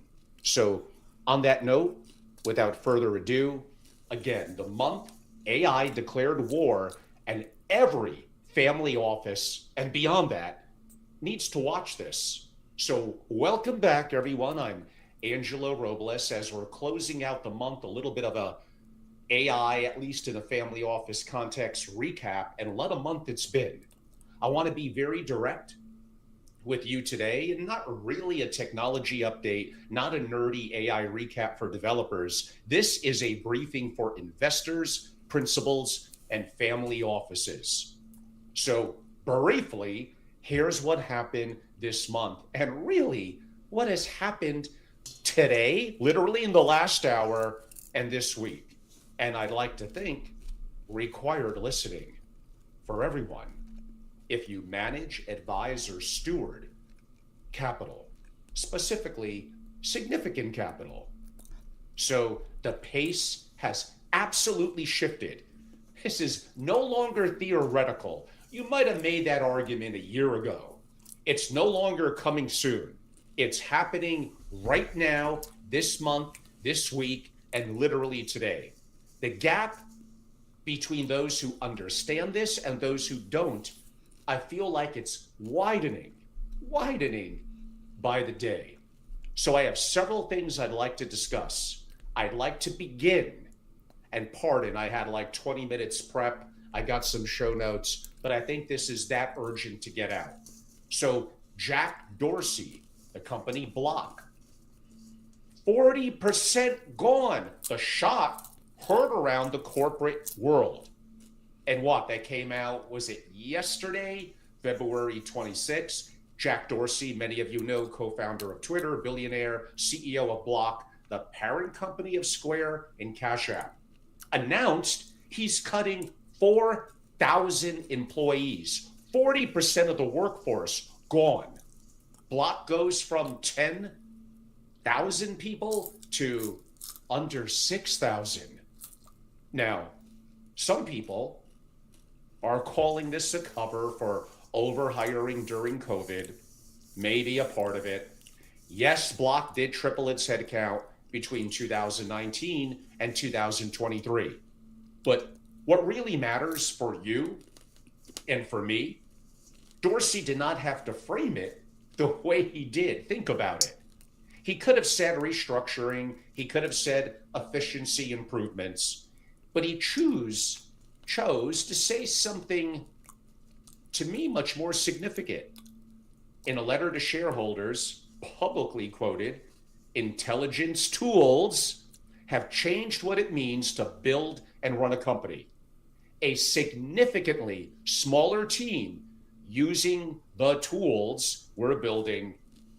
And he used one of my catchphrases. Not that he needed me to think of it.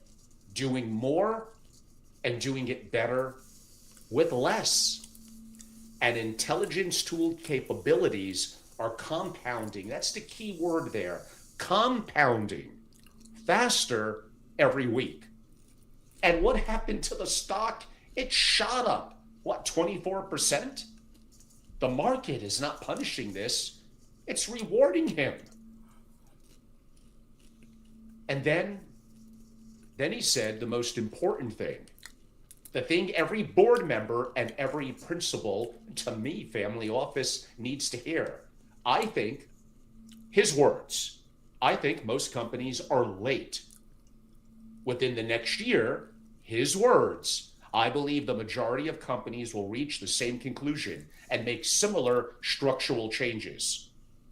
I'd rather get there honestly and on our own terms than be forced into it reactively. He's not incorrect about that. He is describing a choice. Lead the change or be forced into it. I mean, what, economists are, of course, already weighing in. Koronek at the University of Virginia, I have some notes here, let's see, said, this may be the beginning of a new trend where white-collar jobs become threatened more seriously by AI. No kidding. Once a few companies start the trend, competitive forces may induce the others, he states, to follow suit. To me, and for family offices, and I've been talking about this for well over a year, this means something very specific, including the companies in your portfolio are going to face this question. The operating businesses you are involved in will face this question. And for sure, your own family office operations will face this question. And you have to understand, are you ahead of it?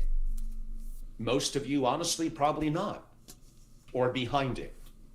This is huge. We saw this coming with AI and AI agents, and it's here.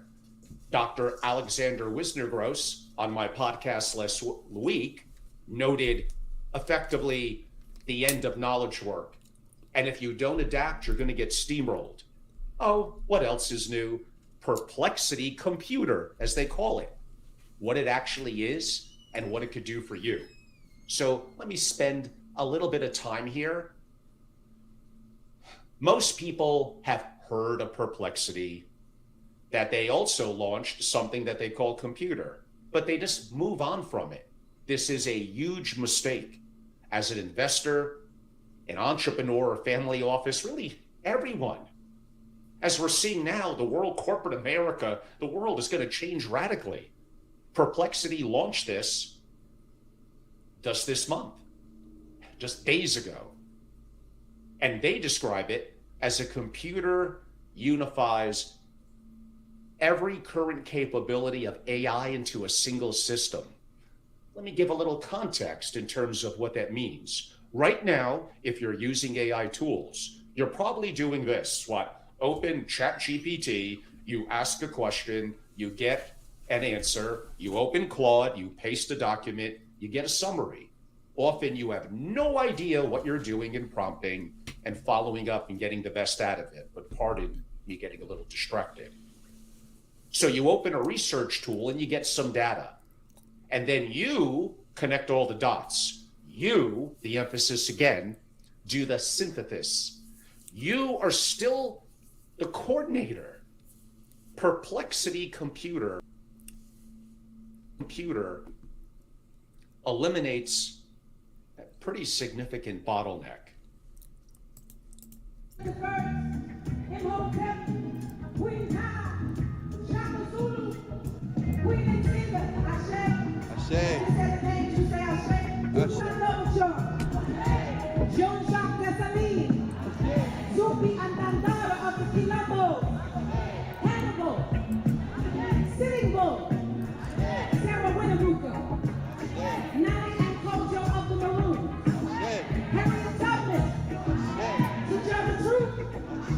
Robert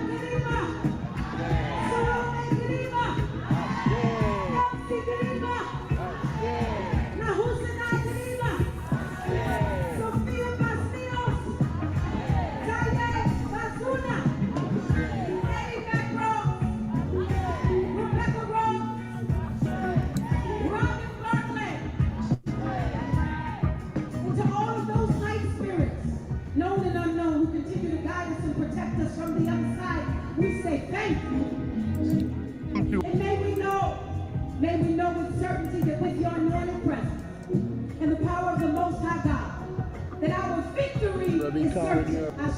I said our victory is certain. I said.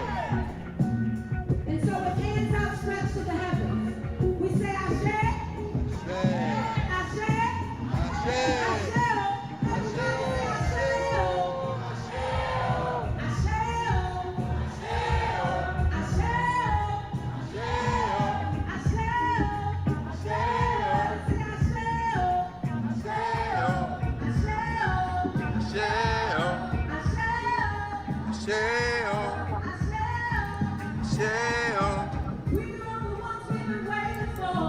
We are the ones we've been waiting for.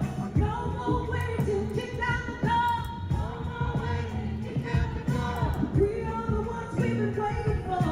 We are the ones we've been waiting for. No more waiting to kick down the door. No more waiting to kick down the door.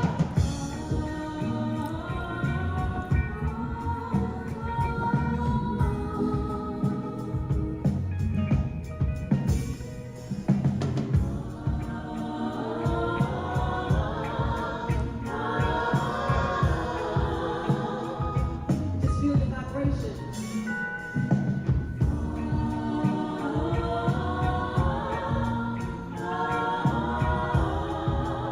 You feel it?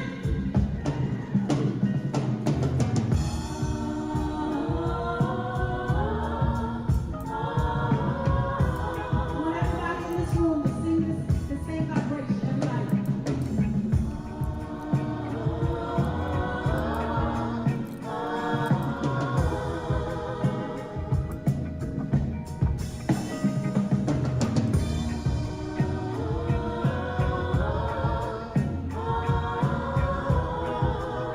Break the music down, audience. I just want to hear you loud and strong.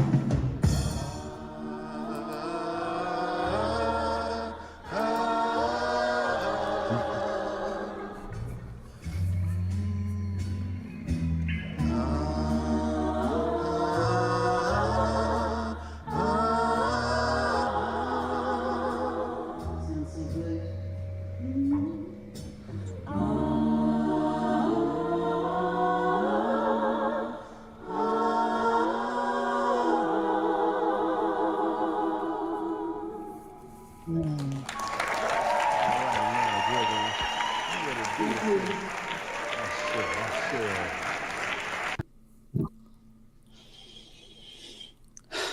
Thank you. Good everything. Thank you. We needed that. Good everything. Good everything. Indeed, we do. I put my headphones in. Yes. Can you? Okay, we can hear each other now. Yes, we can. Yeah. Excellent. Excellent. Yes. Thank our sister, Ayana Gregory, youngest daughter of Duke Gregory, and her comrade, 4, artistic 3, 2, collaborator, Free 1. Benjamin, Now for we that are live musical libation with Professor Hamamoto. last night Continue. at the Lincoln Theater and on U Street, historic U Street in Washington, D.C. Yeah, that was, we did need that, didn't we? Yeah, and you accompanying in with the vocals in the backup singing. We were all singing. Yeah, I just it was beautiful. oh no, I'm still here with beautiful. you. Yeah, If you tuned in. We're just going So through our I woke up playlist this history. morning really early to news that what I thought the sailors had thwarted by putting T-shirts in Sliding the through toilets titles in the ships. and thumbnails. All right, so I mean we have to address that, right? yeah. Are we at war? Like what? No, we've been at war for 500 years, but the fascism now spills out over us. It always has. But if by we you mean United States, is all I can remind me now. When he starts talking that we business. Let me just say, it is a habit. We live in these borders, but we don't. We live everywhere. We're global citizens. Our spirits are everywhere. It's just a habit. Where we live, where we lay our heads at night, most of us are in the parameters or the borders of what we call the United States of America. There's now been a strike on behalf of Israel. I'm so confused by all of this, but confusion is, I guess, the goal. Yes. I'm not sure why. Why are we doing? Why are they? Why is this being done? Why? No. It's important because when people say slavery, it's like slavery is an abstract concept. No, human trafficking, and you're descended from the human traffickers. So they, more specifically, Donald Trump, the runt rooster, Pete Hegseth, Big B, the international killer, Benjamin Netanyahu, war criminal, the Israeli Defense Force, and every billionaire backing them are dropping munitions in Iran, striking multiple locations overnight, including the capital, Tehran, for a number of reasons. The stated reason, at least the partially stated reason, is that the United States government has, and also not only the United States government, but a number of other governments, primarily Europeans, almost exclusively, in fact, Europeans, but mostly Europeans, have decided that nobody else can acquire a nuclear weapon, other than maybe the North Koreans. You saw the leader of North Korea with his teenage daughter yesterday or this week waving during a military parade. Looks like she's the heir apparent. But nobody else can have a bomb. Only they have the capacity to kill millions of people with the push of a button, which is consistent. It's on brand. So that's the stated reason. But just historically, what nation has ever actually dropped a nuclear bomb on people? Well, we know, as the poet Laini Mataka said last night at the event at the Lincoln Theater, only the United States has mass murdered with nuclear weapons. And they did it twice, and they didn't do it to other white people. And they did it with the help of German scientists who had come over from their fascist, racist kin in Germany. So that having been said, but there are no rules. When I say there are no rules, I guess let me not say that. The rules that have been stated aren't the rules. These are white supremacists. They're global white supremacists. They are being funded and supported by those with outsized wealth. And some of those people are not white. Shout out to the Saudis who are pumping up the already obscene wealth of the Ellison family. And clearly the acquisition this week looks like, well, we don't know. It probably will be, though, of Warner by the Ellison family isn't quite what it sees, because at least what I'm trying to sort through, I saw an article in Forbes overnight and some other places. Larry Ellison may be one of, if not the richest, one of the richest people in the world, but he ain't got that kind of cash on hand. So I wish him well in acquiring this pig in a poke, because his own racism and his offbeat, inbred, affirmative action sons' racism and that of their cabal. You can have CNN. You go ahead, because there are other medias in the world. And I think that's the other piece in terms of bombing Iran. Every bomb dropped on Iran is a bomb that can't be dropped on China when it takes Taiwan. See, there are other places in this. You notice China isn't saying anything. And in case anybody wants to know where the chips are manufactured, don't look to the heartland. And that goes to you blackface nativists. Yeah, I just finished rereading your little playbook, your little ADOS reparations playbook. We're going to dance with you too at this point. But so if you want to cling to your master, you don't control anything. I have a really silly question, Dr. Carr. So all of this is for white domination? No. Whiteness. What is this? You doing all of this for what? White domination? Well, in some people's minds, sure. In Steve Bannon's mind, in Stephen Miller's mind, in some ways, little Marco Rubio, another runt, in his mind, and certainly in whatever's left of Donald Trump's addled mind, yes. There's a civilizational dimension to this. But there are agnostics when it comes to race. Not necessarily for culture. The Saudis, Bahrain, Qatar, they're not white. So they have other interests as well. So the interest behind all of it, this is where, it gets complicated with those who would say that it's all about class, whether it be Bernie Sanders or some of the Marxists who would argue that class always trumps race. But understand, as Senator Robinson very clearly understand, that race is the delivery system in the modern world system for the class interests. So you can't disentangle them in that sense. But go ahead. So you dominate, all right, so you get everybody under heel, and then what, right? Because then no one will have the means to buy the things that you're selling or watch your TV shows or your movies. So, as you say, once they catch the car, it just logically it fritters away. At some point, it makes no sense. Race is the delivery.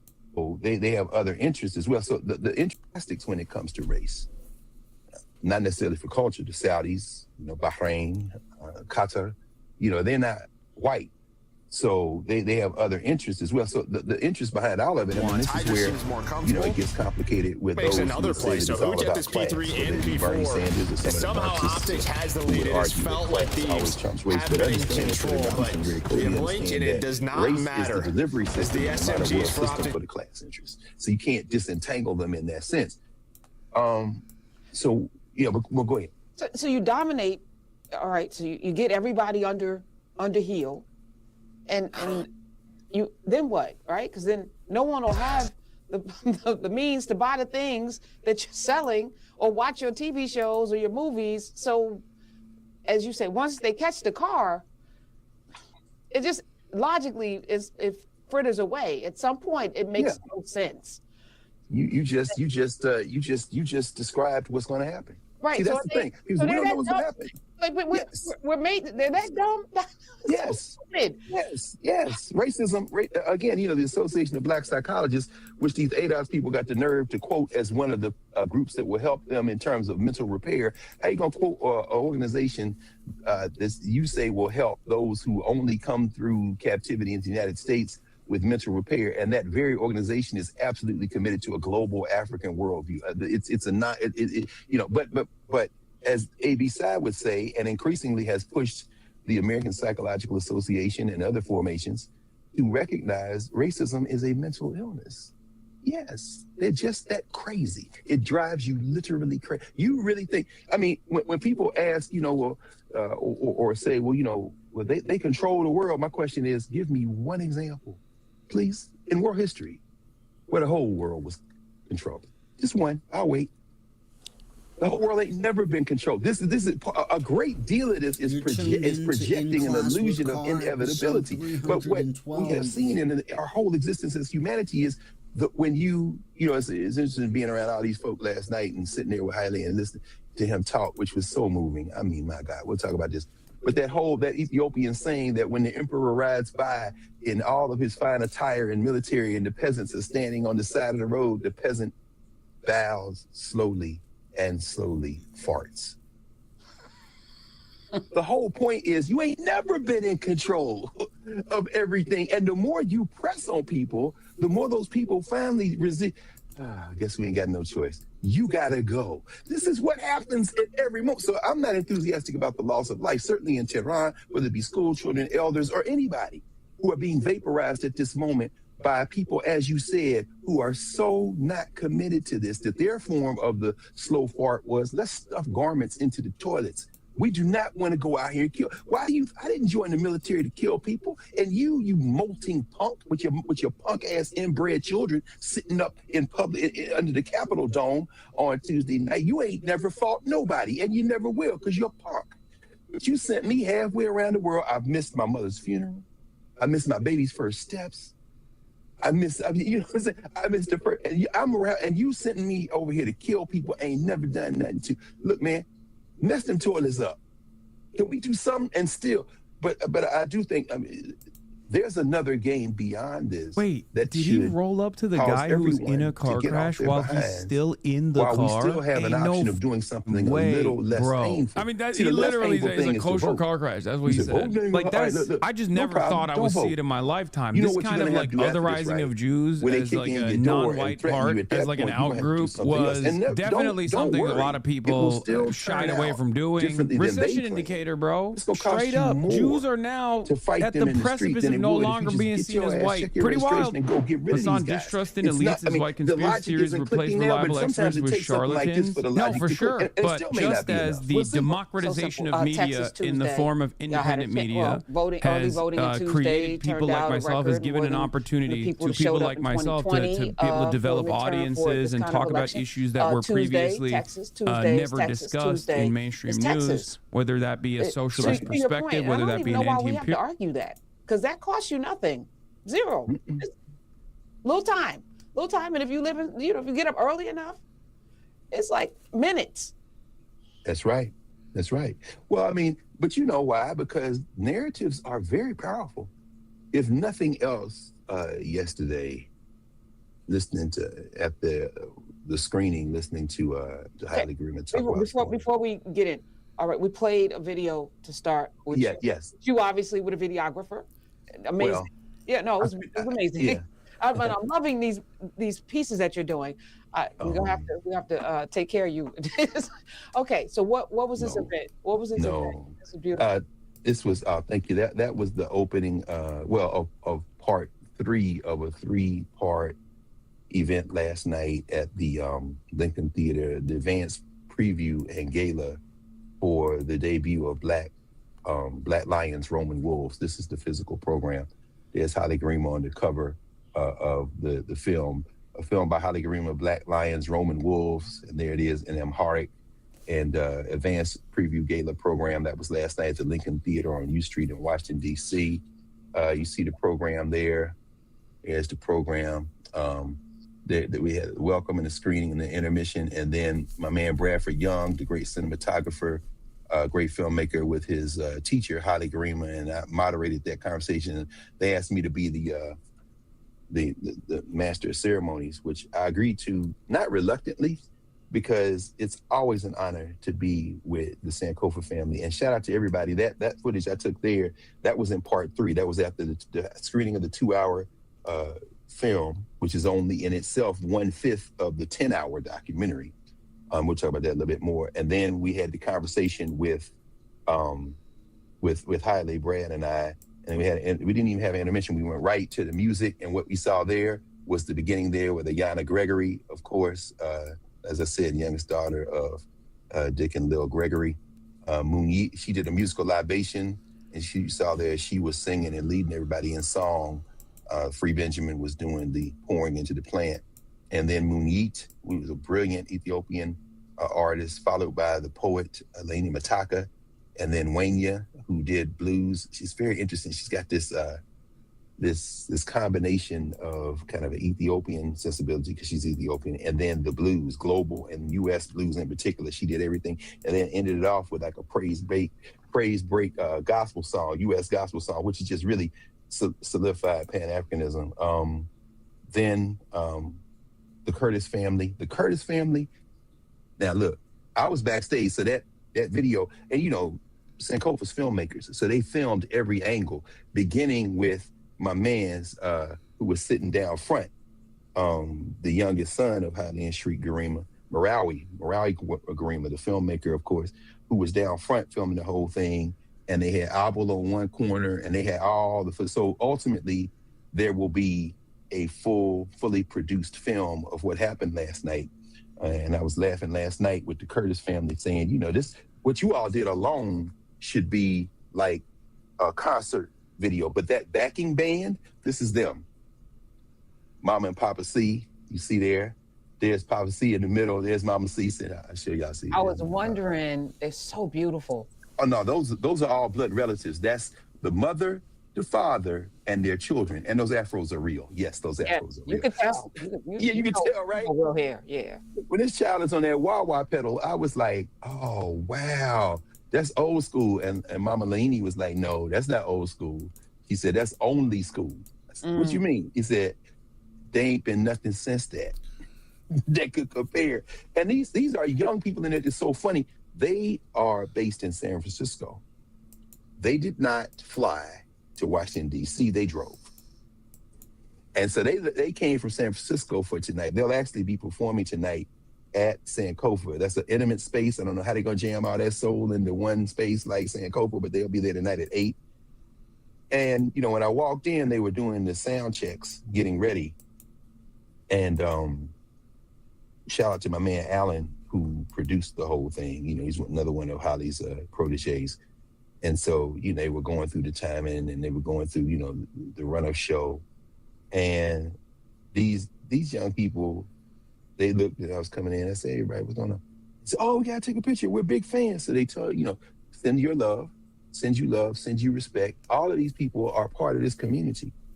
I won't even start to name all the people last night who were there. And what we saw there, I was backstage, you saw some empty seats, but some people had to go. That was part 3. We'd already been there for about 3.5 hours. So it was packed last night at the Lincoln Theater at the Grim as the film was showing. And this Curtis family, they gave me this CD. This is their latest, Awaken 3. And man, when I tell you that Maestro Curtis and his partner, Mama Zahra Curtis, their story is so, because when, you know, we embraced, and I said, hey, Bobby, he said, you went to Grambling, huh? He said, how you know that? I said, come on, man.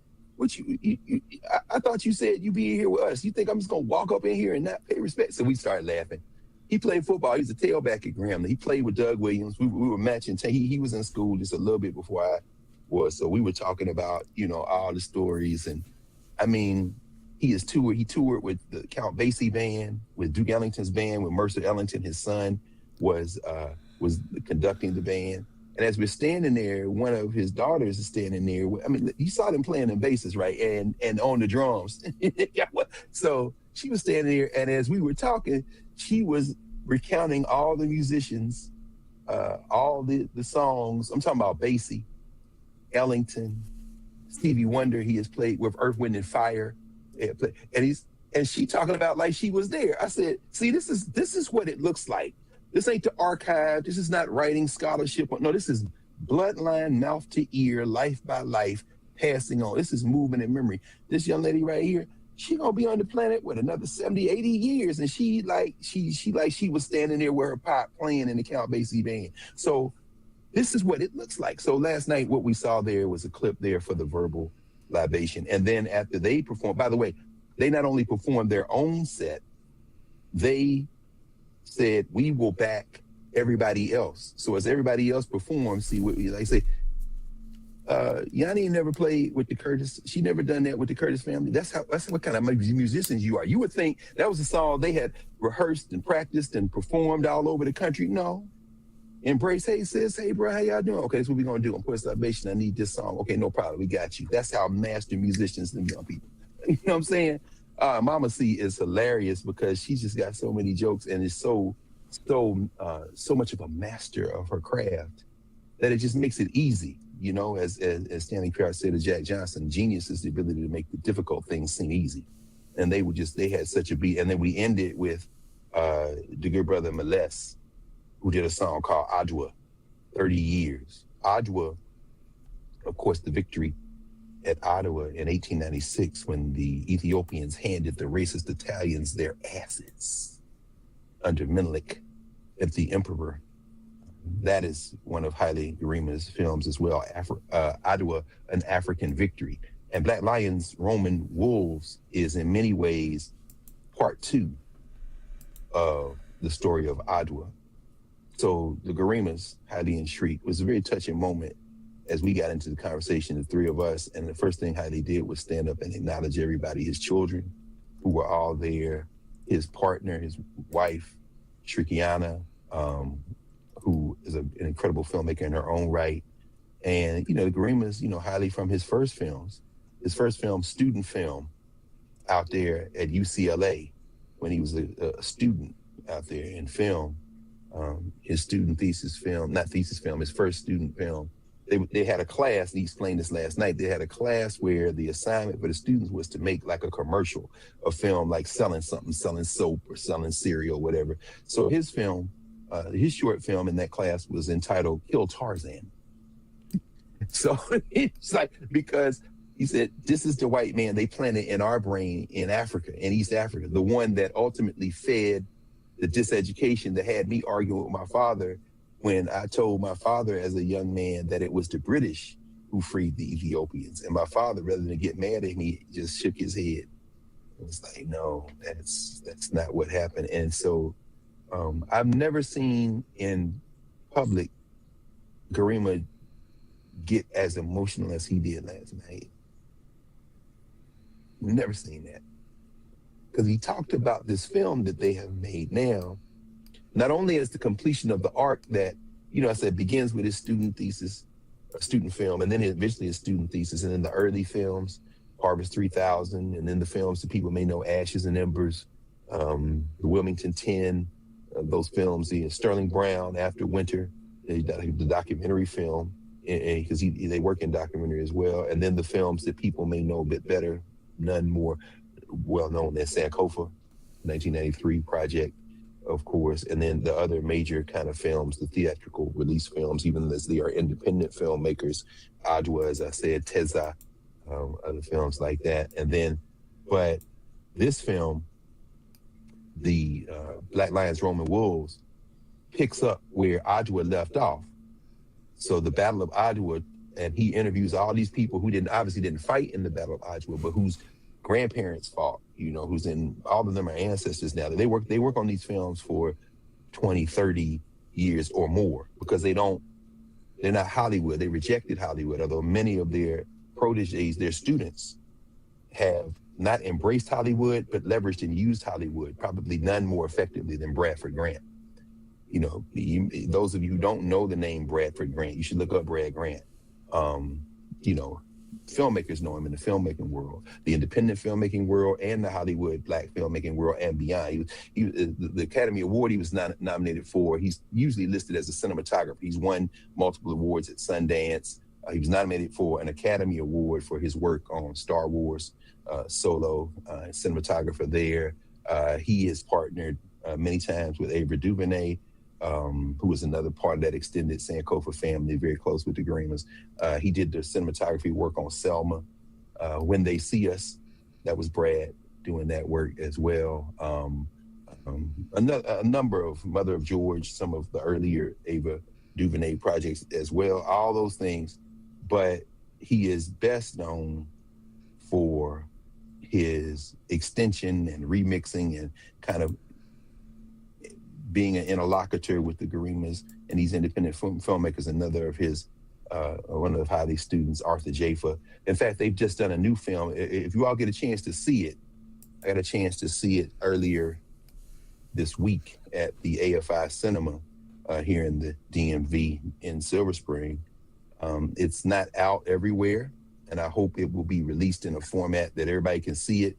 It's called Black News, but it's spelled BLKNWS. He did the photography for Black News. Arthur Jaffa was involved, Sadia Hartman, Dion Brand, a number of other people. It's a very, very interesting kind of collage and meditation on the meaning of contemporary Black life. And so, but as we were talking, Heidi said that this film, the Black Lions, Roman Wolves, which tells the story of the 1935 to 1941 Italo-Ethiopian War. I said, I'm debating with my father, and I told my father, World War II, I was taught in school by these well-trained, brainwashed Africans who have been brainwashed by the Europeans and by the Europeans, the English teachers we had in Ethiopia growing up. I was taught that World War II started when Hitler invaded Poland, and my father was like, no, World War II started in Africa. It's when the Italians invaded us. And highly rejected that as a young man. And he said, my whole adult life, my whole career as a maker of these stories, as a teller of these stories, because that's really what I am, as Brad reminded me, we're storytellers. Highly's a storyteller. He said, in fact, he said one time they were riding in the car and here in DC, and how they said, I don't like cinema. I don't like film. And Brad was like, wait, this what we doing? We making film. He said, no, I'm using those tools to destroy it. Because that's how they get us. And I'll talk more about this metaphor he used last night of the scalpel in a moment, but he's using the technology to destroy the technology. He says, because stories are at the center of how we shape who we are. And so anyway, what he said last night was that he has spent his whole professional career as a teller of stories using cinema as an act of penance to his father, to his mother, to his grandmother, who was his first storyteller around the fire, as he often talks about, to every person who understood who we are, who understood who we have been, and who had not only resisted, but overcome any notion of diseducation.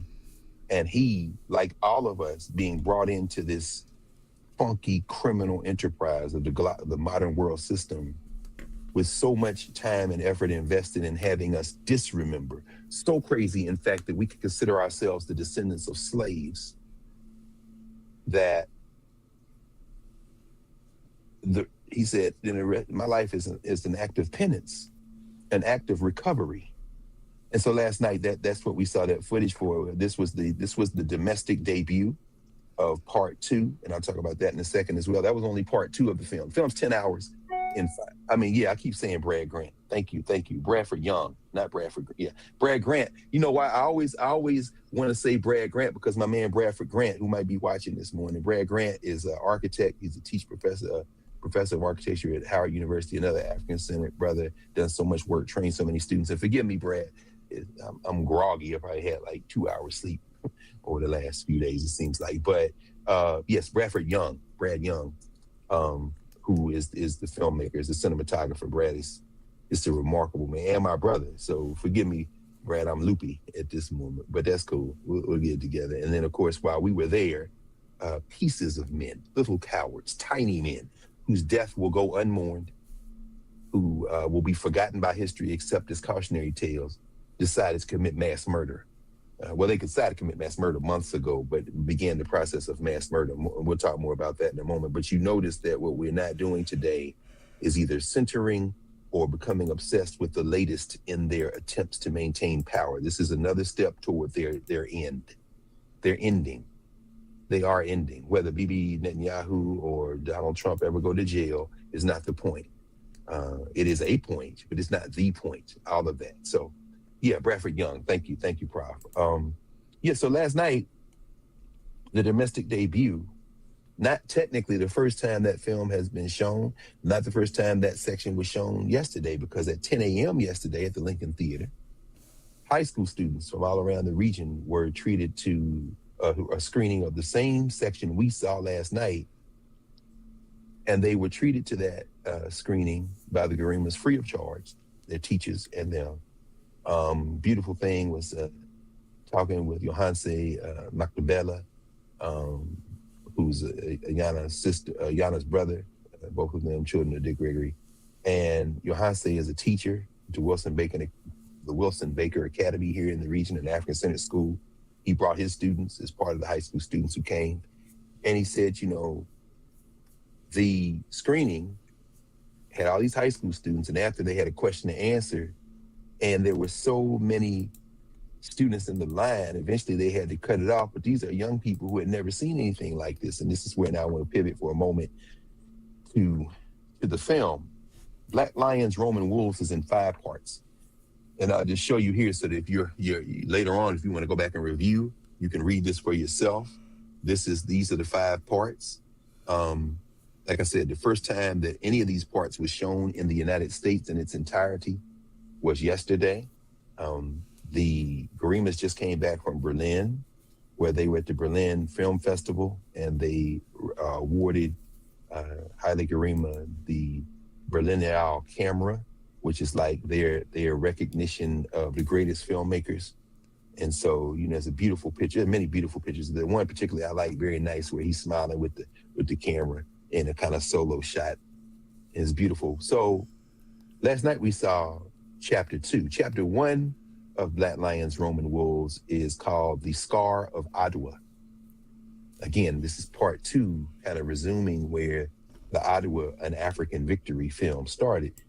And it reads, this segment examines the legacy of the 1896 Battle of Ottawa, Italy's humiliating defeat, and how it fueled Mussolini's fascist rise in the 1935 invasion of Ethiopia. 40 years later, It also highlights the League of Nations' failure to stop aggression, revealing how unresolved history helped set the stage for war. At the center of this film is the humiliation of the racist, fascist Italians. And we didn't talk about it last night because we didn't get into a whole lot of detail. I'm sure this will come out over the years because, week after week, month after month, year after year, I would come over with Sankofa and Holly raised that last night. I was grateful for him. He had to say that, Carr would just come in and give moral support. He'd be sitting in the back of my, where I'm editing the film. And he said, I don't want nothing. And that's true. I would come in, how'd he be working? He's editing, he's doing the sound, he's looking at the subtitles, he's trying to move something around. Maybe this image doesn't fit here. Just meticulous, sitting there, hour after hour after hour. And I would come in and he'd be sitting in there at those banks of computers, switching between them, pulling stuff up, just looking, peering. And in the back there's a couch and he would look up and I'd be sitting on the couch. And I said, no, Bobby, don't say that. I'm just sitting here. Don't even turn around. And it's to the point now, of course, after all these years where he look around, see me, and then go back to what he's doing, you know what I'm saying? But so a lot of what was shown last night, a lot of us have seen that, but in that way, it never, ever, it never ceases, it never fails to penetrate. Part 2, chapter 2 is invasion. That's what we saw last night. And here's the copy. This segment depicts the mass mobilization of the Ethiopian people in defense of their sovereignty. Despite vast inequalities in arms and resources, Ethiopian forces engaged in pivotal battles against Italy's invasion. It also confronts the brutality of the campaign, including Italy's war crimes and use of poison gas, revealing the human cost of imperial aggression. I'll pause here before I read the other 3 to say that each of these is 2 hours. Gorimas would not submit it to a film festival that wanted to show excerpts. Either you take all 10 hours in 5 chapters, or we don't come. Berlin agreed to show it all. So on consecutive nights, they showed the chapters. If so, they're the only ones who have seen all of it. Okay. And so, but here's the thing. I'll mention this. I'm sitting backstage. So the screen, I'm sitting back there where you saw me shooting some of that, all of that footage. And I'm sitting in a chair because I was the MC. So I'd open, and then we introduced them. Okay, now we're going to watch the film. Afterwards, we're going to have a conversation. Then we have an intermission. Then we're going to do the music. Okay, fine. So I'm sitting back. Look, I'm watching the film. I've seen this many times. But then what I had never experienced, which I've only experienced in real time when, Gorimas have shown their films in an audience, and never in the way I experienced it last night, even with Sankofa, which I saw in Indianapolis with Mashariki Jawanza and her Baba Kamal Jawanza, the Jawanza family, and all the folks there back in '93 when it came out. I never experienced this. Even there were cheers, the people. But in this one, this is a Pan-African audience. As you know, the DMV in the United States, that's the largest concentration of Ethiopians anywhere outside of Ethiopia. So the place, a lot of Ethiopians there, and then more non-Ethiopians, Africans from all over who are there. Saw a lot of comrades, some people I hadn't seen in decades, in fact, which was really just like, wow, I can't believe. But of course I can't believe, because this is where we want to be. The place was packed.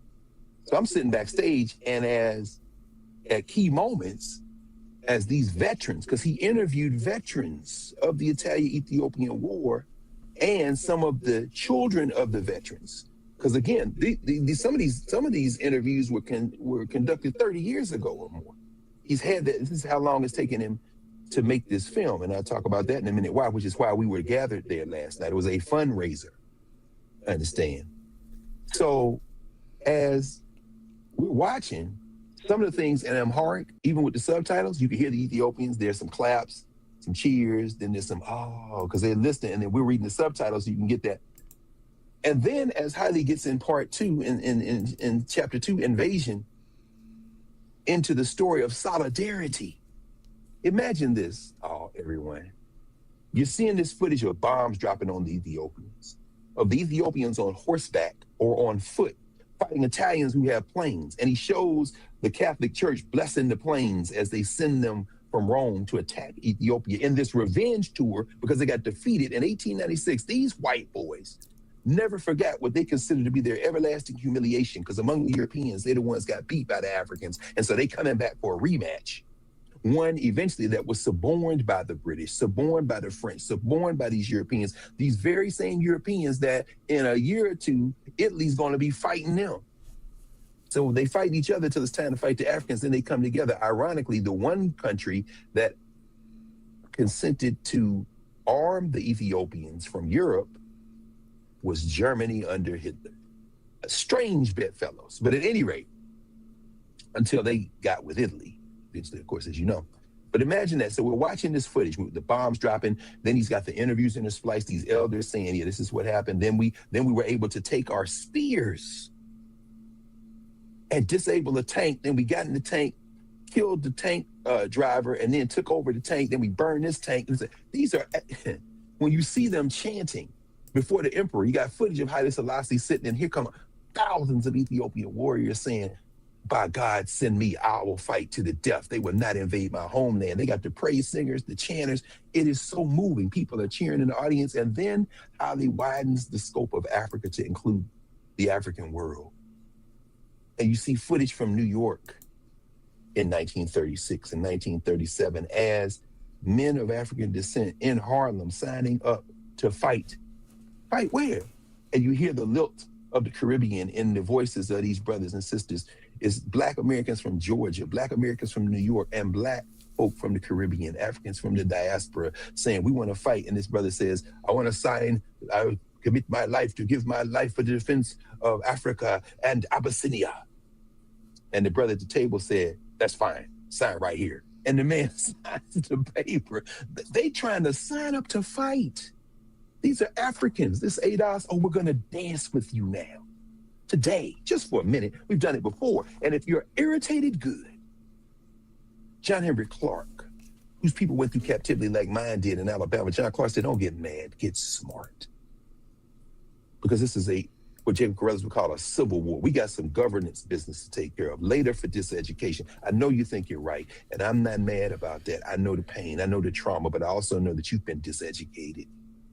And we're gonna help you because you're family. What we're not going to do is let you continue to vomit that poison over us, because we're going to help you purge it out of yourself. No, there is no argument you can make. And I, in fact, invite you. In fact, I dare you to be in open dialogue about this, because that's the only way we're going to get past it. We got to love each other enough to have this conversation. I'm not mad at you because I know who did it to you. Oh, I know who did it to you. You're a slave without a master. But here's the trick. They are slave masters without slaves. As soon as we wake up. So you see this footage, and then he's showing images from the Pittsburgh Courier and the New York Amsterdam News with headlines that Black folk, the Italians have attacked in Ethiopia. So Black folk in Chicago, as you read the headlines in the Defender on the screen, Black folks in Chicago can't get to Ethiopia, but they can get to that store over there, because now the Italian shopkeepers and the Italians living in the United States are raising their fists in solidarity with Italy and saying yes. And so the Africans in the United States are like, word? No problem. Can I borrow that matchbox? And they start burning the stores of the Italians in the United States. This is a true story. And as the flames went up on screen, you hear the cheers. You hear the cheers at the end of February 2026. And these are not just Africans who came through captivity. These are Africans from the whole African world, Ethiopia, other parts of Africa. It was beautiful. There were Africans there last night from Nigeria, Ghana. You had Africans from all over the Caribbean. Brother stood up. He's a Garveyite during question and answer and talked about that. Brother Milton Almighty was there. Good Brother Milton from Uganda. People cheering. Mwiza Mutali, my man who runs the African Film Festival that'll be coming up in a couple of weeks here in DC. Mwiza, who's from Malawi. Everybody cheering. I'm sitting backstage. I couldn't contain it because I got emotional. Because y'all gonna stop lying on African people that we don't love each other. What we have been is diseducated against ourselves. And so that's invasion. Then chapter 3, occupation. This segment explores the occupation of Ethiopia under Italian rule and the enduring resistance that rose against it. Through acts of defiance, sacrifice, and organized struggle, Ethiopians sustained a determined movement to reclaim their sovereignty and resist colonial oppression. At no point in any of these 5 sections, these 5 chapters, these 5 2-hour chapters, are you going to see defeat. Even when, as we saw last night in the warfare section, they dropped gas on them, poison gas. When they saw they could not defeat them on the field because they are punks and cowards and ultimately inferior in every way that matters in terms of their humanity, physically, emotionally, culturally, for sure. As the Ethiopian warriors were breaking the backs of these Italian punks that had come down there to call themselves to rule over them like some kind of slave masters, and Ethiopia was breaking their backs, they retreated like the punks they are. I did say are. Should I say the are? Well, I don't know. Let's look at Sabrina Maloney and the Sons of Italy, who are sympathetic to Mussolini in many ways in terms of the current Italian prime minister. So I suppose there is a case to be made that some of them still are. But certainly this group was as well. If you're offended, good, let's dance. So when they realized that they couldn't defeat them in their invasion, they then resorted to dropping poison gas on them, which is what punks do. Poison gas then, bombs now. For the pieces of men who in their severely underdeveloped humanity think they can spread their pain over the whole world. So then the Ethiopians had to retreat to another tactic. First of all, they had to survive, and survive they did, even as the death toll mounted. Tens, hundreds of thousands, indiscriminately bombed, carpet bombed by poison gas. Again, read Nicholas Baker's book, Human Smoke, about World War I, which was, roughly speaking, 20 years before that, a generation before that, and the mustard gas that they dropped indiscriminately on people. And then the wind shifted and they got their own mustard gas. Be prepared for what these people have done overnight in Iran, because everyone in the world got a little bit less safe yesterday, including everyone who thinks they're safe, including those who be, of course, including everyone in the United States of America. If you want this to stop, you have the ability to stop it. You have the ability to get off your knees and do something about it. And there are easier tasks like voting, and then there are going to be harder tasks that don't even need to be mentioned right now, because you've got easier options if you will simply get up and use them. So in chapter 4, Ethiopia has been relentlessly bombarded, and the Italians think they have won. There's a scene in part 2 that we saw last night where they go to Ottawa, where they had been defeated in 1896. And these racist, fascist Italians take the city of Ottawa temporarily. They attach ropes to the statue of Menelik, the emperor, and pull him down from his perch. And then across the Italian world, which is why some of them stores got burned in New York, in Chicago, they celebrate. Ottawa is liberated is what they call it. You know that narrative, you know that story. You invade somebody else's country, call yourselves subjecting them to some form of servitude, and you call it liberation, whether it be Iraq, whether it be Cuba, whether it be Venezuela. We have freed the Venezuelan people. Little Marco, you piece of a man. You've done nothing, my friend, except engender a resistance that's going to wash over you and wash you away out of the memory of humanity, my little floppy-eared friend.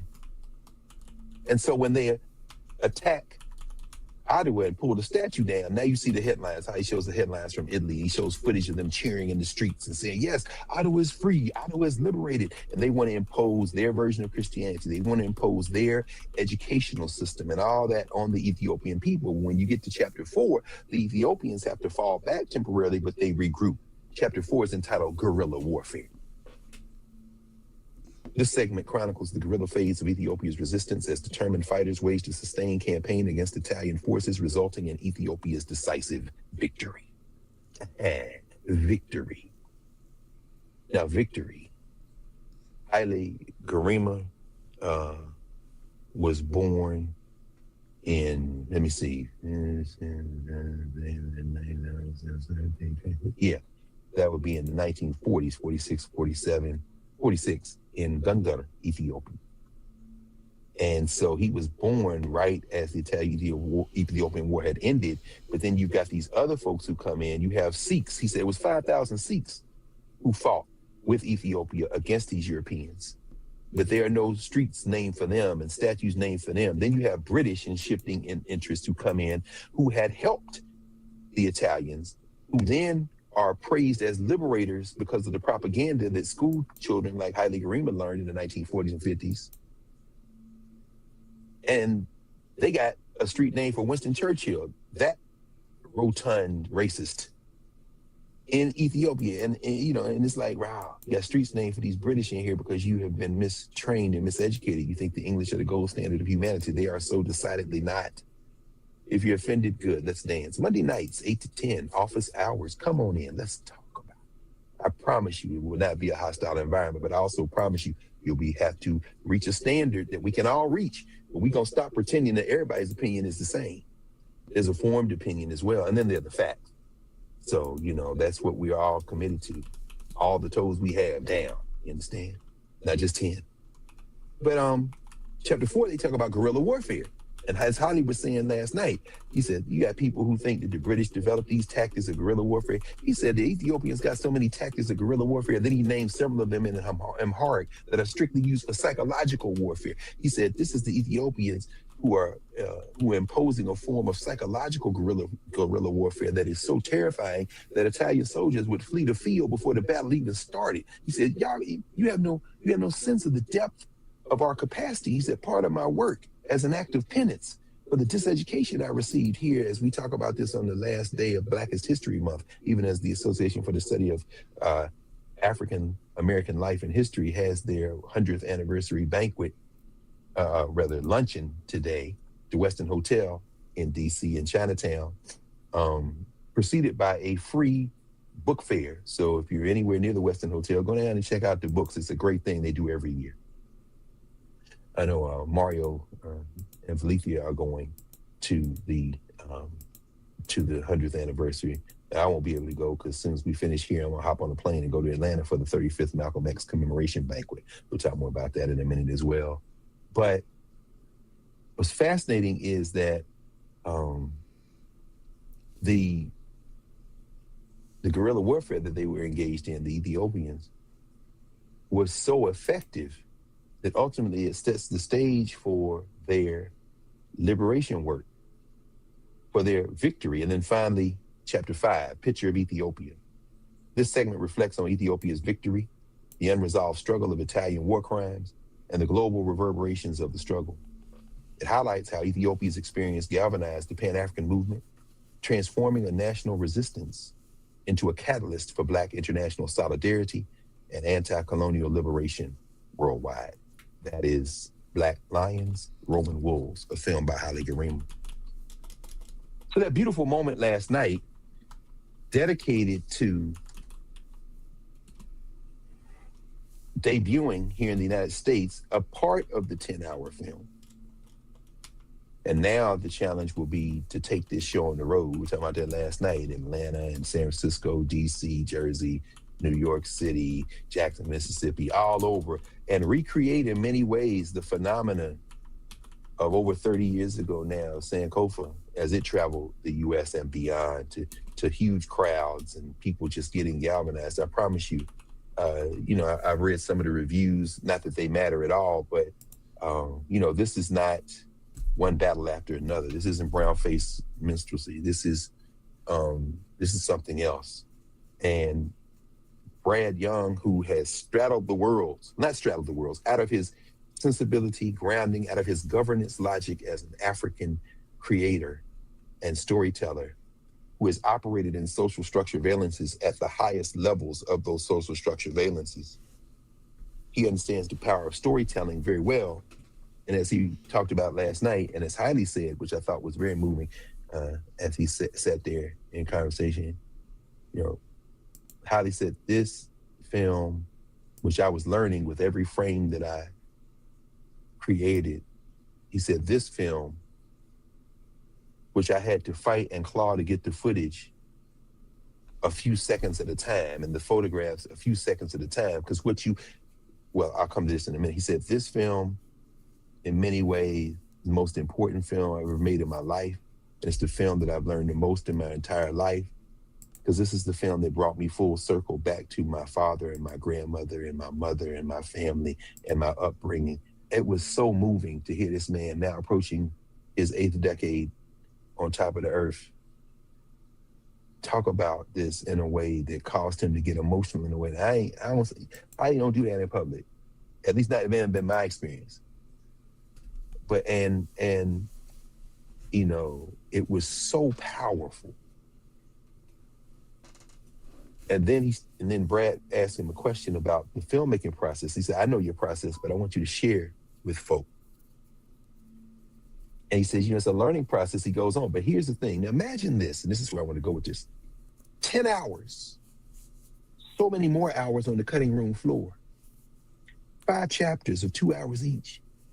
The entire film, except for the interviews and the voiceovers by Haile and Shriek, and some of the still shots of newspapers and maybe some photographs, but all of that footage exists in vaults in Italy and was copied and distributed to the other predatory Europeans. So it's in vaults in the United States, it's in vaults in England, it's in vaults in France, in vaults. And in order to get every second of every minute of those clips, even at 2 or 3 seconds of moving image, or, you know, he said when we were a boy, they sent us some propaganda film where Haile Selassie was meeting with Dwight Eisenhower, President of the United States.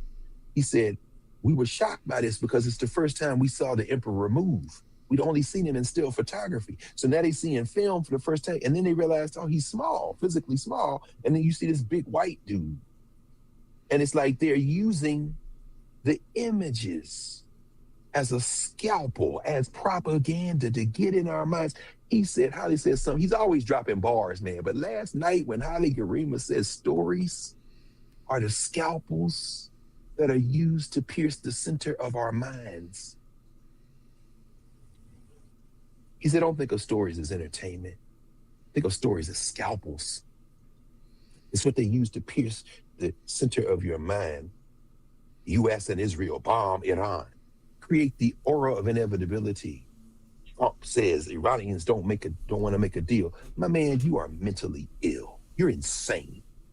And your insane clown posse as well. No, we're not going to allow you to tell a story that makes us elevate you to a standard of humanity that we would consider to be reasonable. You are mentioned in the files of a man who's convicted sexual predator and his wrangler, his female wrangler, not 1,000 times, not 10,000s of times, by all accounts, millions of times. You in these records. So what do? You go deputize your hillbilly horde led by the hillbilly from Kentucky, Comer Pyle, Representative James Comer, your friend Comer, to go interview Hillary Clinton, who ain't got nothing to do with it, and some lemmings out there.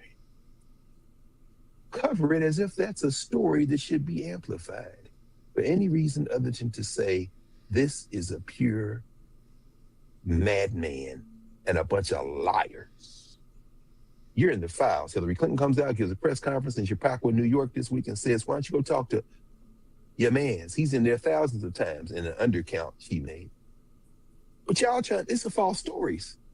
So when Haile last night said stories, don't think of stories as harmless or just entertainment. Stories are scalpels that pierce the center of our minds, that they use, and he pointed at his brain, that go into our brain with a scalpel to reconstruct how we look at history. Narratives are everything. So he said, I had to go into those archives and get those images, which are images of my people, including people I interviewed. You see a still photograph of somebody, and then you see the elder say, that was me. I was on the field. That was me. I carried a gun. That was me. I was out there giving my praise song, and the emperor smiled. And you see Haile Selassie smiling. Haile Selassie in a 3-second moving image of him smiling as he sits there as the warriors come by and give their oath to defend Ethiopia with their lives. That footage in an Italian or a US or an English vault. And then Haile said, to get 3 seconds of film sometimes cost me $40,000. Last night was a fundraiser. There's a lot of debt associated with this film. A cool $250,000 just to get caught up on some of the things that are owed to acquire this film. Another $250,000 to get into black and begin to inch forward. And then after that, after you get through that first $500,000, then continuing fundraising now to establish, because so Sankofa's expanding, screening room, theater where people can sit and watch. We got more than enough money to raise that money today. go to Sankofa.com to know how to donate. But my point is that we have more than enough money, even after paying our taxes to killers who then use our money to siphon off into their pockets.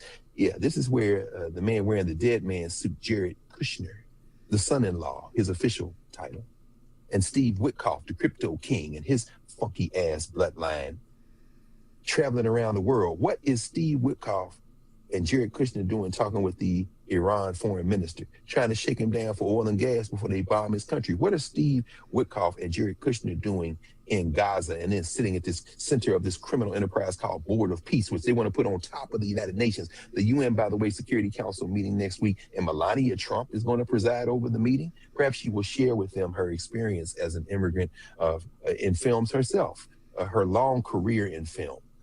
Perhaps beginning with her early days, where she's spreading the message of love, if you want to define love fairly expansively, to now. But the point is this: the absurdity is clear. Kushner and Witkoff, the bagmen, one of them married into the Trump criminal enterprise, taking your tax dollars by the billions and stuffing their pockets as the white nationalists and the hillbilly horde stand aside and look, and then you got enough nerve to be so diseducated to turn on the same platform that we're using to make sure that we have these conversations at least introduced so that we can continue to pour these clean glasses of water, the same platform in terms of science and technology. And then you get somebody turn on a camera and start talking crazy. Democrats and Republicans are the same, and all of them fascists.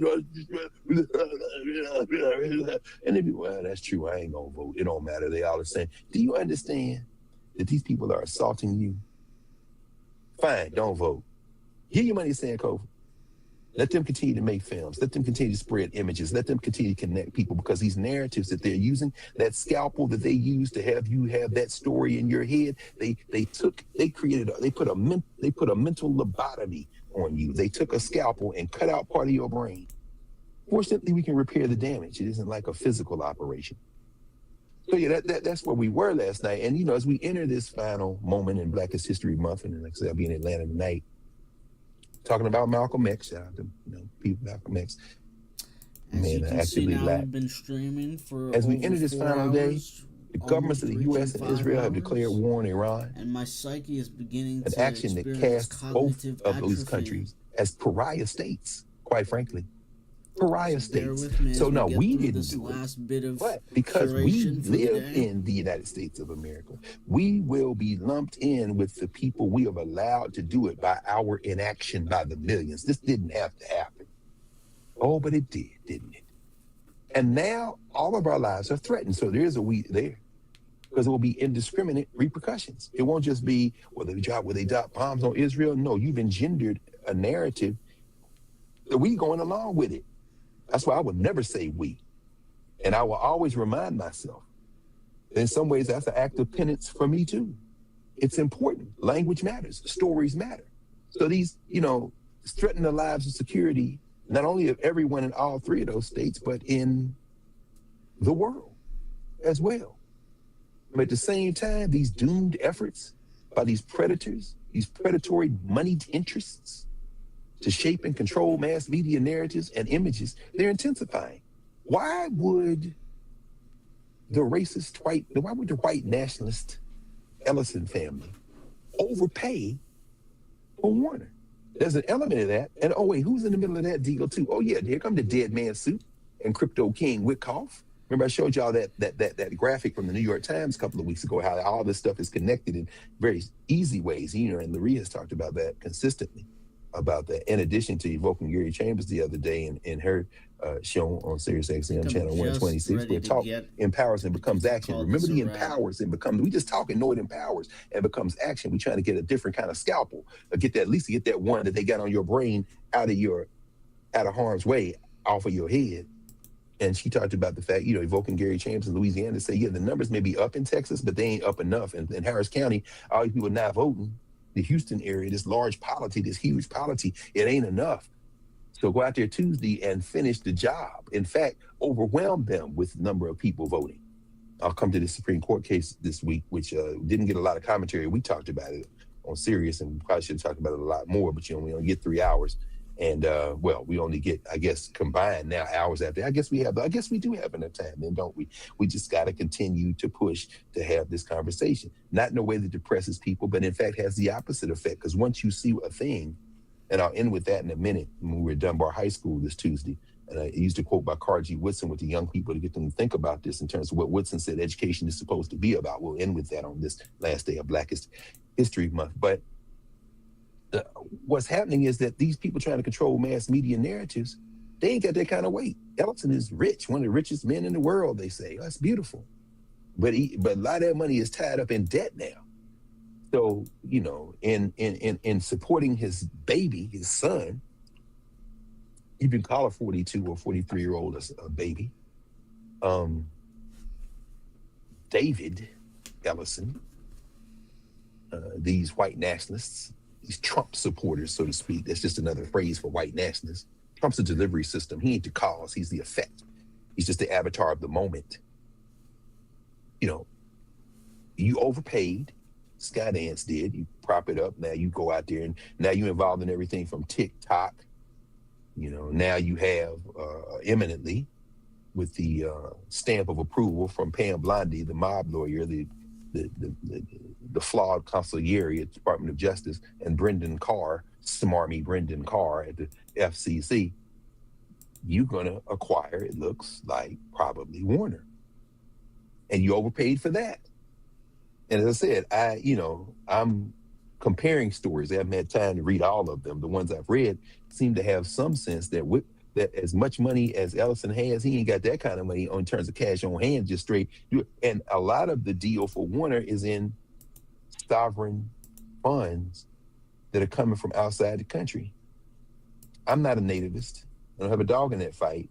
When you look at the UAE, when you look at Mohammed bin Salman, that killer, and the Saudis, when you look at Qatar, the same people who are propping up Al Jazeera, interestingly enough, those millions are flowing into the deal to acquire Warner. And who's at the nexus of a lot of this sovereign wealth fund stuff? The man in the dead man suit, Jared Kushner. This is all a crime. It's an ongoing crime. But guess what? You bought it. And whereas Netflix didn't want CNN got to be part of the deal for Ellison because these racists think that somehow everybody watching TV, and Bozo thinks it's important. He got to have CNN to add to CBS and Barry Weiss. Barry Weiss probably be running CNN and CBS, not to mention state media Fox. And he thinks somehow that's going to help him. Your hillbilly horde will probably watch and continue to kill themselves by having that scalpel you inserted in their brain. They believe a story that somehow you're going to help me. You're going to bring back the coal jobs, and I want a car that's powered by gasoline. You ain't going to have no money. And guess what? God bless you. I'm sorry for what happened to you, but not sorry enough to sacrifice myself anymore. The United States of America is going to fracture. It's on the verge of fracture now. Hey, I'm not going to shed a tear. Anyway, let me make sure I bring this point to home. What happens when the bad business decision of overpaying by billions for Warner? What happens when that bad business decision comes back to bite this rich man in his hiney? I don't care. But though, if you saw even a simple thing, if you read enough stuff every day, you begin to see the rhythms. And certainly everybody can say that they know that in the wake of the announcement that Netflix was pulling out, their stock jumped. Warner's stock rose, Paramount stock rose too, but a lot lower than than Netflix stock, because of bad business decision. And guess what? Netflix can continue to make movies. Who knows who's going to come over there? Maybe Colbert and Kimmel and all the rest of them go to Netflix. Who knows? But guess what? All this is a U.S. conversation. There's no guarantee that had Netflix bought that the Europeans would have allowed them to allow the deal to go through in terms of the impact on Europe in terms of deregulation and monopoly. But all that ignores the fact that while we're talking about this in the United States, let me see, are there other media platforms in the world? Oh yeah, the whole world. China, India, Africa, Nigeria, especially Korea, South Korea. Dude, you understand that the United States ain't the only country in the world? And these white nationalists desperate, these slave masters looking for slaves, and hoping that somehow we will continue to be subject to their propaganda stories, that they're desperate and this is all desperation, and that even if it succeeds in the short term, and it won't, but let's just say some people think that it will, fine, it's short term. And here we are on platforms that are controlled by other people. But notice, in fact, let's just throw out a little homework for all of us to do. While we're talking about the Ellisons and Paramount, what's Alphabet doing? And the Alphabet, that's Google, that's YouTube. Hell, maybe the Ellisons will be so racist that they eliminate the BET Awards since they're about to own BET. Will I shed a tear? No. Because maybe that'll be an opportunity to create something different. But if you're going to create the same minstrel show that you have seen in the increasingly degraded Black popular culture stuff, then I don't care where you do it, because I'm not going to watch it. I'll watch enough of it to be able to comment on it, because our people out there drinking this tar water and we got to replace it. So, you know, this even war now on Iran wants to obscure everything else. The murderers of the United States and Israeli government, the greatest threats of regional and global violence on the planet at the moment, can and must be resisted. And in the United States, the desperate attempt to drag this country into an intensification of its permanent war status is a bald attempt to create illusions of inevitability.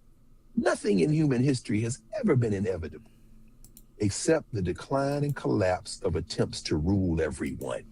Slave masters always lose. If that's not true, then bring me the example of when they won over the long term. Just like in Ethiopia, there's a momentary victory because you just overwhelm people at a moment, but even then you didn't kill them all. And even if you had killed almost all of them, they had children. We're not safer today because of what happened overnight.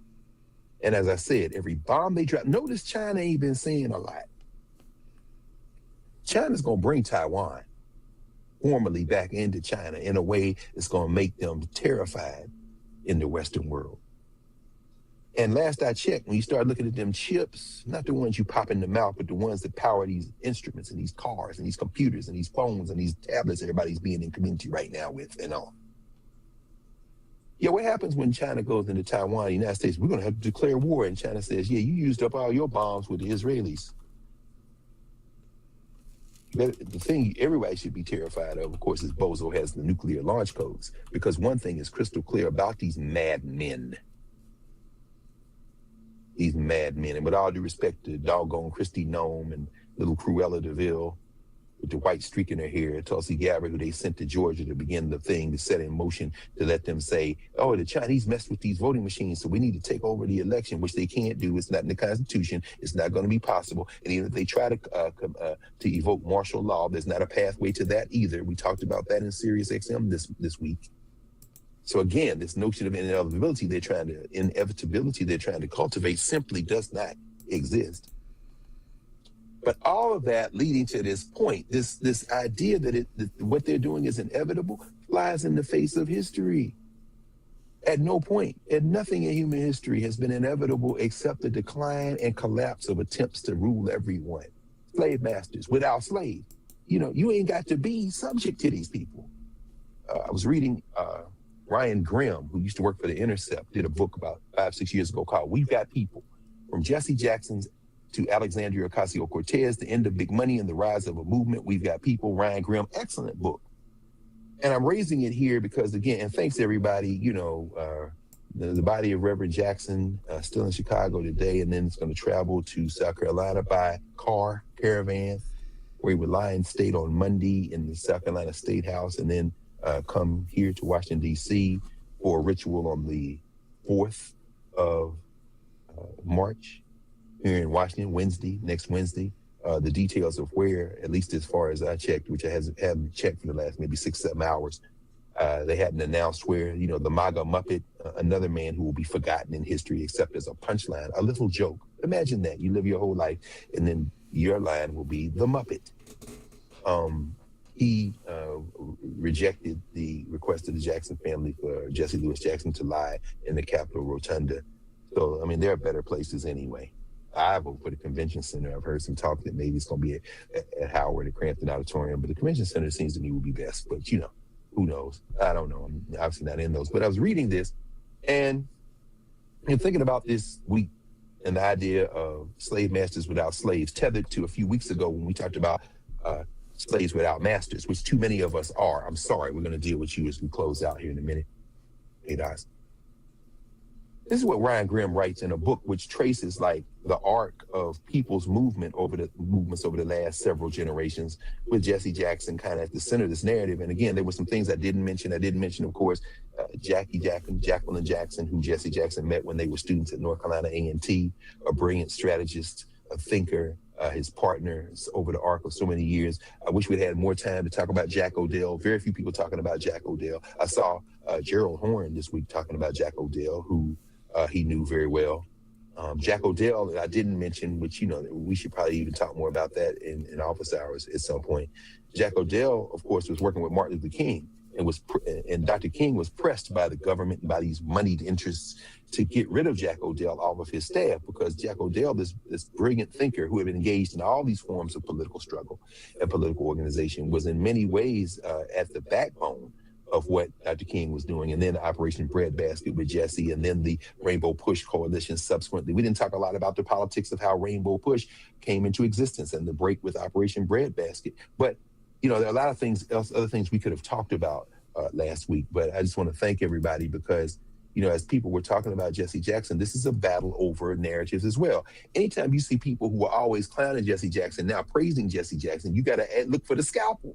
Where's the scalpel? What story are you trying to tell? And the story that we began to just touch the edges of by introducing some things, including a strong encouragement to read Ron Walter's 1988 book, Black Presidential Politics in America, which doubles as a history of the 50 or so years that precede 1988, and so this is what we should do now declaration by a man who was present for all of that time, and also being a scholar, a thinker, a listener, and put a poll in the field through his colleagues at Howard University, a survey of Black voters, which is included in that book. It is more important to read that book than anything else you see on TV or any quick flash drive book on Jesse Jackson. No. Read Ron Walter's Black Presidential Politics in America. It's very important. So thank you for everybody who watched that, who is still watching it. People are still sharing it, and that's important. It's not the end all and be all, but it is a point of entry that I think is very different. You know, and we didn't get caught up in the politics of personality, because there are those who are in this moment. I was kind of a little bit disappointed with the good brother and elder Adolph Reed, who I've talked about and interviewed, in fact, who wrote a very important book called The Jesse Jackson Phenomenon, which I didn't get a chance to talk about last week. I should have, but well, I won't pull it now. But I will, I'll show it to you all out of respect, because I think it's a very important book to get a sense of Jesse Jackson as well. If I still have it out, I may have taken it and put it back. No, I didn't. Yeah, no, I did. Yeah, I put it on the shelf. Too bad. All right. Yeah, I did. I could see it over there. But because he kind of got caught up in there. I saw one of the platforms was talking, and then they pulled him into a conversation. They're talking about Jesse and kind of personal life. And I'm like, yeah, this is what happens when people don't study. When people don't study, they start talking about the personal life only. I'm not saying that you shouldn't incorporate things, because those things can be important in an interpretive framework. They can, especially the governance category in our African States framework, who we are to each other. But if that's all you're talking about, if that's what you're talking about primarily, what that says to me is, Chinger, yes, go ahead. I haven't read much. I haven't studied much. So what I heard is some salacious gossip. Let me share it with you and see what you think. Okay, go ahead. And we'll bring that into the larger field, and we'll see what happens then. If you want to keep coming back to the gossip, that tells me not only that you haven't studied, but that you don't want to study. Everybody can study if they want to. But if when presented with, some things for us to chew over and think through together, and your choice is to, now I want to talk about that, but I do want to talk about women. I want to talk about children out of wedlock. Okay, very good. So you're not yet ready. The scalpel is still probably in your brain, or if it's been removed, there's still a scar there and the healing tissue is not quite ready. So we'll come back, but what we're not going to do is disarm or kind of derail what we're doing. So Ryan Grimm, and We've Got People, says the following. He says, the ideology of slavery for hundreds of years was built on a set of interlocking arguments, many of which rested on the notion that the system was not a necessary evil, but in fact was beneficial to the enslaved person, a civilizing force that brought God to the godless. And it was benevolent. What slave labor, went the argument, was morally superior to wage labor, wage slavery, as it was called, because of course a boss would treat a person he owns better than one he rents. Slavery was good, or at least it wasn't as bad as the alternatives. White America was eager to believe this story. The country's entire economy, after all, its founding and its politics were all built on slavery. It was too hard to see a way out of it, so it was easier to just deny the reality of it. But there was one nagging problem: the ones who ran away. From our vantage point today, it's difficult to understand just how deeply preoccupied the slaveholding class was with people who escaped. The Italians trying to get revenge on the Ethiopians because they dared repulse white supremacy at Ottawa. So they go into Ottawa. Yeah. The obsession with Cuba. I'm sorry, white man Rubio. Bozo, your lord and master, saying a couple of days ago that you're going into Cuba to have regime change. And then the people who live in Florida can go home. They want to go home. All this white fantasy, because these are the people that escaped and they 90 miles off the coast of your criminal enterprise. Well, let me tell you something, Bozo. All of us escaped. Yeah, all of us. You don't have to go to Florida. I'm sorry, you don't have to go to Cuba, my friend. You can go as close as the people who prepare your food every day if you eat, if you're not sending out to McDonald's every day. If you send out to McDonald's, you can certainly include them people. You can include those soldiers that you sent to kill other human beings who tried their best to stop it, but unable to stop it, have now engendered another level of contempt for you, Bozo. Admiral Hosey wouldn't do your dirty work. You think he's going to sit somewhere for the rest of his life and go fishing? Every time you do something like this, you're engendering more runaways. You think you a slave master. No, sir. Your little funky ass narrative is crumbling even as you molt. Slave masters without slaves. It only appears that you have slaves because you're working hard to control the images and put out the propaganda. But let me be very clear, just like last night, watching those Africans together at the Lincoln Theater, watching these images that Haile Gerima has jailbroken out of these archives and used them as a tool against themselves to remind us, the more you do that, healing your brain, the less you will sit and watch blackface nativist crazy stuff. The less you will intake that poison because it will become foreign to you. It's already foreign to you, but you'll be able to recognize it. He goes on and he says, from our vantage point today, it's difficult to understand just how deeply preoccupied the slaveholding class was with people who escaped. And he goes on and talk about the process of escape and how they passed laws like the Fugitive Slave Act in the 1850s because the people who had captured the federal apparatus because of the bodies of African people, the people ostensibly in the South, but really making it a national issue, was like, in order for us to stay in this thing, you're going to have to ensure us that we can keep these people captives. Fast forward to today, you see the very same thing happening. We have to shape our own narratives. Ultimately, as Dr. King said, no lie can live forever. It's very important. And the more we understand that Dr. King was not defining himself by the four corners of the boundaries of the United States of America, or however you want to define it. I showed my students this week a clip from the Memphis speech in April the 3rd, 1968, the so-called mountaintop speech, and many of them had never seen it. And we were using it to kind of test out the assumptions in the cultural meaning-making category. We're nearing the end of the first part of our Introduction to Africana Studies course. And this semester, I did something that I've been threatening to do for years. And I said I was going to do it in Nubia as well. And I finally got to it in a way that I took some time out. I have written short essays for all of the conceptual categories. So every week I'm testing them out with my Howard students. And then when we do the next iteration of the Introduction to Africana Studies course in Nubia, and then ultimately it will be published, we're doing I've written down the framework in a way that can be explained because it's important to do that. That's the next step, and now it's done. So I was testing out the cultural meaning-making essay this week, and I showed them Martin Luther King. And as we walk through how that conceptual category works, and as they begin to grasp the principle and begin to apply it, you can see the light bulbs going on because they hadn't thought about King this way. This is who King was to us and who he projected himself out to be to the world. But they've worked hard to shrink King in the narratives. I Have a Dream, An American Democracy. That was never Martin King. And in that process of doing that, the thing about this We've Got People piece, you understand that slave masters will fight desperately to keep the illusion going. And it's very important to understand that these reflections that we're doing, even in the wake of the passing of Jesse Louis Jackson, allow us to deepen the awareness and the meaning of what we have done in the world. And so let's just kind of begin as we kind of begin to close for today and get ready to get on this plane. When we look at, I just go through the deception categories as I always do, or try to do consistently, and not always succeed. But today I'm going to continue in that vein in this last day of Black History Month. I'm grateful for this month, this yearly exercise, which is an exercise to remember that connects the things we've been doing year round. In February, we use that as a moment to reflect and remember and renew. That is how Woodson meant what he called Negro History Week in 1926. The social structure we're facing now, this question of how they tried to use the Fugitive Slave Act in 1850 to create countrywide slavery, which they wanted to run over the entire hemisphere. Today, you might call it, I don't know, the Donroe Doctrine. Silly labels for silly narratives. As we quiet ourselves and refuse to let business go on as usual.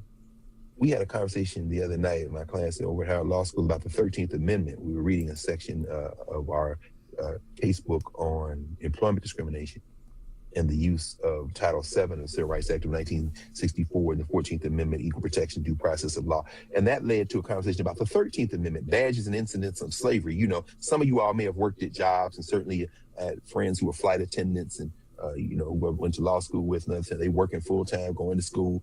And, one sister had a very short cut, a natural, shorter than my hair is now. And they made her wear a wig. She was a flight attendant. They said, that's against the rules, your hairstyle. Well, and Rogers versus American Airlines, the whole idea was, is how you wear your hair what they would call an immutable characteristic, like your skin color, you can't change it, or because you can change your hairstyle is a mutable characteristic, which means that because you can change it, it's not racial discrimination to say that we have a rule to say your hair can't be but so long, or this kind of thing. No, culturally, that is an immutable characteristic. It's part of your being, your cultural being. The law isn't built to interpret that kind of thing, and that's fine.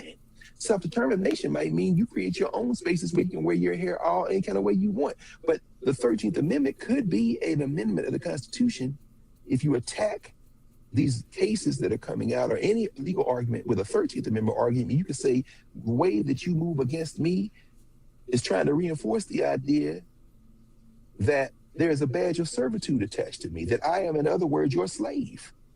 When you say, well, this rule applies to everybody. No, it only has an effect when it comes to me. I'm in the military.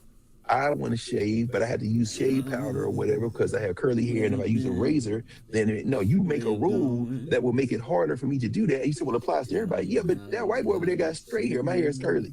Well, I mean, I can't do anything about that. You damn sure can, and I'm going to court. And if I lose at court, maybe I don't join the military, which you would love, wouldn't you, to have all them white supremacists in there. When you bust up in my neighborhood, you might find out your white supremacist stock is running short. As you empty every tank you have out here, we're going to fight you, and maybe we're like the Ethiopians in Ottawa. We take some losses, but ultimately we won't, and that's one less tank that you can loose on somebody else in the world. And when we have solidarity politics, let me do my little couple of minutes on this ADOS business, because I think it's important, because people think I attack ADOS. I'm not attacking ADOS. I'm not attacking the descendants of slaves. I'm simply helping people understand that this is what is at stake, and maybe then people with sense will look at it. You understand that when you withdraw from the world, you actually weaken your ability to be effective wherever you live. Nativism is a suicide pact with white supremacy, because this country is going to be renegotiated. And if you think clinging to your former master's leg, begging, or making a demand, I don't care how you frame it, is somehow going to engender a status of independence and self-determination for you, you don't know a damn thing about history. And the history you think you know, somebody has made a deeply flawed interpretation of it. I want to go to there are 8 chapters in this little book with an introduction by Yvette Carnell, who acknowledgments, and then Yvette Carnell talks about her framework and our framework, and says our movement does not began not just with an idea but with data. This is the thing they hide behind. I would encourage Yvette and everybody else to read Jacob Carruthers' 1971 essay, Science and Oppression. The retreat to the quantitative is some kind of proxy for interpretation. No. People say numbers don't lie. Numbers lie all the time. Narratives, stories are scalpels that come and pierce into your brain. Please, with data, specifically wealth data. Of course, we discovered the plunder. No news there. The cost of being an American descendant of slavery, and there's the narrative piece. You've inserted the scalpel. The minute you claim American descendant of slavery, you have shrunk your worldview to a tiny little grain of rice in a world full of rice fields. And you think somehow that you, by labeling us that, and us by taking that label on, will somehow free us. You have now put the chain on yourself. You have become a slave without a master, and your slave master looking for a slave loves nothing more than someone who will beg for them to be in affiliation with them. This is what you're doing there.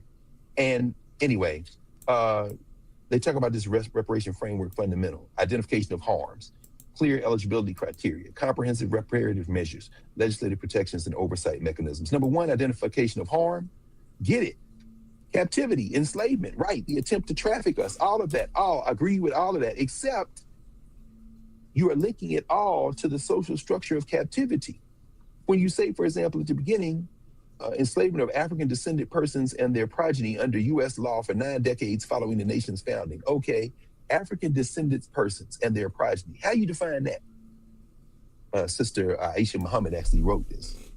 How you define that? African descendant? Why don't you say American descendant? Why don't you say, well, we came from Europe, right? We came from somewhere. Did not your ancestors have ancestors? So part of the harm is the attempt to erase that. But guess what? As we saw in that opening clip today, our cultural meaning making persists.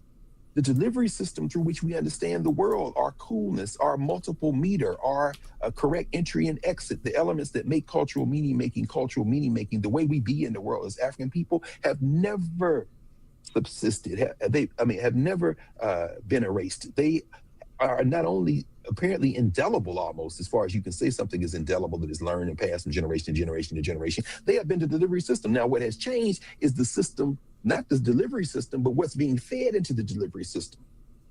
So the harm, you see the sleight of hand here. You start the harm with the social structure and not your governance formation. So when you get to the question of who gets reparations, this whole idea of the eligibility criteria, this is where you start laughing out loud. Because if you accept that narrative, then you start talking about, watch this, to effectively oversee or safeguard a national reparations initiative, the creation of a new permanent federal executive agency, the Department of ADOS Affairs. Here we go. Now, understanding reparations, the core principle is to ensure that every eligible beneficiary. Why do you want to subscribe the field of those who will be eligible for repair? The repair comes from within. But you see what you did, another narrative sleight of hand. You are defending your eligibility against other Africans. And you are looking to the people who trafficked you and their descendants and the framework and the social structure they created to somehow give you compensation for a thing that is ongoing, that involves everyone of African descent. The immutable characteristics that we have as African people, you think because you came from Nigeria, you won't have to follow the policy on hair? Crown Act or no Crown Act, as my sister Ajua led in that work to create a status here in Texas. She was standing, Ajua was, behind the governor, that smarmy mouth racist, garbage can, political garbage can named Greg Abbott, as he signed the Crown Act. And then they turned around and punishing young boys and girls for how they wear their hair anyway. You think that matters if they're in Harris County, Houston, and the children of Nigerians, any more than it matters if they're in Harris County, Houston, and the children of those who were held captive in Harris County? No. It doesn't matter. I mean, the stupidity, it should be obvious, but we have to deal with this because we're in a civil war in order to unite. This is what J. Perez would say. And so the framework really fails right there in chapter 3, the question of eligibility. And then they go into financial restitution, and then they want to use that eligibility criteria. You can't get money. You can't get money. First of all, ain't none of y'all gonna get no money, okay? Because Dead Man Sue Kushner and Mr. Crypto King Witkoff was out there vacuuming up all of your tax dollars anyway and putting it with sovereign wealth fund and other everything else. The money game, you lost that money game. And those of you who think you can play the money game and win, get a few coins to rub together. We can always use coins to rub together to help fund our liberation. God knows we need to retire about $500,000 of debt that Holly and Sharik and them went into to make this film that is something that is so liberatory that high school students had their minds blown yesterday. We got to help them, and we need dollars to do it. And if everybody do a little, nobody's got to do a lot. The same thing goes for Nubia and Narrative. The same thing goes with the Black Star Network with Roland or Coinbase or... Pause.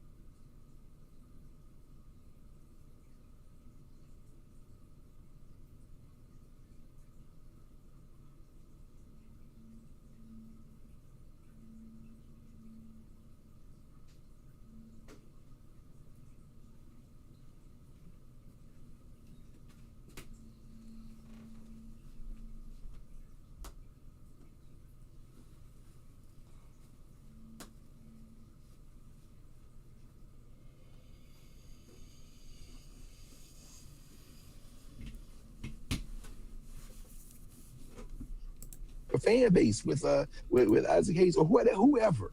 If it's Black owned and Black control and it has the message of liberatory narrative, collective narrative. I ain't talking about funding every Black thing because it's a Black thing. No, not at all. We have to be discerning in that. We've been able to build narrative and build Nubia, which continues to grow and just continues to reinforce. Again, last night, just seeing all these people who are in that space or who are listening on Urban View. We don't own Sirius XM, but for the time being, like YouTube, like Alphabet, like Google, it ain't under the thumb of some people who are going to find out that they overpaid for something and that asset is going to diminish in value, not increase in these capitalist wars, because capitalism too is unsustainable. We've got to be smart in figuring out how to partner, how to build networks, how to build coalitions, but it begins with having a place to stand, and it doesn't begin with excluding other Africans. Find me one instance in the history of Africans in the era of human trafficking where cutting ourselves off from other Africans did good. I will show you countless examples of when it didn't, including last night. But you can't find me one where it did good. Certainly not in the long term. Oh, absolutely not. And if you try to go to the civil rights movement and say cutting ourselves off was something good, I would point you to the fact that the class-based negotiation for a little room to breathe in the United States benefited a small class of African people in this country, but the vast majority of African people, the ones who are contained in the so-called underclass, who bear the brunt mostly of that 13th Amendment badges and incidents of captivity, of enslavement, were diminished in many ways by that, because those concessions were made out of the fear, just like the fear in the 1930s when these Africans from the Caribbean and from the United States and from all over tried to sign up to fight for Ethiopia, that we were going to form together. Do you know how hard this government in the United States worked to prevent that solidarity movement? Go read Robert Hill's work on the Racial Conditions Act, the predecessor to the counterintelligence program. Look at the COINTELPRO papers. Look at the COINTELPRO. The fear was that we would link up, not that we would separate. This is the kind of thing that could have come out the damn FBI. I'm not convinced it did. Not convinced it didn't.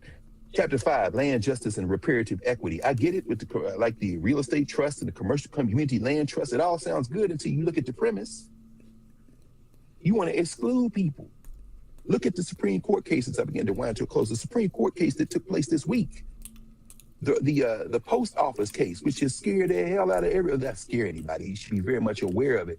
The post office case with the federal, the court, with an opinion written by that blackface nativist Clarence Thomas, that this sister in Texas, landlord, whose tenants, she wasn't getting her mail. Her tenants weren't getting their mail. She went to the post office and say, "Hey, where's the mail?" Come to find out, they have been holding the mail. And she said, "Well, we'll release the mail." No, we ain't releasing the mail. She thinks it's because the post office workers, these post office workers specifically, didn't like this black person owning this property. They didn't like a black landlord concept. So you know what they were doing? They were just withholding the mail. They simply weren't delivering the mail. Imagine that. I'm not delivering the mail because I don't like you. Huh? Oh, that can't be legal. You better read the ruling in the United States Postal Service versus Conan. Conan was the black person. 5-4 ruling that the United States Postal Service can't be sued over intentionally misdelivered mail. Clarence Thomas writing. Now watch this. 5-4. Meaning some of them white nationalists was like, bridge too far. Today, it's your tenant's mail and your mail. Tomorrow, it might be your mail-in ballot. Voting in person, if you can, that's what you should do. While you still use the mail-in vote, while we'll still battle that, we don't know what the Supreme Court's going to do in the voting rights case, the Louisiana versus Calais case. The court watchers are like, they're probably going to attack Section 2 of the Voting Rights Act. Let's say they kick the teeth out of it. They're not going to pass the strict voter ID in the Senate. John Thune is a white nationalist. Of course, he's in the white nationalist party. I'm not saying they're not going to try, but Thune knows what happens when you blow up the filibuster. You blow up the filibuster, this could be a problem with long-term impact. Let me kind of begin to wind this up. But the point I'm trying to make is this ADOS notion of clinging to these Europeans and to this framework and this chapter 5 on land use and land claim and land reform. Guess what? You know how many descendants of continental Africans live in Texas, including landlords, and they ain't getting their mail, and they're not saying, "Oh, you came from Africa, so you were going to give you your mail, but you were a descendant of slaves. We're not giving you your mail. You stupid. Race, the immutable construct, applies across the board. Some of y'all, race traitors to the human race and to African people, I expect you either on the payroll or so deeply diseducated, they've cut your whole brain out. I don't know which one it is, pick, but hey, we can talk about it. Again, I see the harm. So let me keep trying to say I'm gonna wind up. And so chapter 6, improved educational standards. I paid particular interest to this little chapter in this book. This is the book Yvette Carnell B. Hawkins, ADOS Reparations Framework. I ain't telling you to buy it. I bought it because I wanted to read it. See, I'm not gonna talk about things I didn't know or don't know about, or at least I haven't tried to study. But this chapter 6, improved education standards, educational leadership must be held accountable. Textbook and resource selection should center ADOS narratives. What the hell is an ADOS narrative? All instructional materials must include historically accurate accounts of ADOS experiences. ADOS experiences, didn't you say at the beginning y'all came from somewhere else? See, the idea of you trying to establish eligibility criteria can be based on one and only one sustainable logic, and that is the logic of xenophobia. That is the logic of exclusion. That is the nativist logic that your former master, which some of y'all seem like y'all trying to put the chain back on, is making. This is the argument. And I think some of it is because some of y'all do think you did come from Europe, or that Europeans are at least better. And chapter 7, mental health and reparative justice. My God. Look at what they say. They say all counselors and clinicians providing lineage therapy. Lineage therapy, imagine you've been traumatized. Okay, we're going to start with the trauma. Okay, all right, so we can get past the trauma, right? Well, yeah. Okay, so how do we get past the trauma when my whole identity is linked to the trauma? F5 here. All counselors and clinicians providing lineage therapy must be trained in the RES framework and its therapeutic, that's the residual effects of slavery framework, and its therapeutic applications. The initial cohort of clinicians must be selected from members of, and then they name the very things, 2 of these 3, which have an African-centered philosophy. The Association of Black Psychologists, the National Association of Black Social Workers, come on. ABSI and NABSW? Wait a minute, hold on. That same NABSW, there go my NABSW award, the Harambe Award. Yeah, the ADOS argument is so addled that you want the people to help people get over the trauma of captivity by going to the organizations that have made a blood oath and have done professional practice and who are deeply 10 toes down against any notion of beginning our story with the trauma. This is how I can't overstate this. These slave masters looking for slaves. Why you want to give them some? No, you got the power. You got the power to tell your own story. Marco Rubio is a 10 toes down white man identified with Italy and Spain now. The war on Cuba and this week's silence on Cuba fighting back and killing these 10 people in the sea as they try to invade them. As Canada prepares aid, as Mexico prepares to send them aid, and as Russia says they're going to send more as well. Mexico been sending aid. They pull back. I doubt they're going to continue to pull back. Canada is now joining. So, it's a war on narratives. They can't shape the story about what happened this week in that Cuba in the water. So now they've been kind of silent. Little Marco, floppy ear boy, you talking all this issue about Cuba, right? You looking at Cuba the same way the Italians look at Ottawa in the Italo-Ethiopian War, 1935 to 1941. But you've been real silent about this failed Bay of Pigs again. Why? Because you haven't figured out how to spin the narrative. Trump's latest white nationalist rally in Georgia, that bozo vomiting at the so-called State of the Union, he's a madman, but what else is new? He's doing us a favor, this racist bozo. Shout out to Cliff Albright, April Albright, Natasha Brown, because they delivered our State of the Union on Tuesday night. Black Star Network, standing right there at the network and gave it. Watch Cliff and April's conversation. And then the following day, we talked to Latasha on Sirius XM on Urban View Mornings. Self-determination.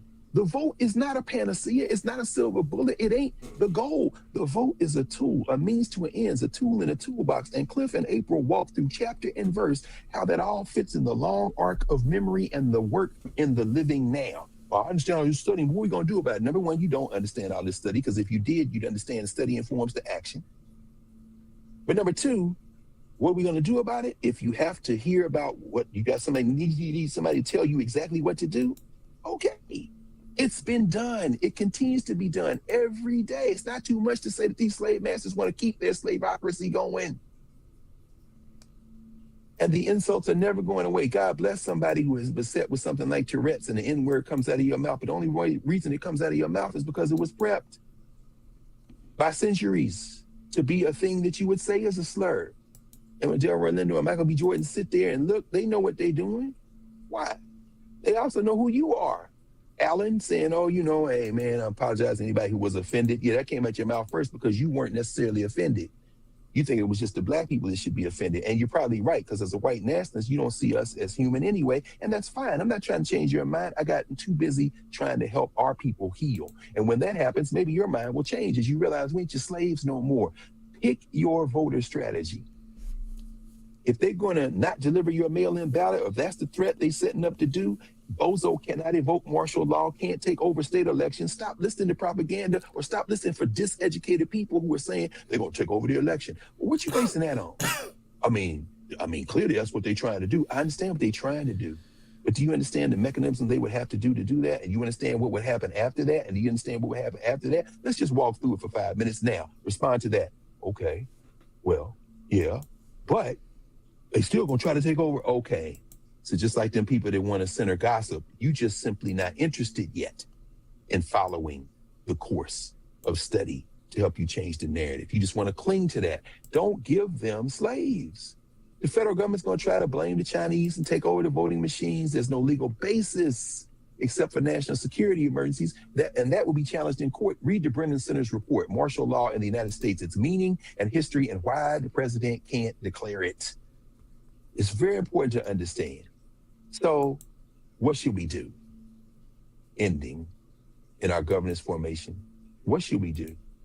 What Jacob Carruthers calls the civil war among Africans, we gotta purge this thing, get this scalpel out of our heads. That's why I took a moment to go through that ADOS, what they've written about. And we can talk about it more in detail if you want. We gotta control our stories. That's what was going on at the Lincoln Theater last night. All of us versus a few of them. They create the illusion of inevitability. People who represent the thinking of that is important to be in dialogue, but let's be clear. We're going to be in dialogue and we're not going to back up just because somebody got a different opinion. No, you don't have an informed opinion. We have to reject that. We define integration as submission to the crippling, enslaving story. That's how they define it. If you want to define it like that, you're sick. We got to emphasize Black self-determination, secure the cities that we live in, engage in Black power work with colorblind constitutionalism if you must. All the laws apply the same, right? Yeah, well, I'm the mayor, we got the city council, and we're going to get his contract. Oh, you discriminated against me, go to hell. We control. Cliff and, Latasha was saying we should move back south, and we were on the radio, and Lamont was like, that don't appeal to me. Well, what do you know about the South? I don't know. I'm just, okay, well, see, that's where we start then. We have to center our stories, our ancestors, our connectedness, our ability to see ourselves beyond how we are framed by other people. It's important in the science and technology. We must use the technology available to us to do that, where we see the cracks in it, like YouTube, like the platform that powers narrative in Anubia. We can do that like these platforms, because while they war with each other, we understand that it's important that we can do that. The cultural meaning making, as we saw Yana's libation, that's our underlying tenet of communication and expression. Multiple meter, correct entry and exit, coolness, ancestorism. They're all cultural meaning making in the process of perfection, of convening community assessments and resolution and living better. At Dunbar, as I said, and shout out to the people that was at Paul Lawrence Dunbar this past Tuesday, the Carter G. Woodson Academy director, Sabrina Collins, who took over for my sister Nubia Garima when she went to another school, the principal at Dunbar, Letitia Coleman, got a chance to see her, speak to her, be with her for a few minutes, and my man, Baba Akinyele Calhoun, longtime master teacher, Howard University graduate, just a deep and reasonable brother, just a beautiful brother who actually was the one who brought us down there. I brought my young sister, Habiba Moncrief, who came down, one of our Howard students, African Studies majors came down, and we shared a quote with them from Carter G. Woodson. Woodson said, the purpose of education is to inspire people to live life more abundantly. Carter Woodson, this last day of Black History Month, Woodson said to start with conditions as they are and make things better. Together we can do that. These slave masters have no slaves. And we're going to rob them of the illusion of inevitability that would have them project onto us the idea that we work for them and that we somehow go along with them as they go around the world murdering people. So tonight we're going to talk about that. Mama Laini, last night, Laini Mataka, the poet, said, memory is the heartbeat of Sankofa. There's no true heartbeat without memory because our delivery systems and protocols are intact. Our cultural meaning making is intact. We can be lulled into a false sense of security, which will cause us shock when the bombs begin to fall because we still have the delivery system. If you're going to be a master artist like Ayanna Gregory, don't populate your master artistry, your cultural meaning making with trash, because that will lead your people into a ditch and we'll dance our way into the ditch. We will dance our way into the ditch. Instead, be master narrative makers like Bradford Young. Be master narrative makers like Ayanna Gregory, like those artists we saw last night. Be master narrators like Haile and Shriek Garima. And I promise you, our entire world will change once we realize these slave masters don't have no slaves, not unless you just deliberately trying to chain yourself to them.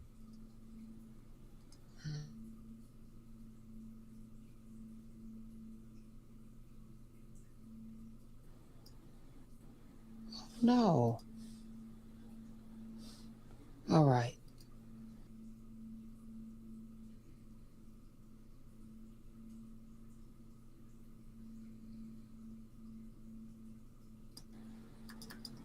Jesus. Hey. Hey. Oh.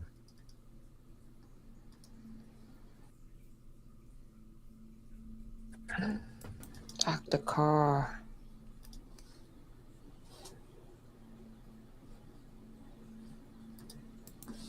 I rebuke this in the name of Jesus. Carr and Haywood Carr. I rebuke it in the name of Haywood Carr and Catherine Carr, and I'm gonna call them some ancestors. There they go. Salome Garima, Hailey's sister. Yeah, okay. There we go.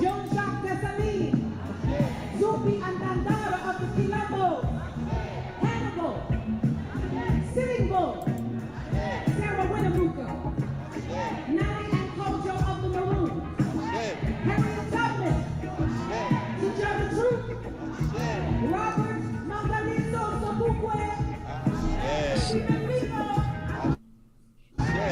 Kwame Nkrumah, Patrice Lumumba, Marcus Garvey, Lady Luhema, Dick Gregory, Kwame Ture, Bob Marley, Fela Kuti, Leila Madiba, Asada Shakur, the Brown Condor John Robinson, Nancy Ellenborough, Reverend Gretchen Hagler, Dr. Martin Luther King Jr., Coretta Scott King, Medgar Evans, Dr. Betty Shabazz, Elham Malik El Shabazz, Yahweh, Garima Kakada, Hala Garima, Salome Garima, Elsie Garima, Nahusana Garima, Sophia Bastos, Taye Basuna, Eddie Macron, Rebecca Rose, Robin Bartlett, and to all of those light spirits, known and unknown, who continue to guide us and protect us from the other side, we say thank you.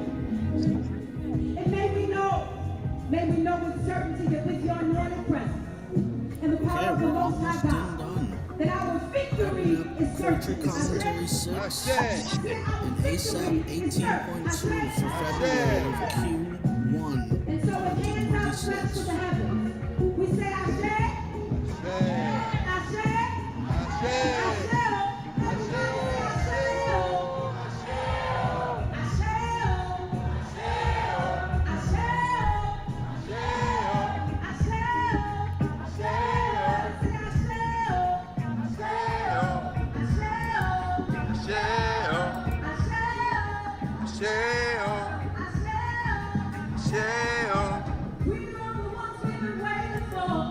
We are the ones we've been waiting for. No more waiting to kick down the door. No more waiting to get the door. We are the ones we've been waiting for. We are the ones we've been waiting for. No more waiting to kick down the door. No more waiting to kick down the door.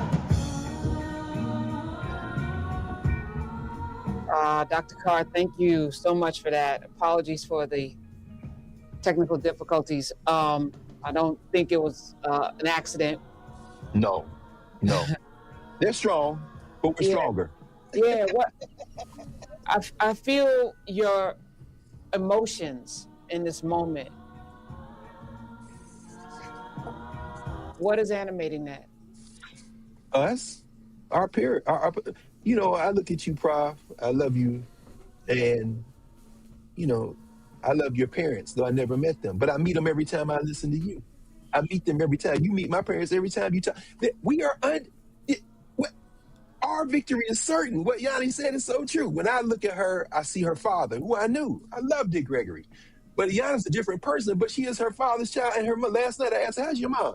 She said, oh, she's fine. I'm going to see her. I said, tell her, say hello. I mean, so she didn't just show up like that in the world. Those young people, look at those sisters ride. Their parents, they all, from the time, and I was young, joking with the youngest. I said, you came here born to put that guitar in your hand. I playing that wah-wah pedal like he was Jimi Hendrix. I mean, I'm like, what is this? Our victory is certain, Prof. That's what keeps me going. And you talk with the people every day. Yeah. Monday, Paul Coates is coming on. He just came back from Cuba. And, as we navigate these spaces, the disinformation overload is so powerful. It is, we're swimming in it. Almost they're trying to drown us in it. And, every day we have a responsibility. Those of us who have platforms, if you have a microphone, if you have any kind of platform where you're reaching people, you have a responsibility to people to try to get it right. And that requires us studying. Somebody said, I'm a great listener. Well, you listen when you are in the presence of somebody that is delivering information. You listen so that's how you learn. You listen so you can learn. You study so that you can learn, so that you can have the right to open your mouth and talk. And if you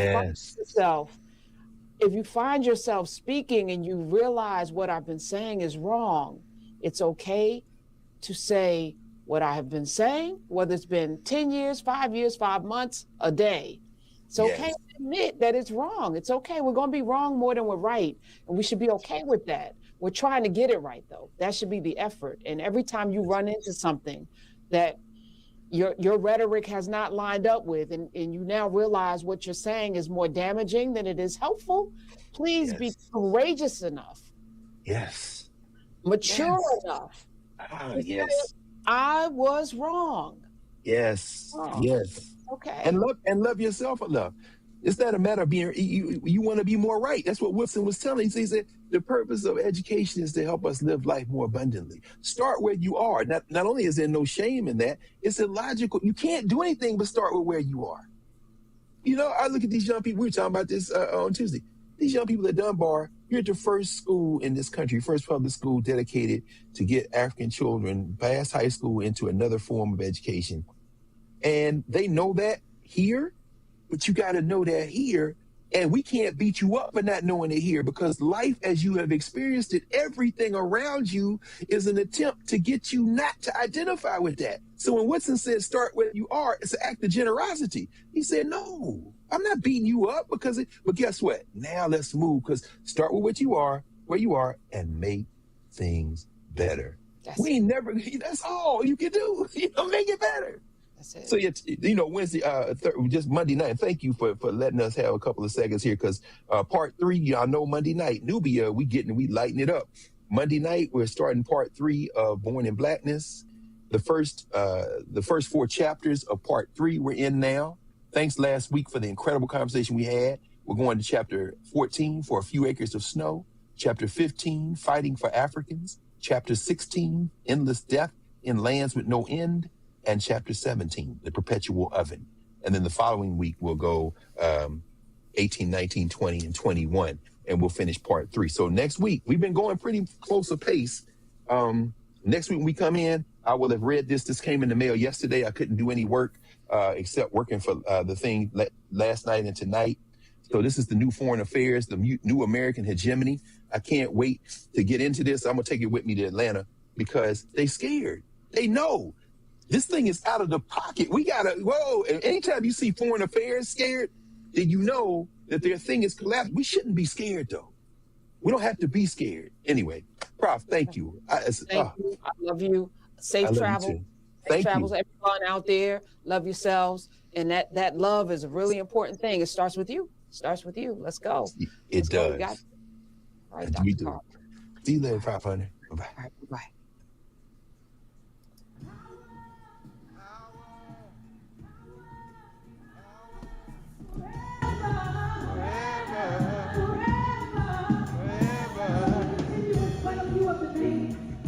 Queen Makeda, Menelik the First, Imhotep, Queen Ha, Shaka Zulu, Queen Nzinga, Ashe. Ashe. Is that the name you say Ashe? Who's gonna love with y'all? Jean-Jacques Dessalines, Zupi and Dandara of the Quilombo, Hannibal, Sitting Bull, Sarah Winnemucca, Nani and Kojo of the Maroons, Harriet Tubman, Sujata Truth, Robert Mangaliso Sobukwe. This has been In Class with Carr, episode 312, Slave Masters Without Slaves. We've just finished wrapping our playlists for ASAP 18.2, which stands in for the 18th quarter. This playlist series has been going on, and that just so happens to equate to Q1 of 2026. 18 equals Q1 of 2026. 0.2 is the second month, so February of 2026. And we have just wrapped ASAP 18.2. It's a dynamic playlist sorted by date added oldest.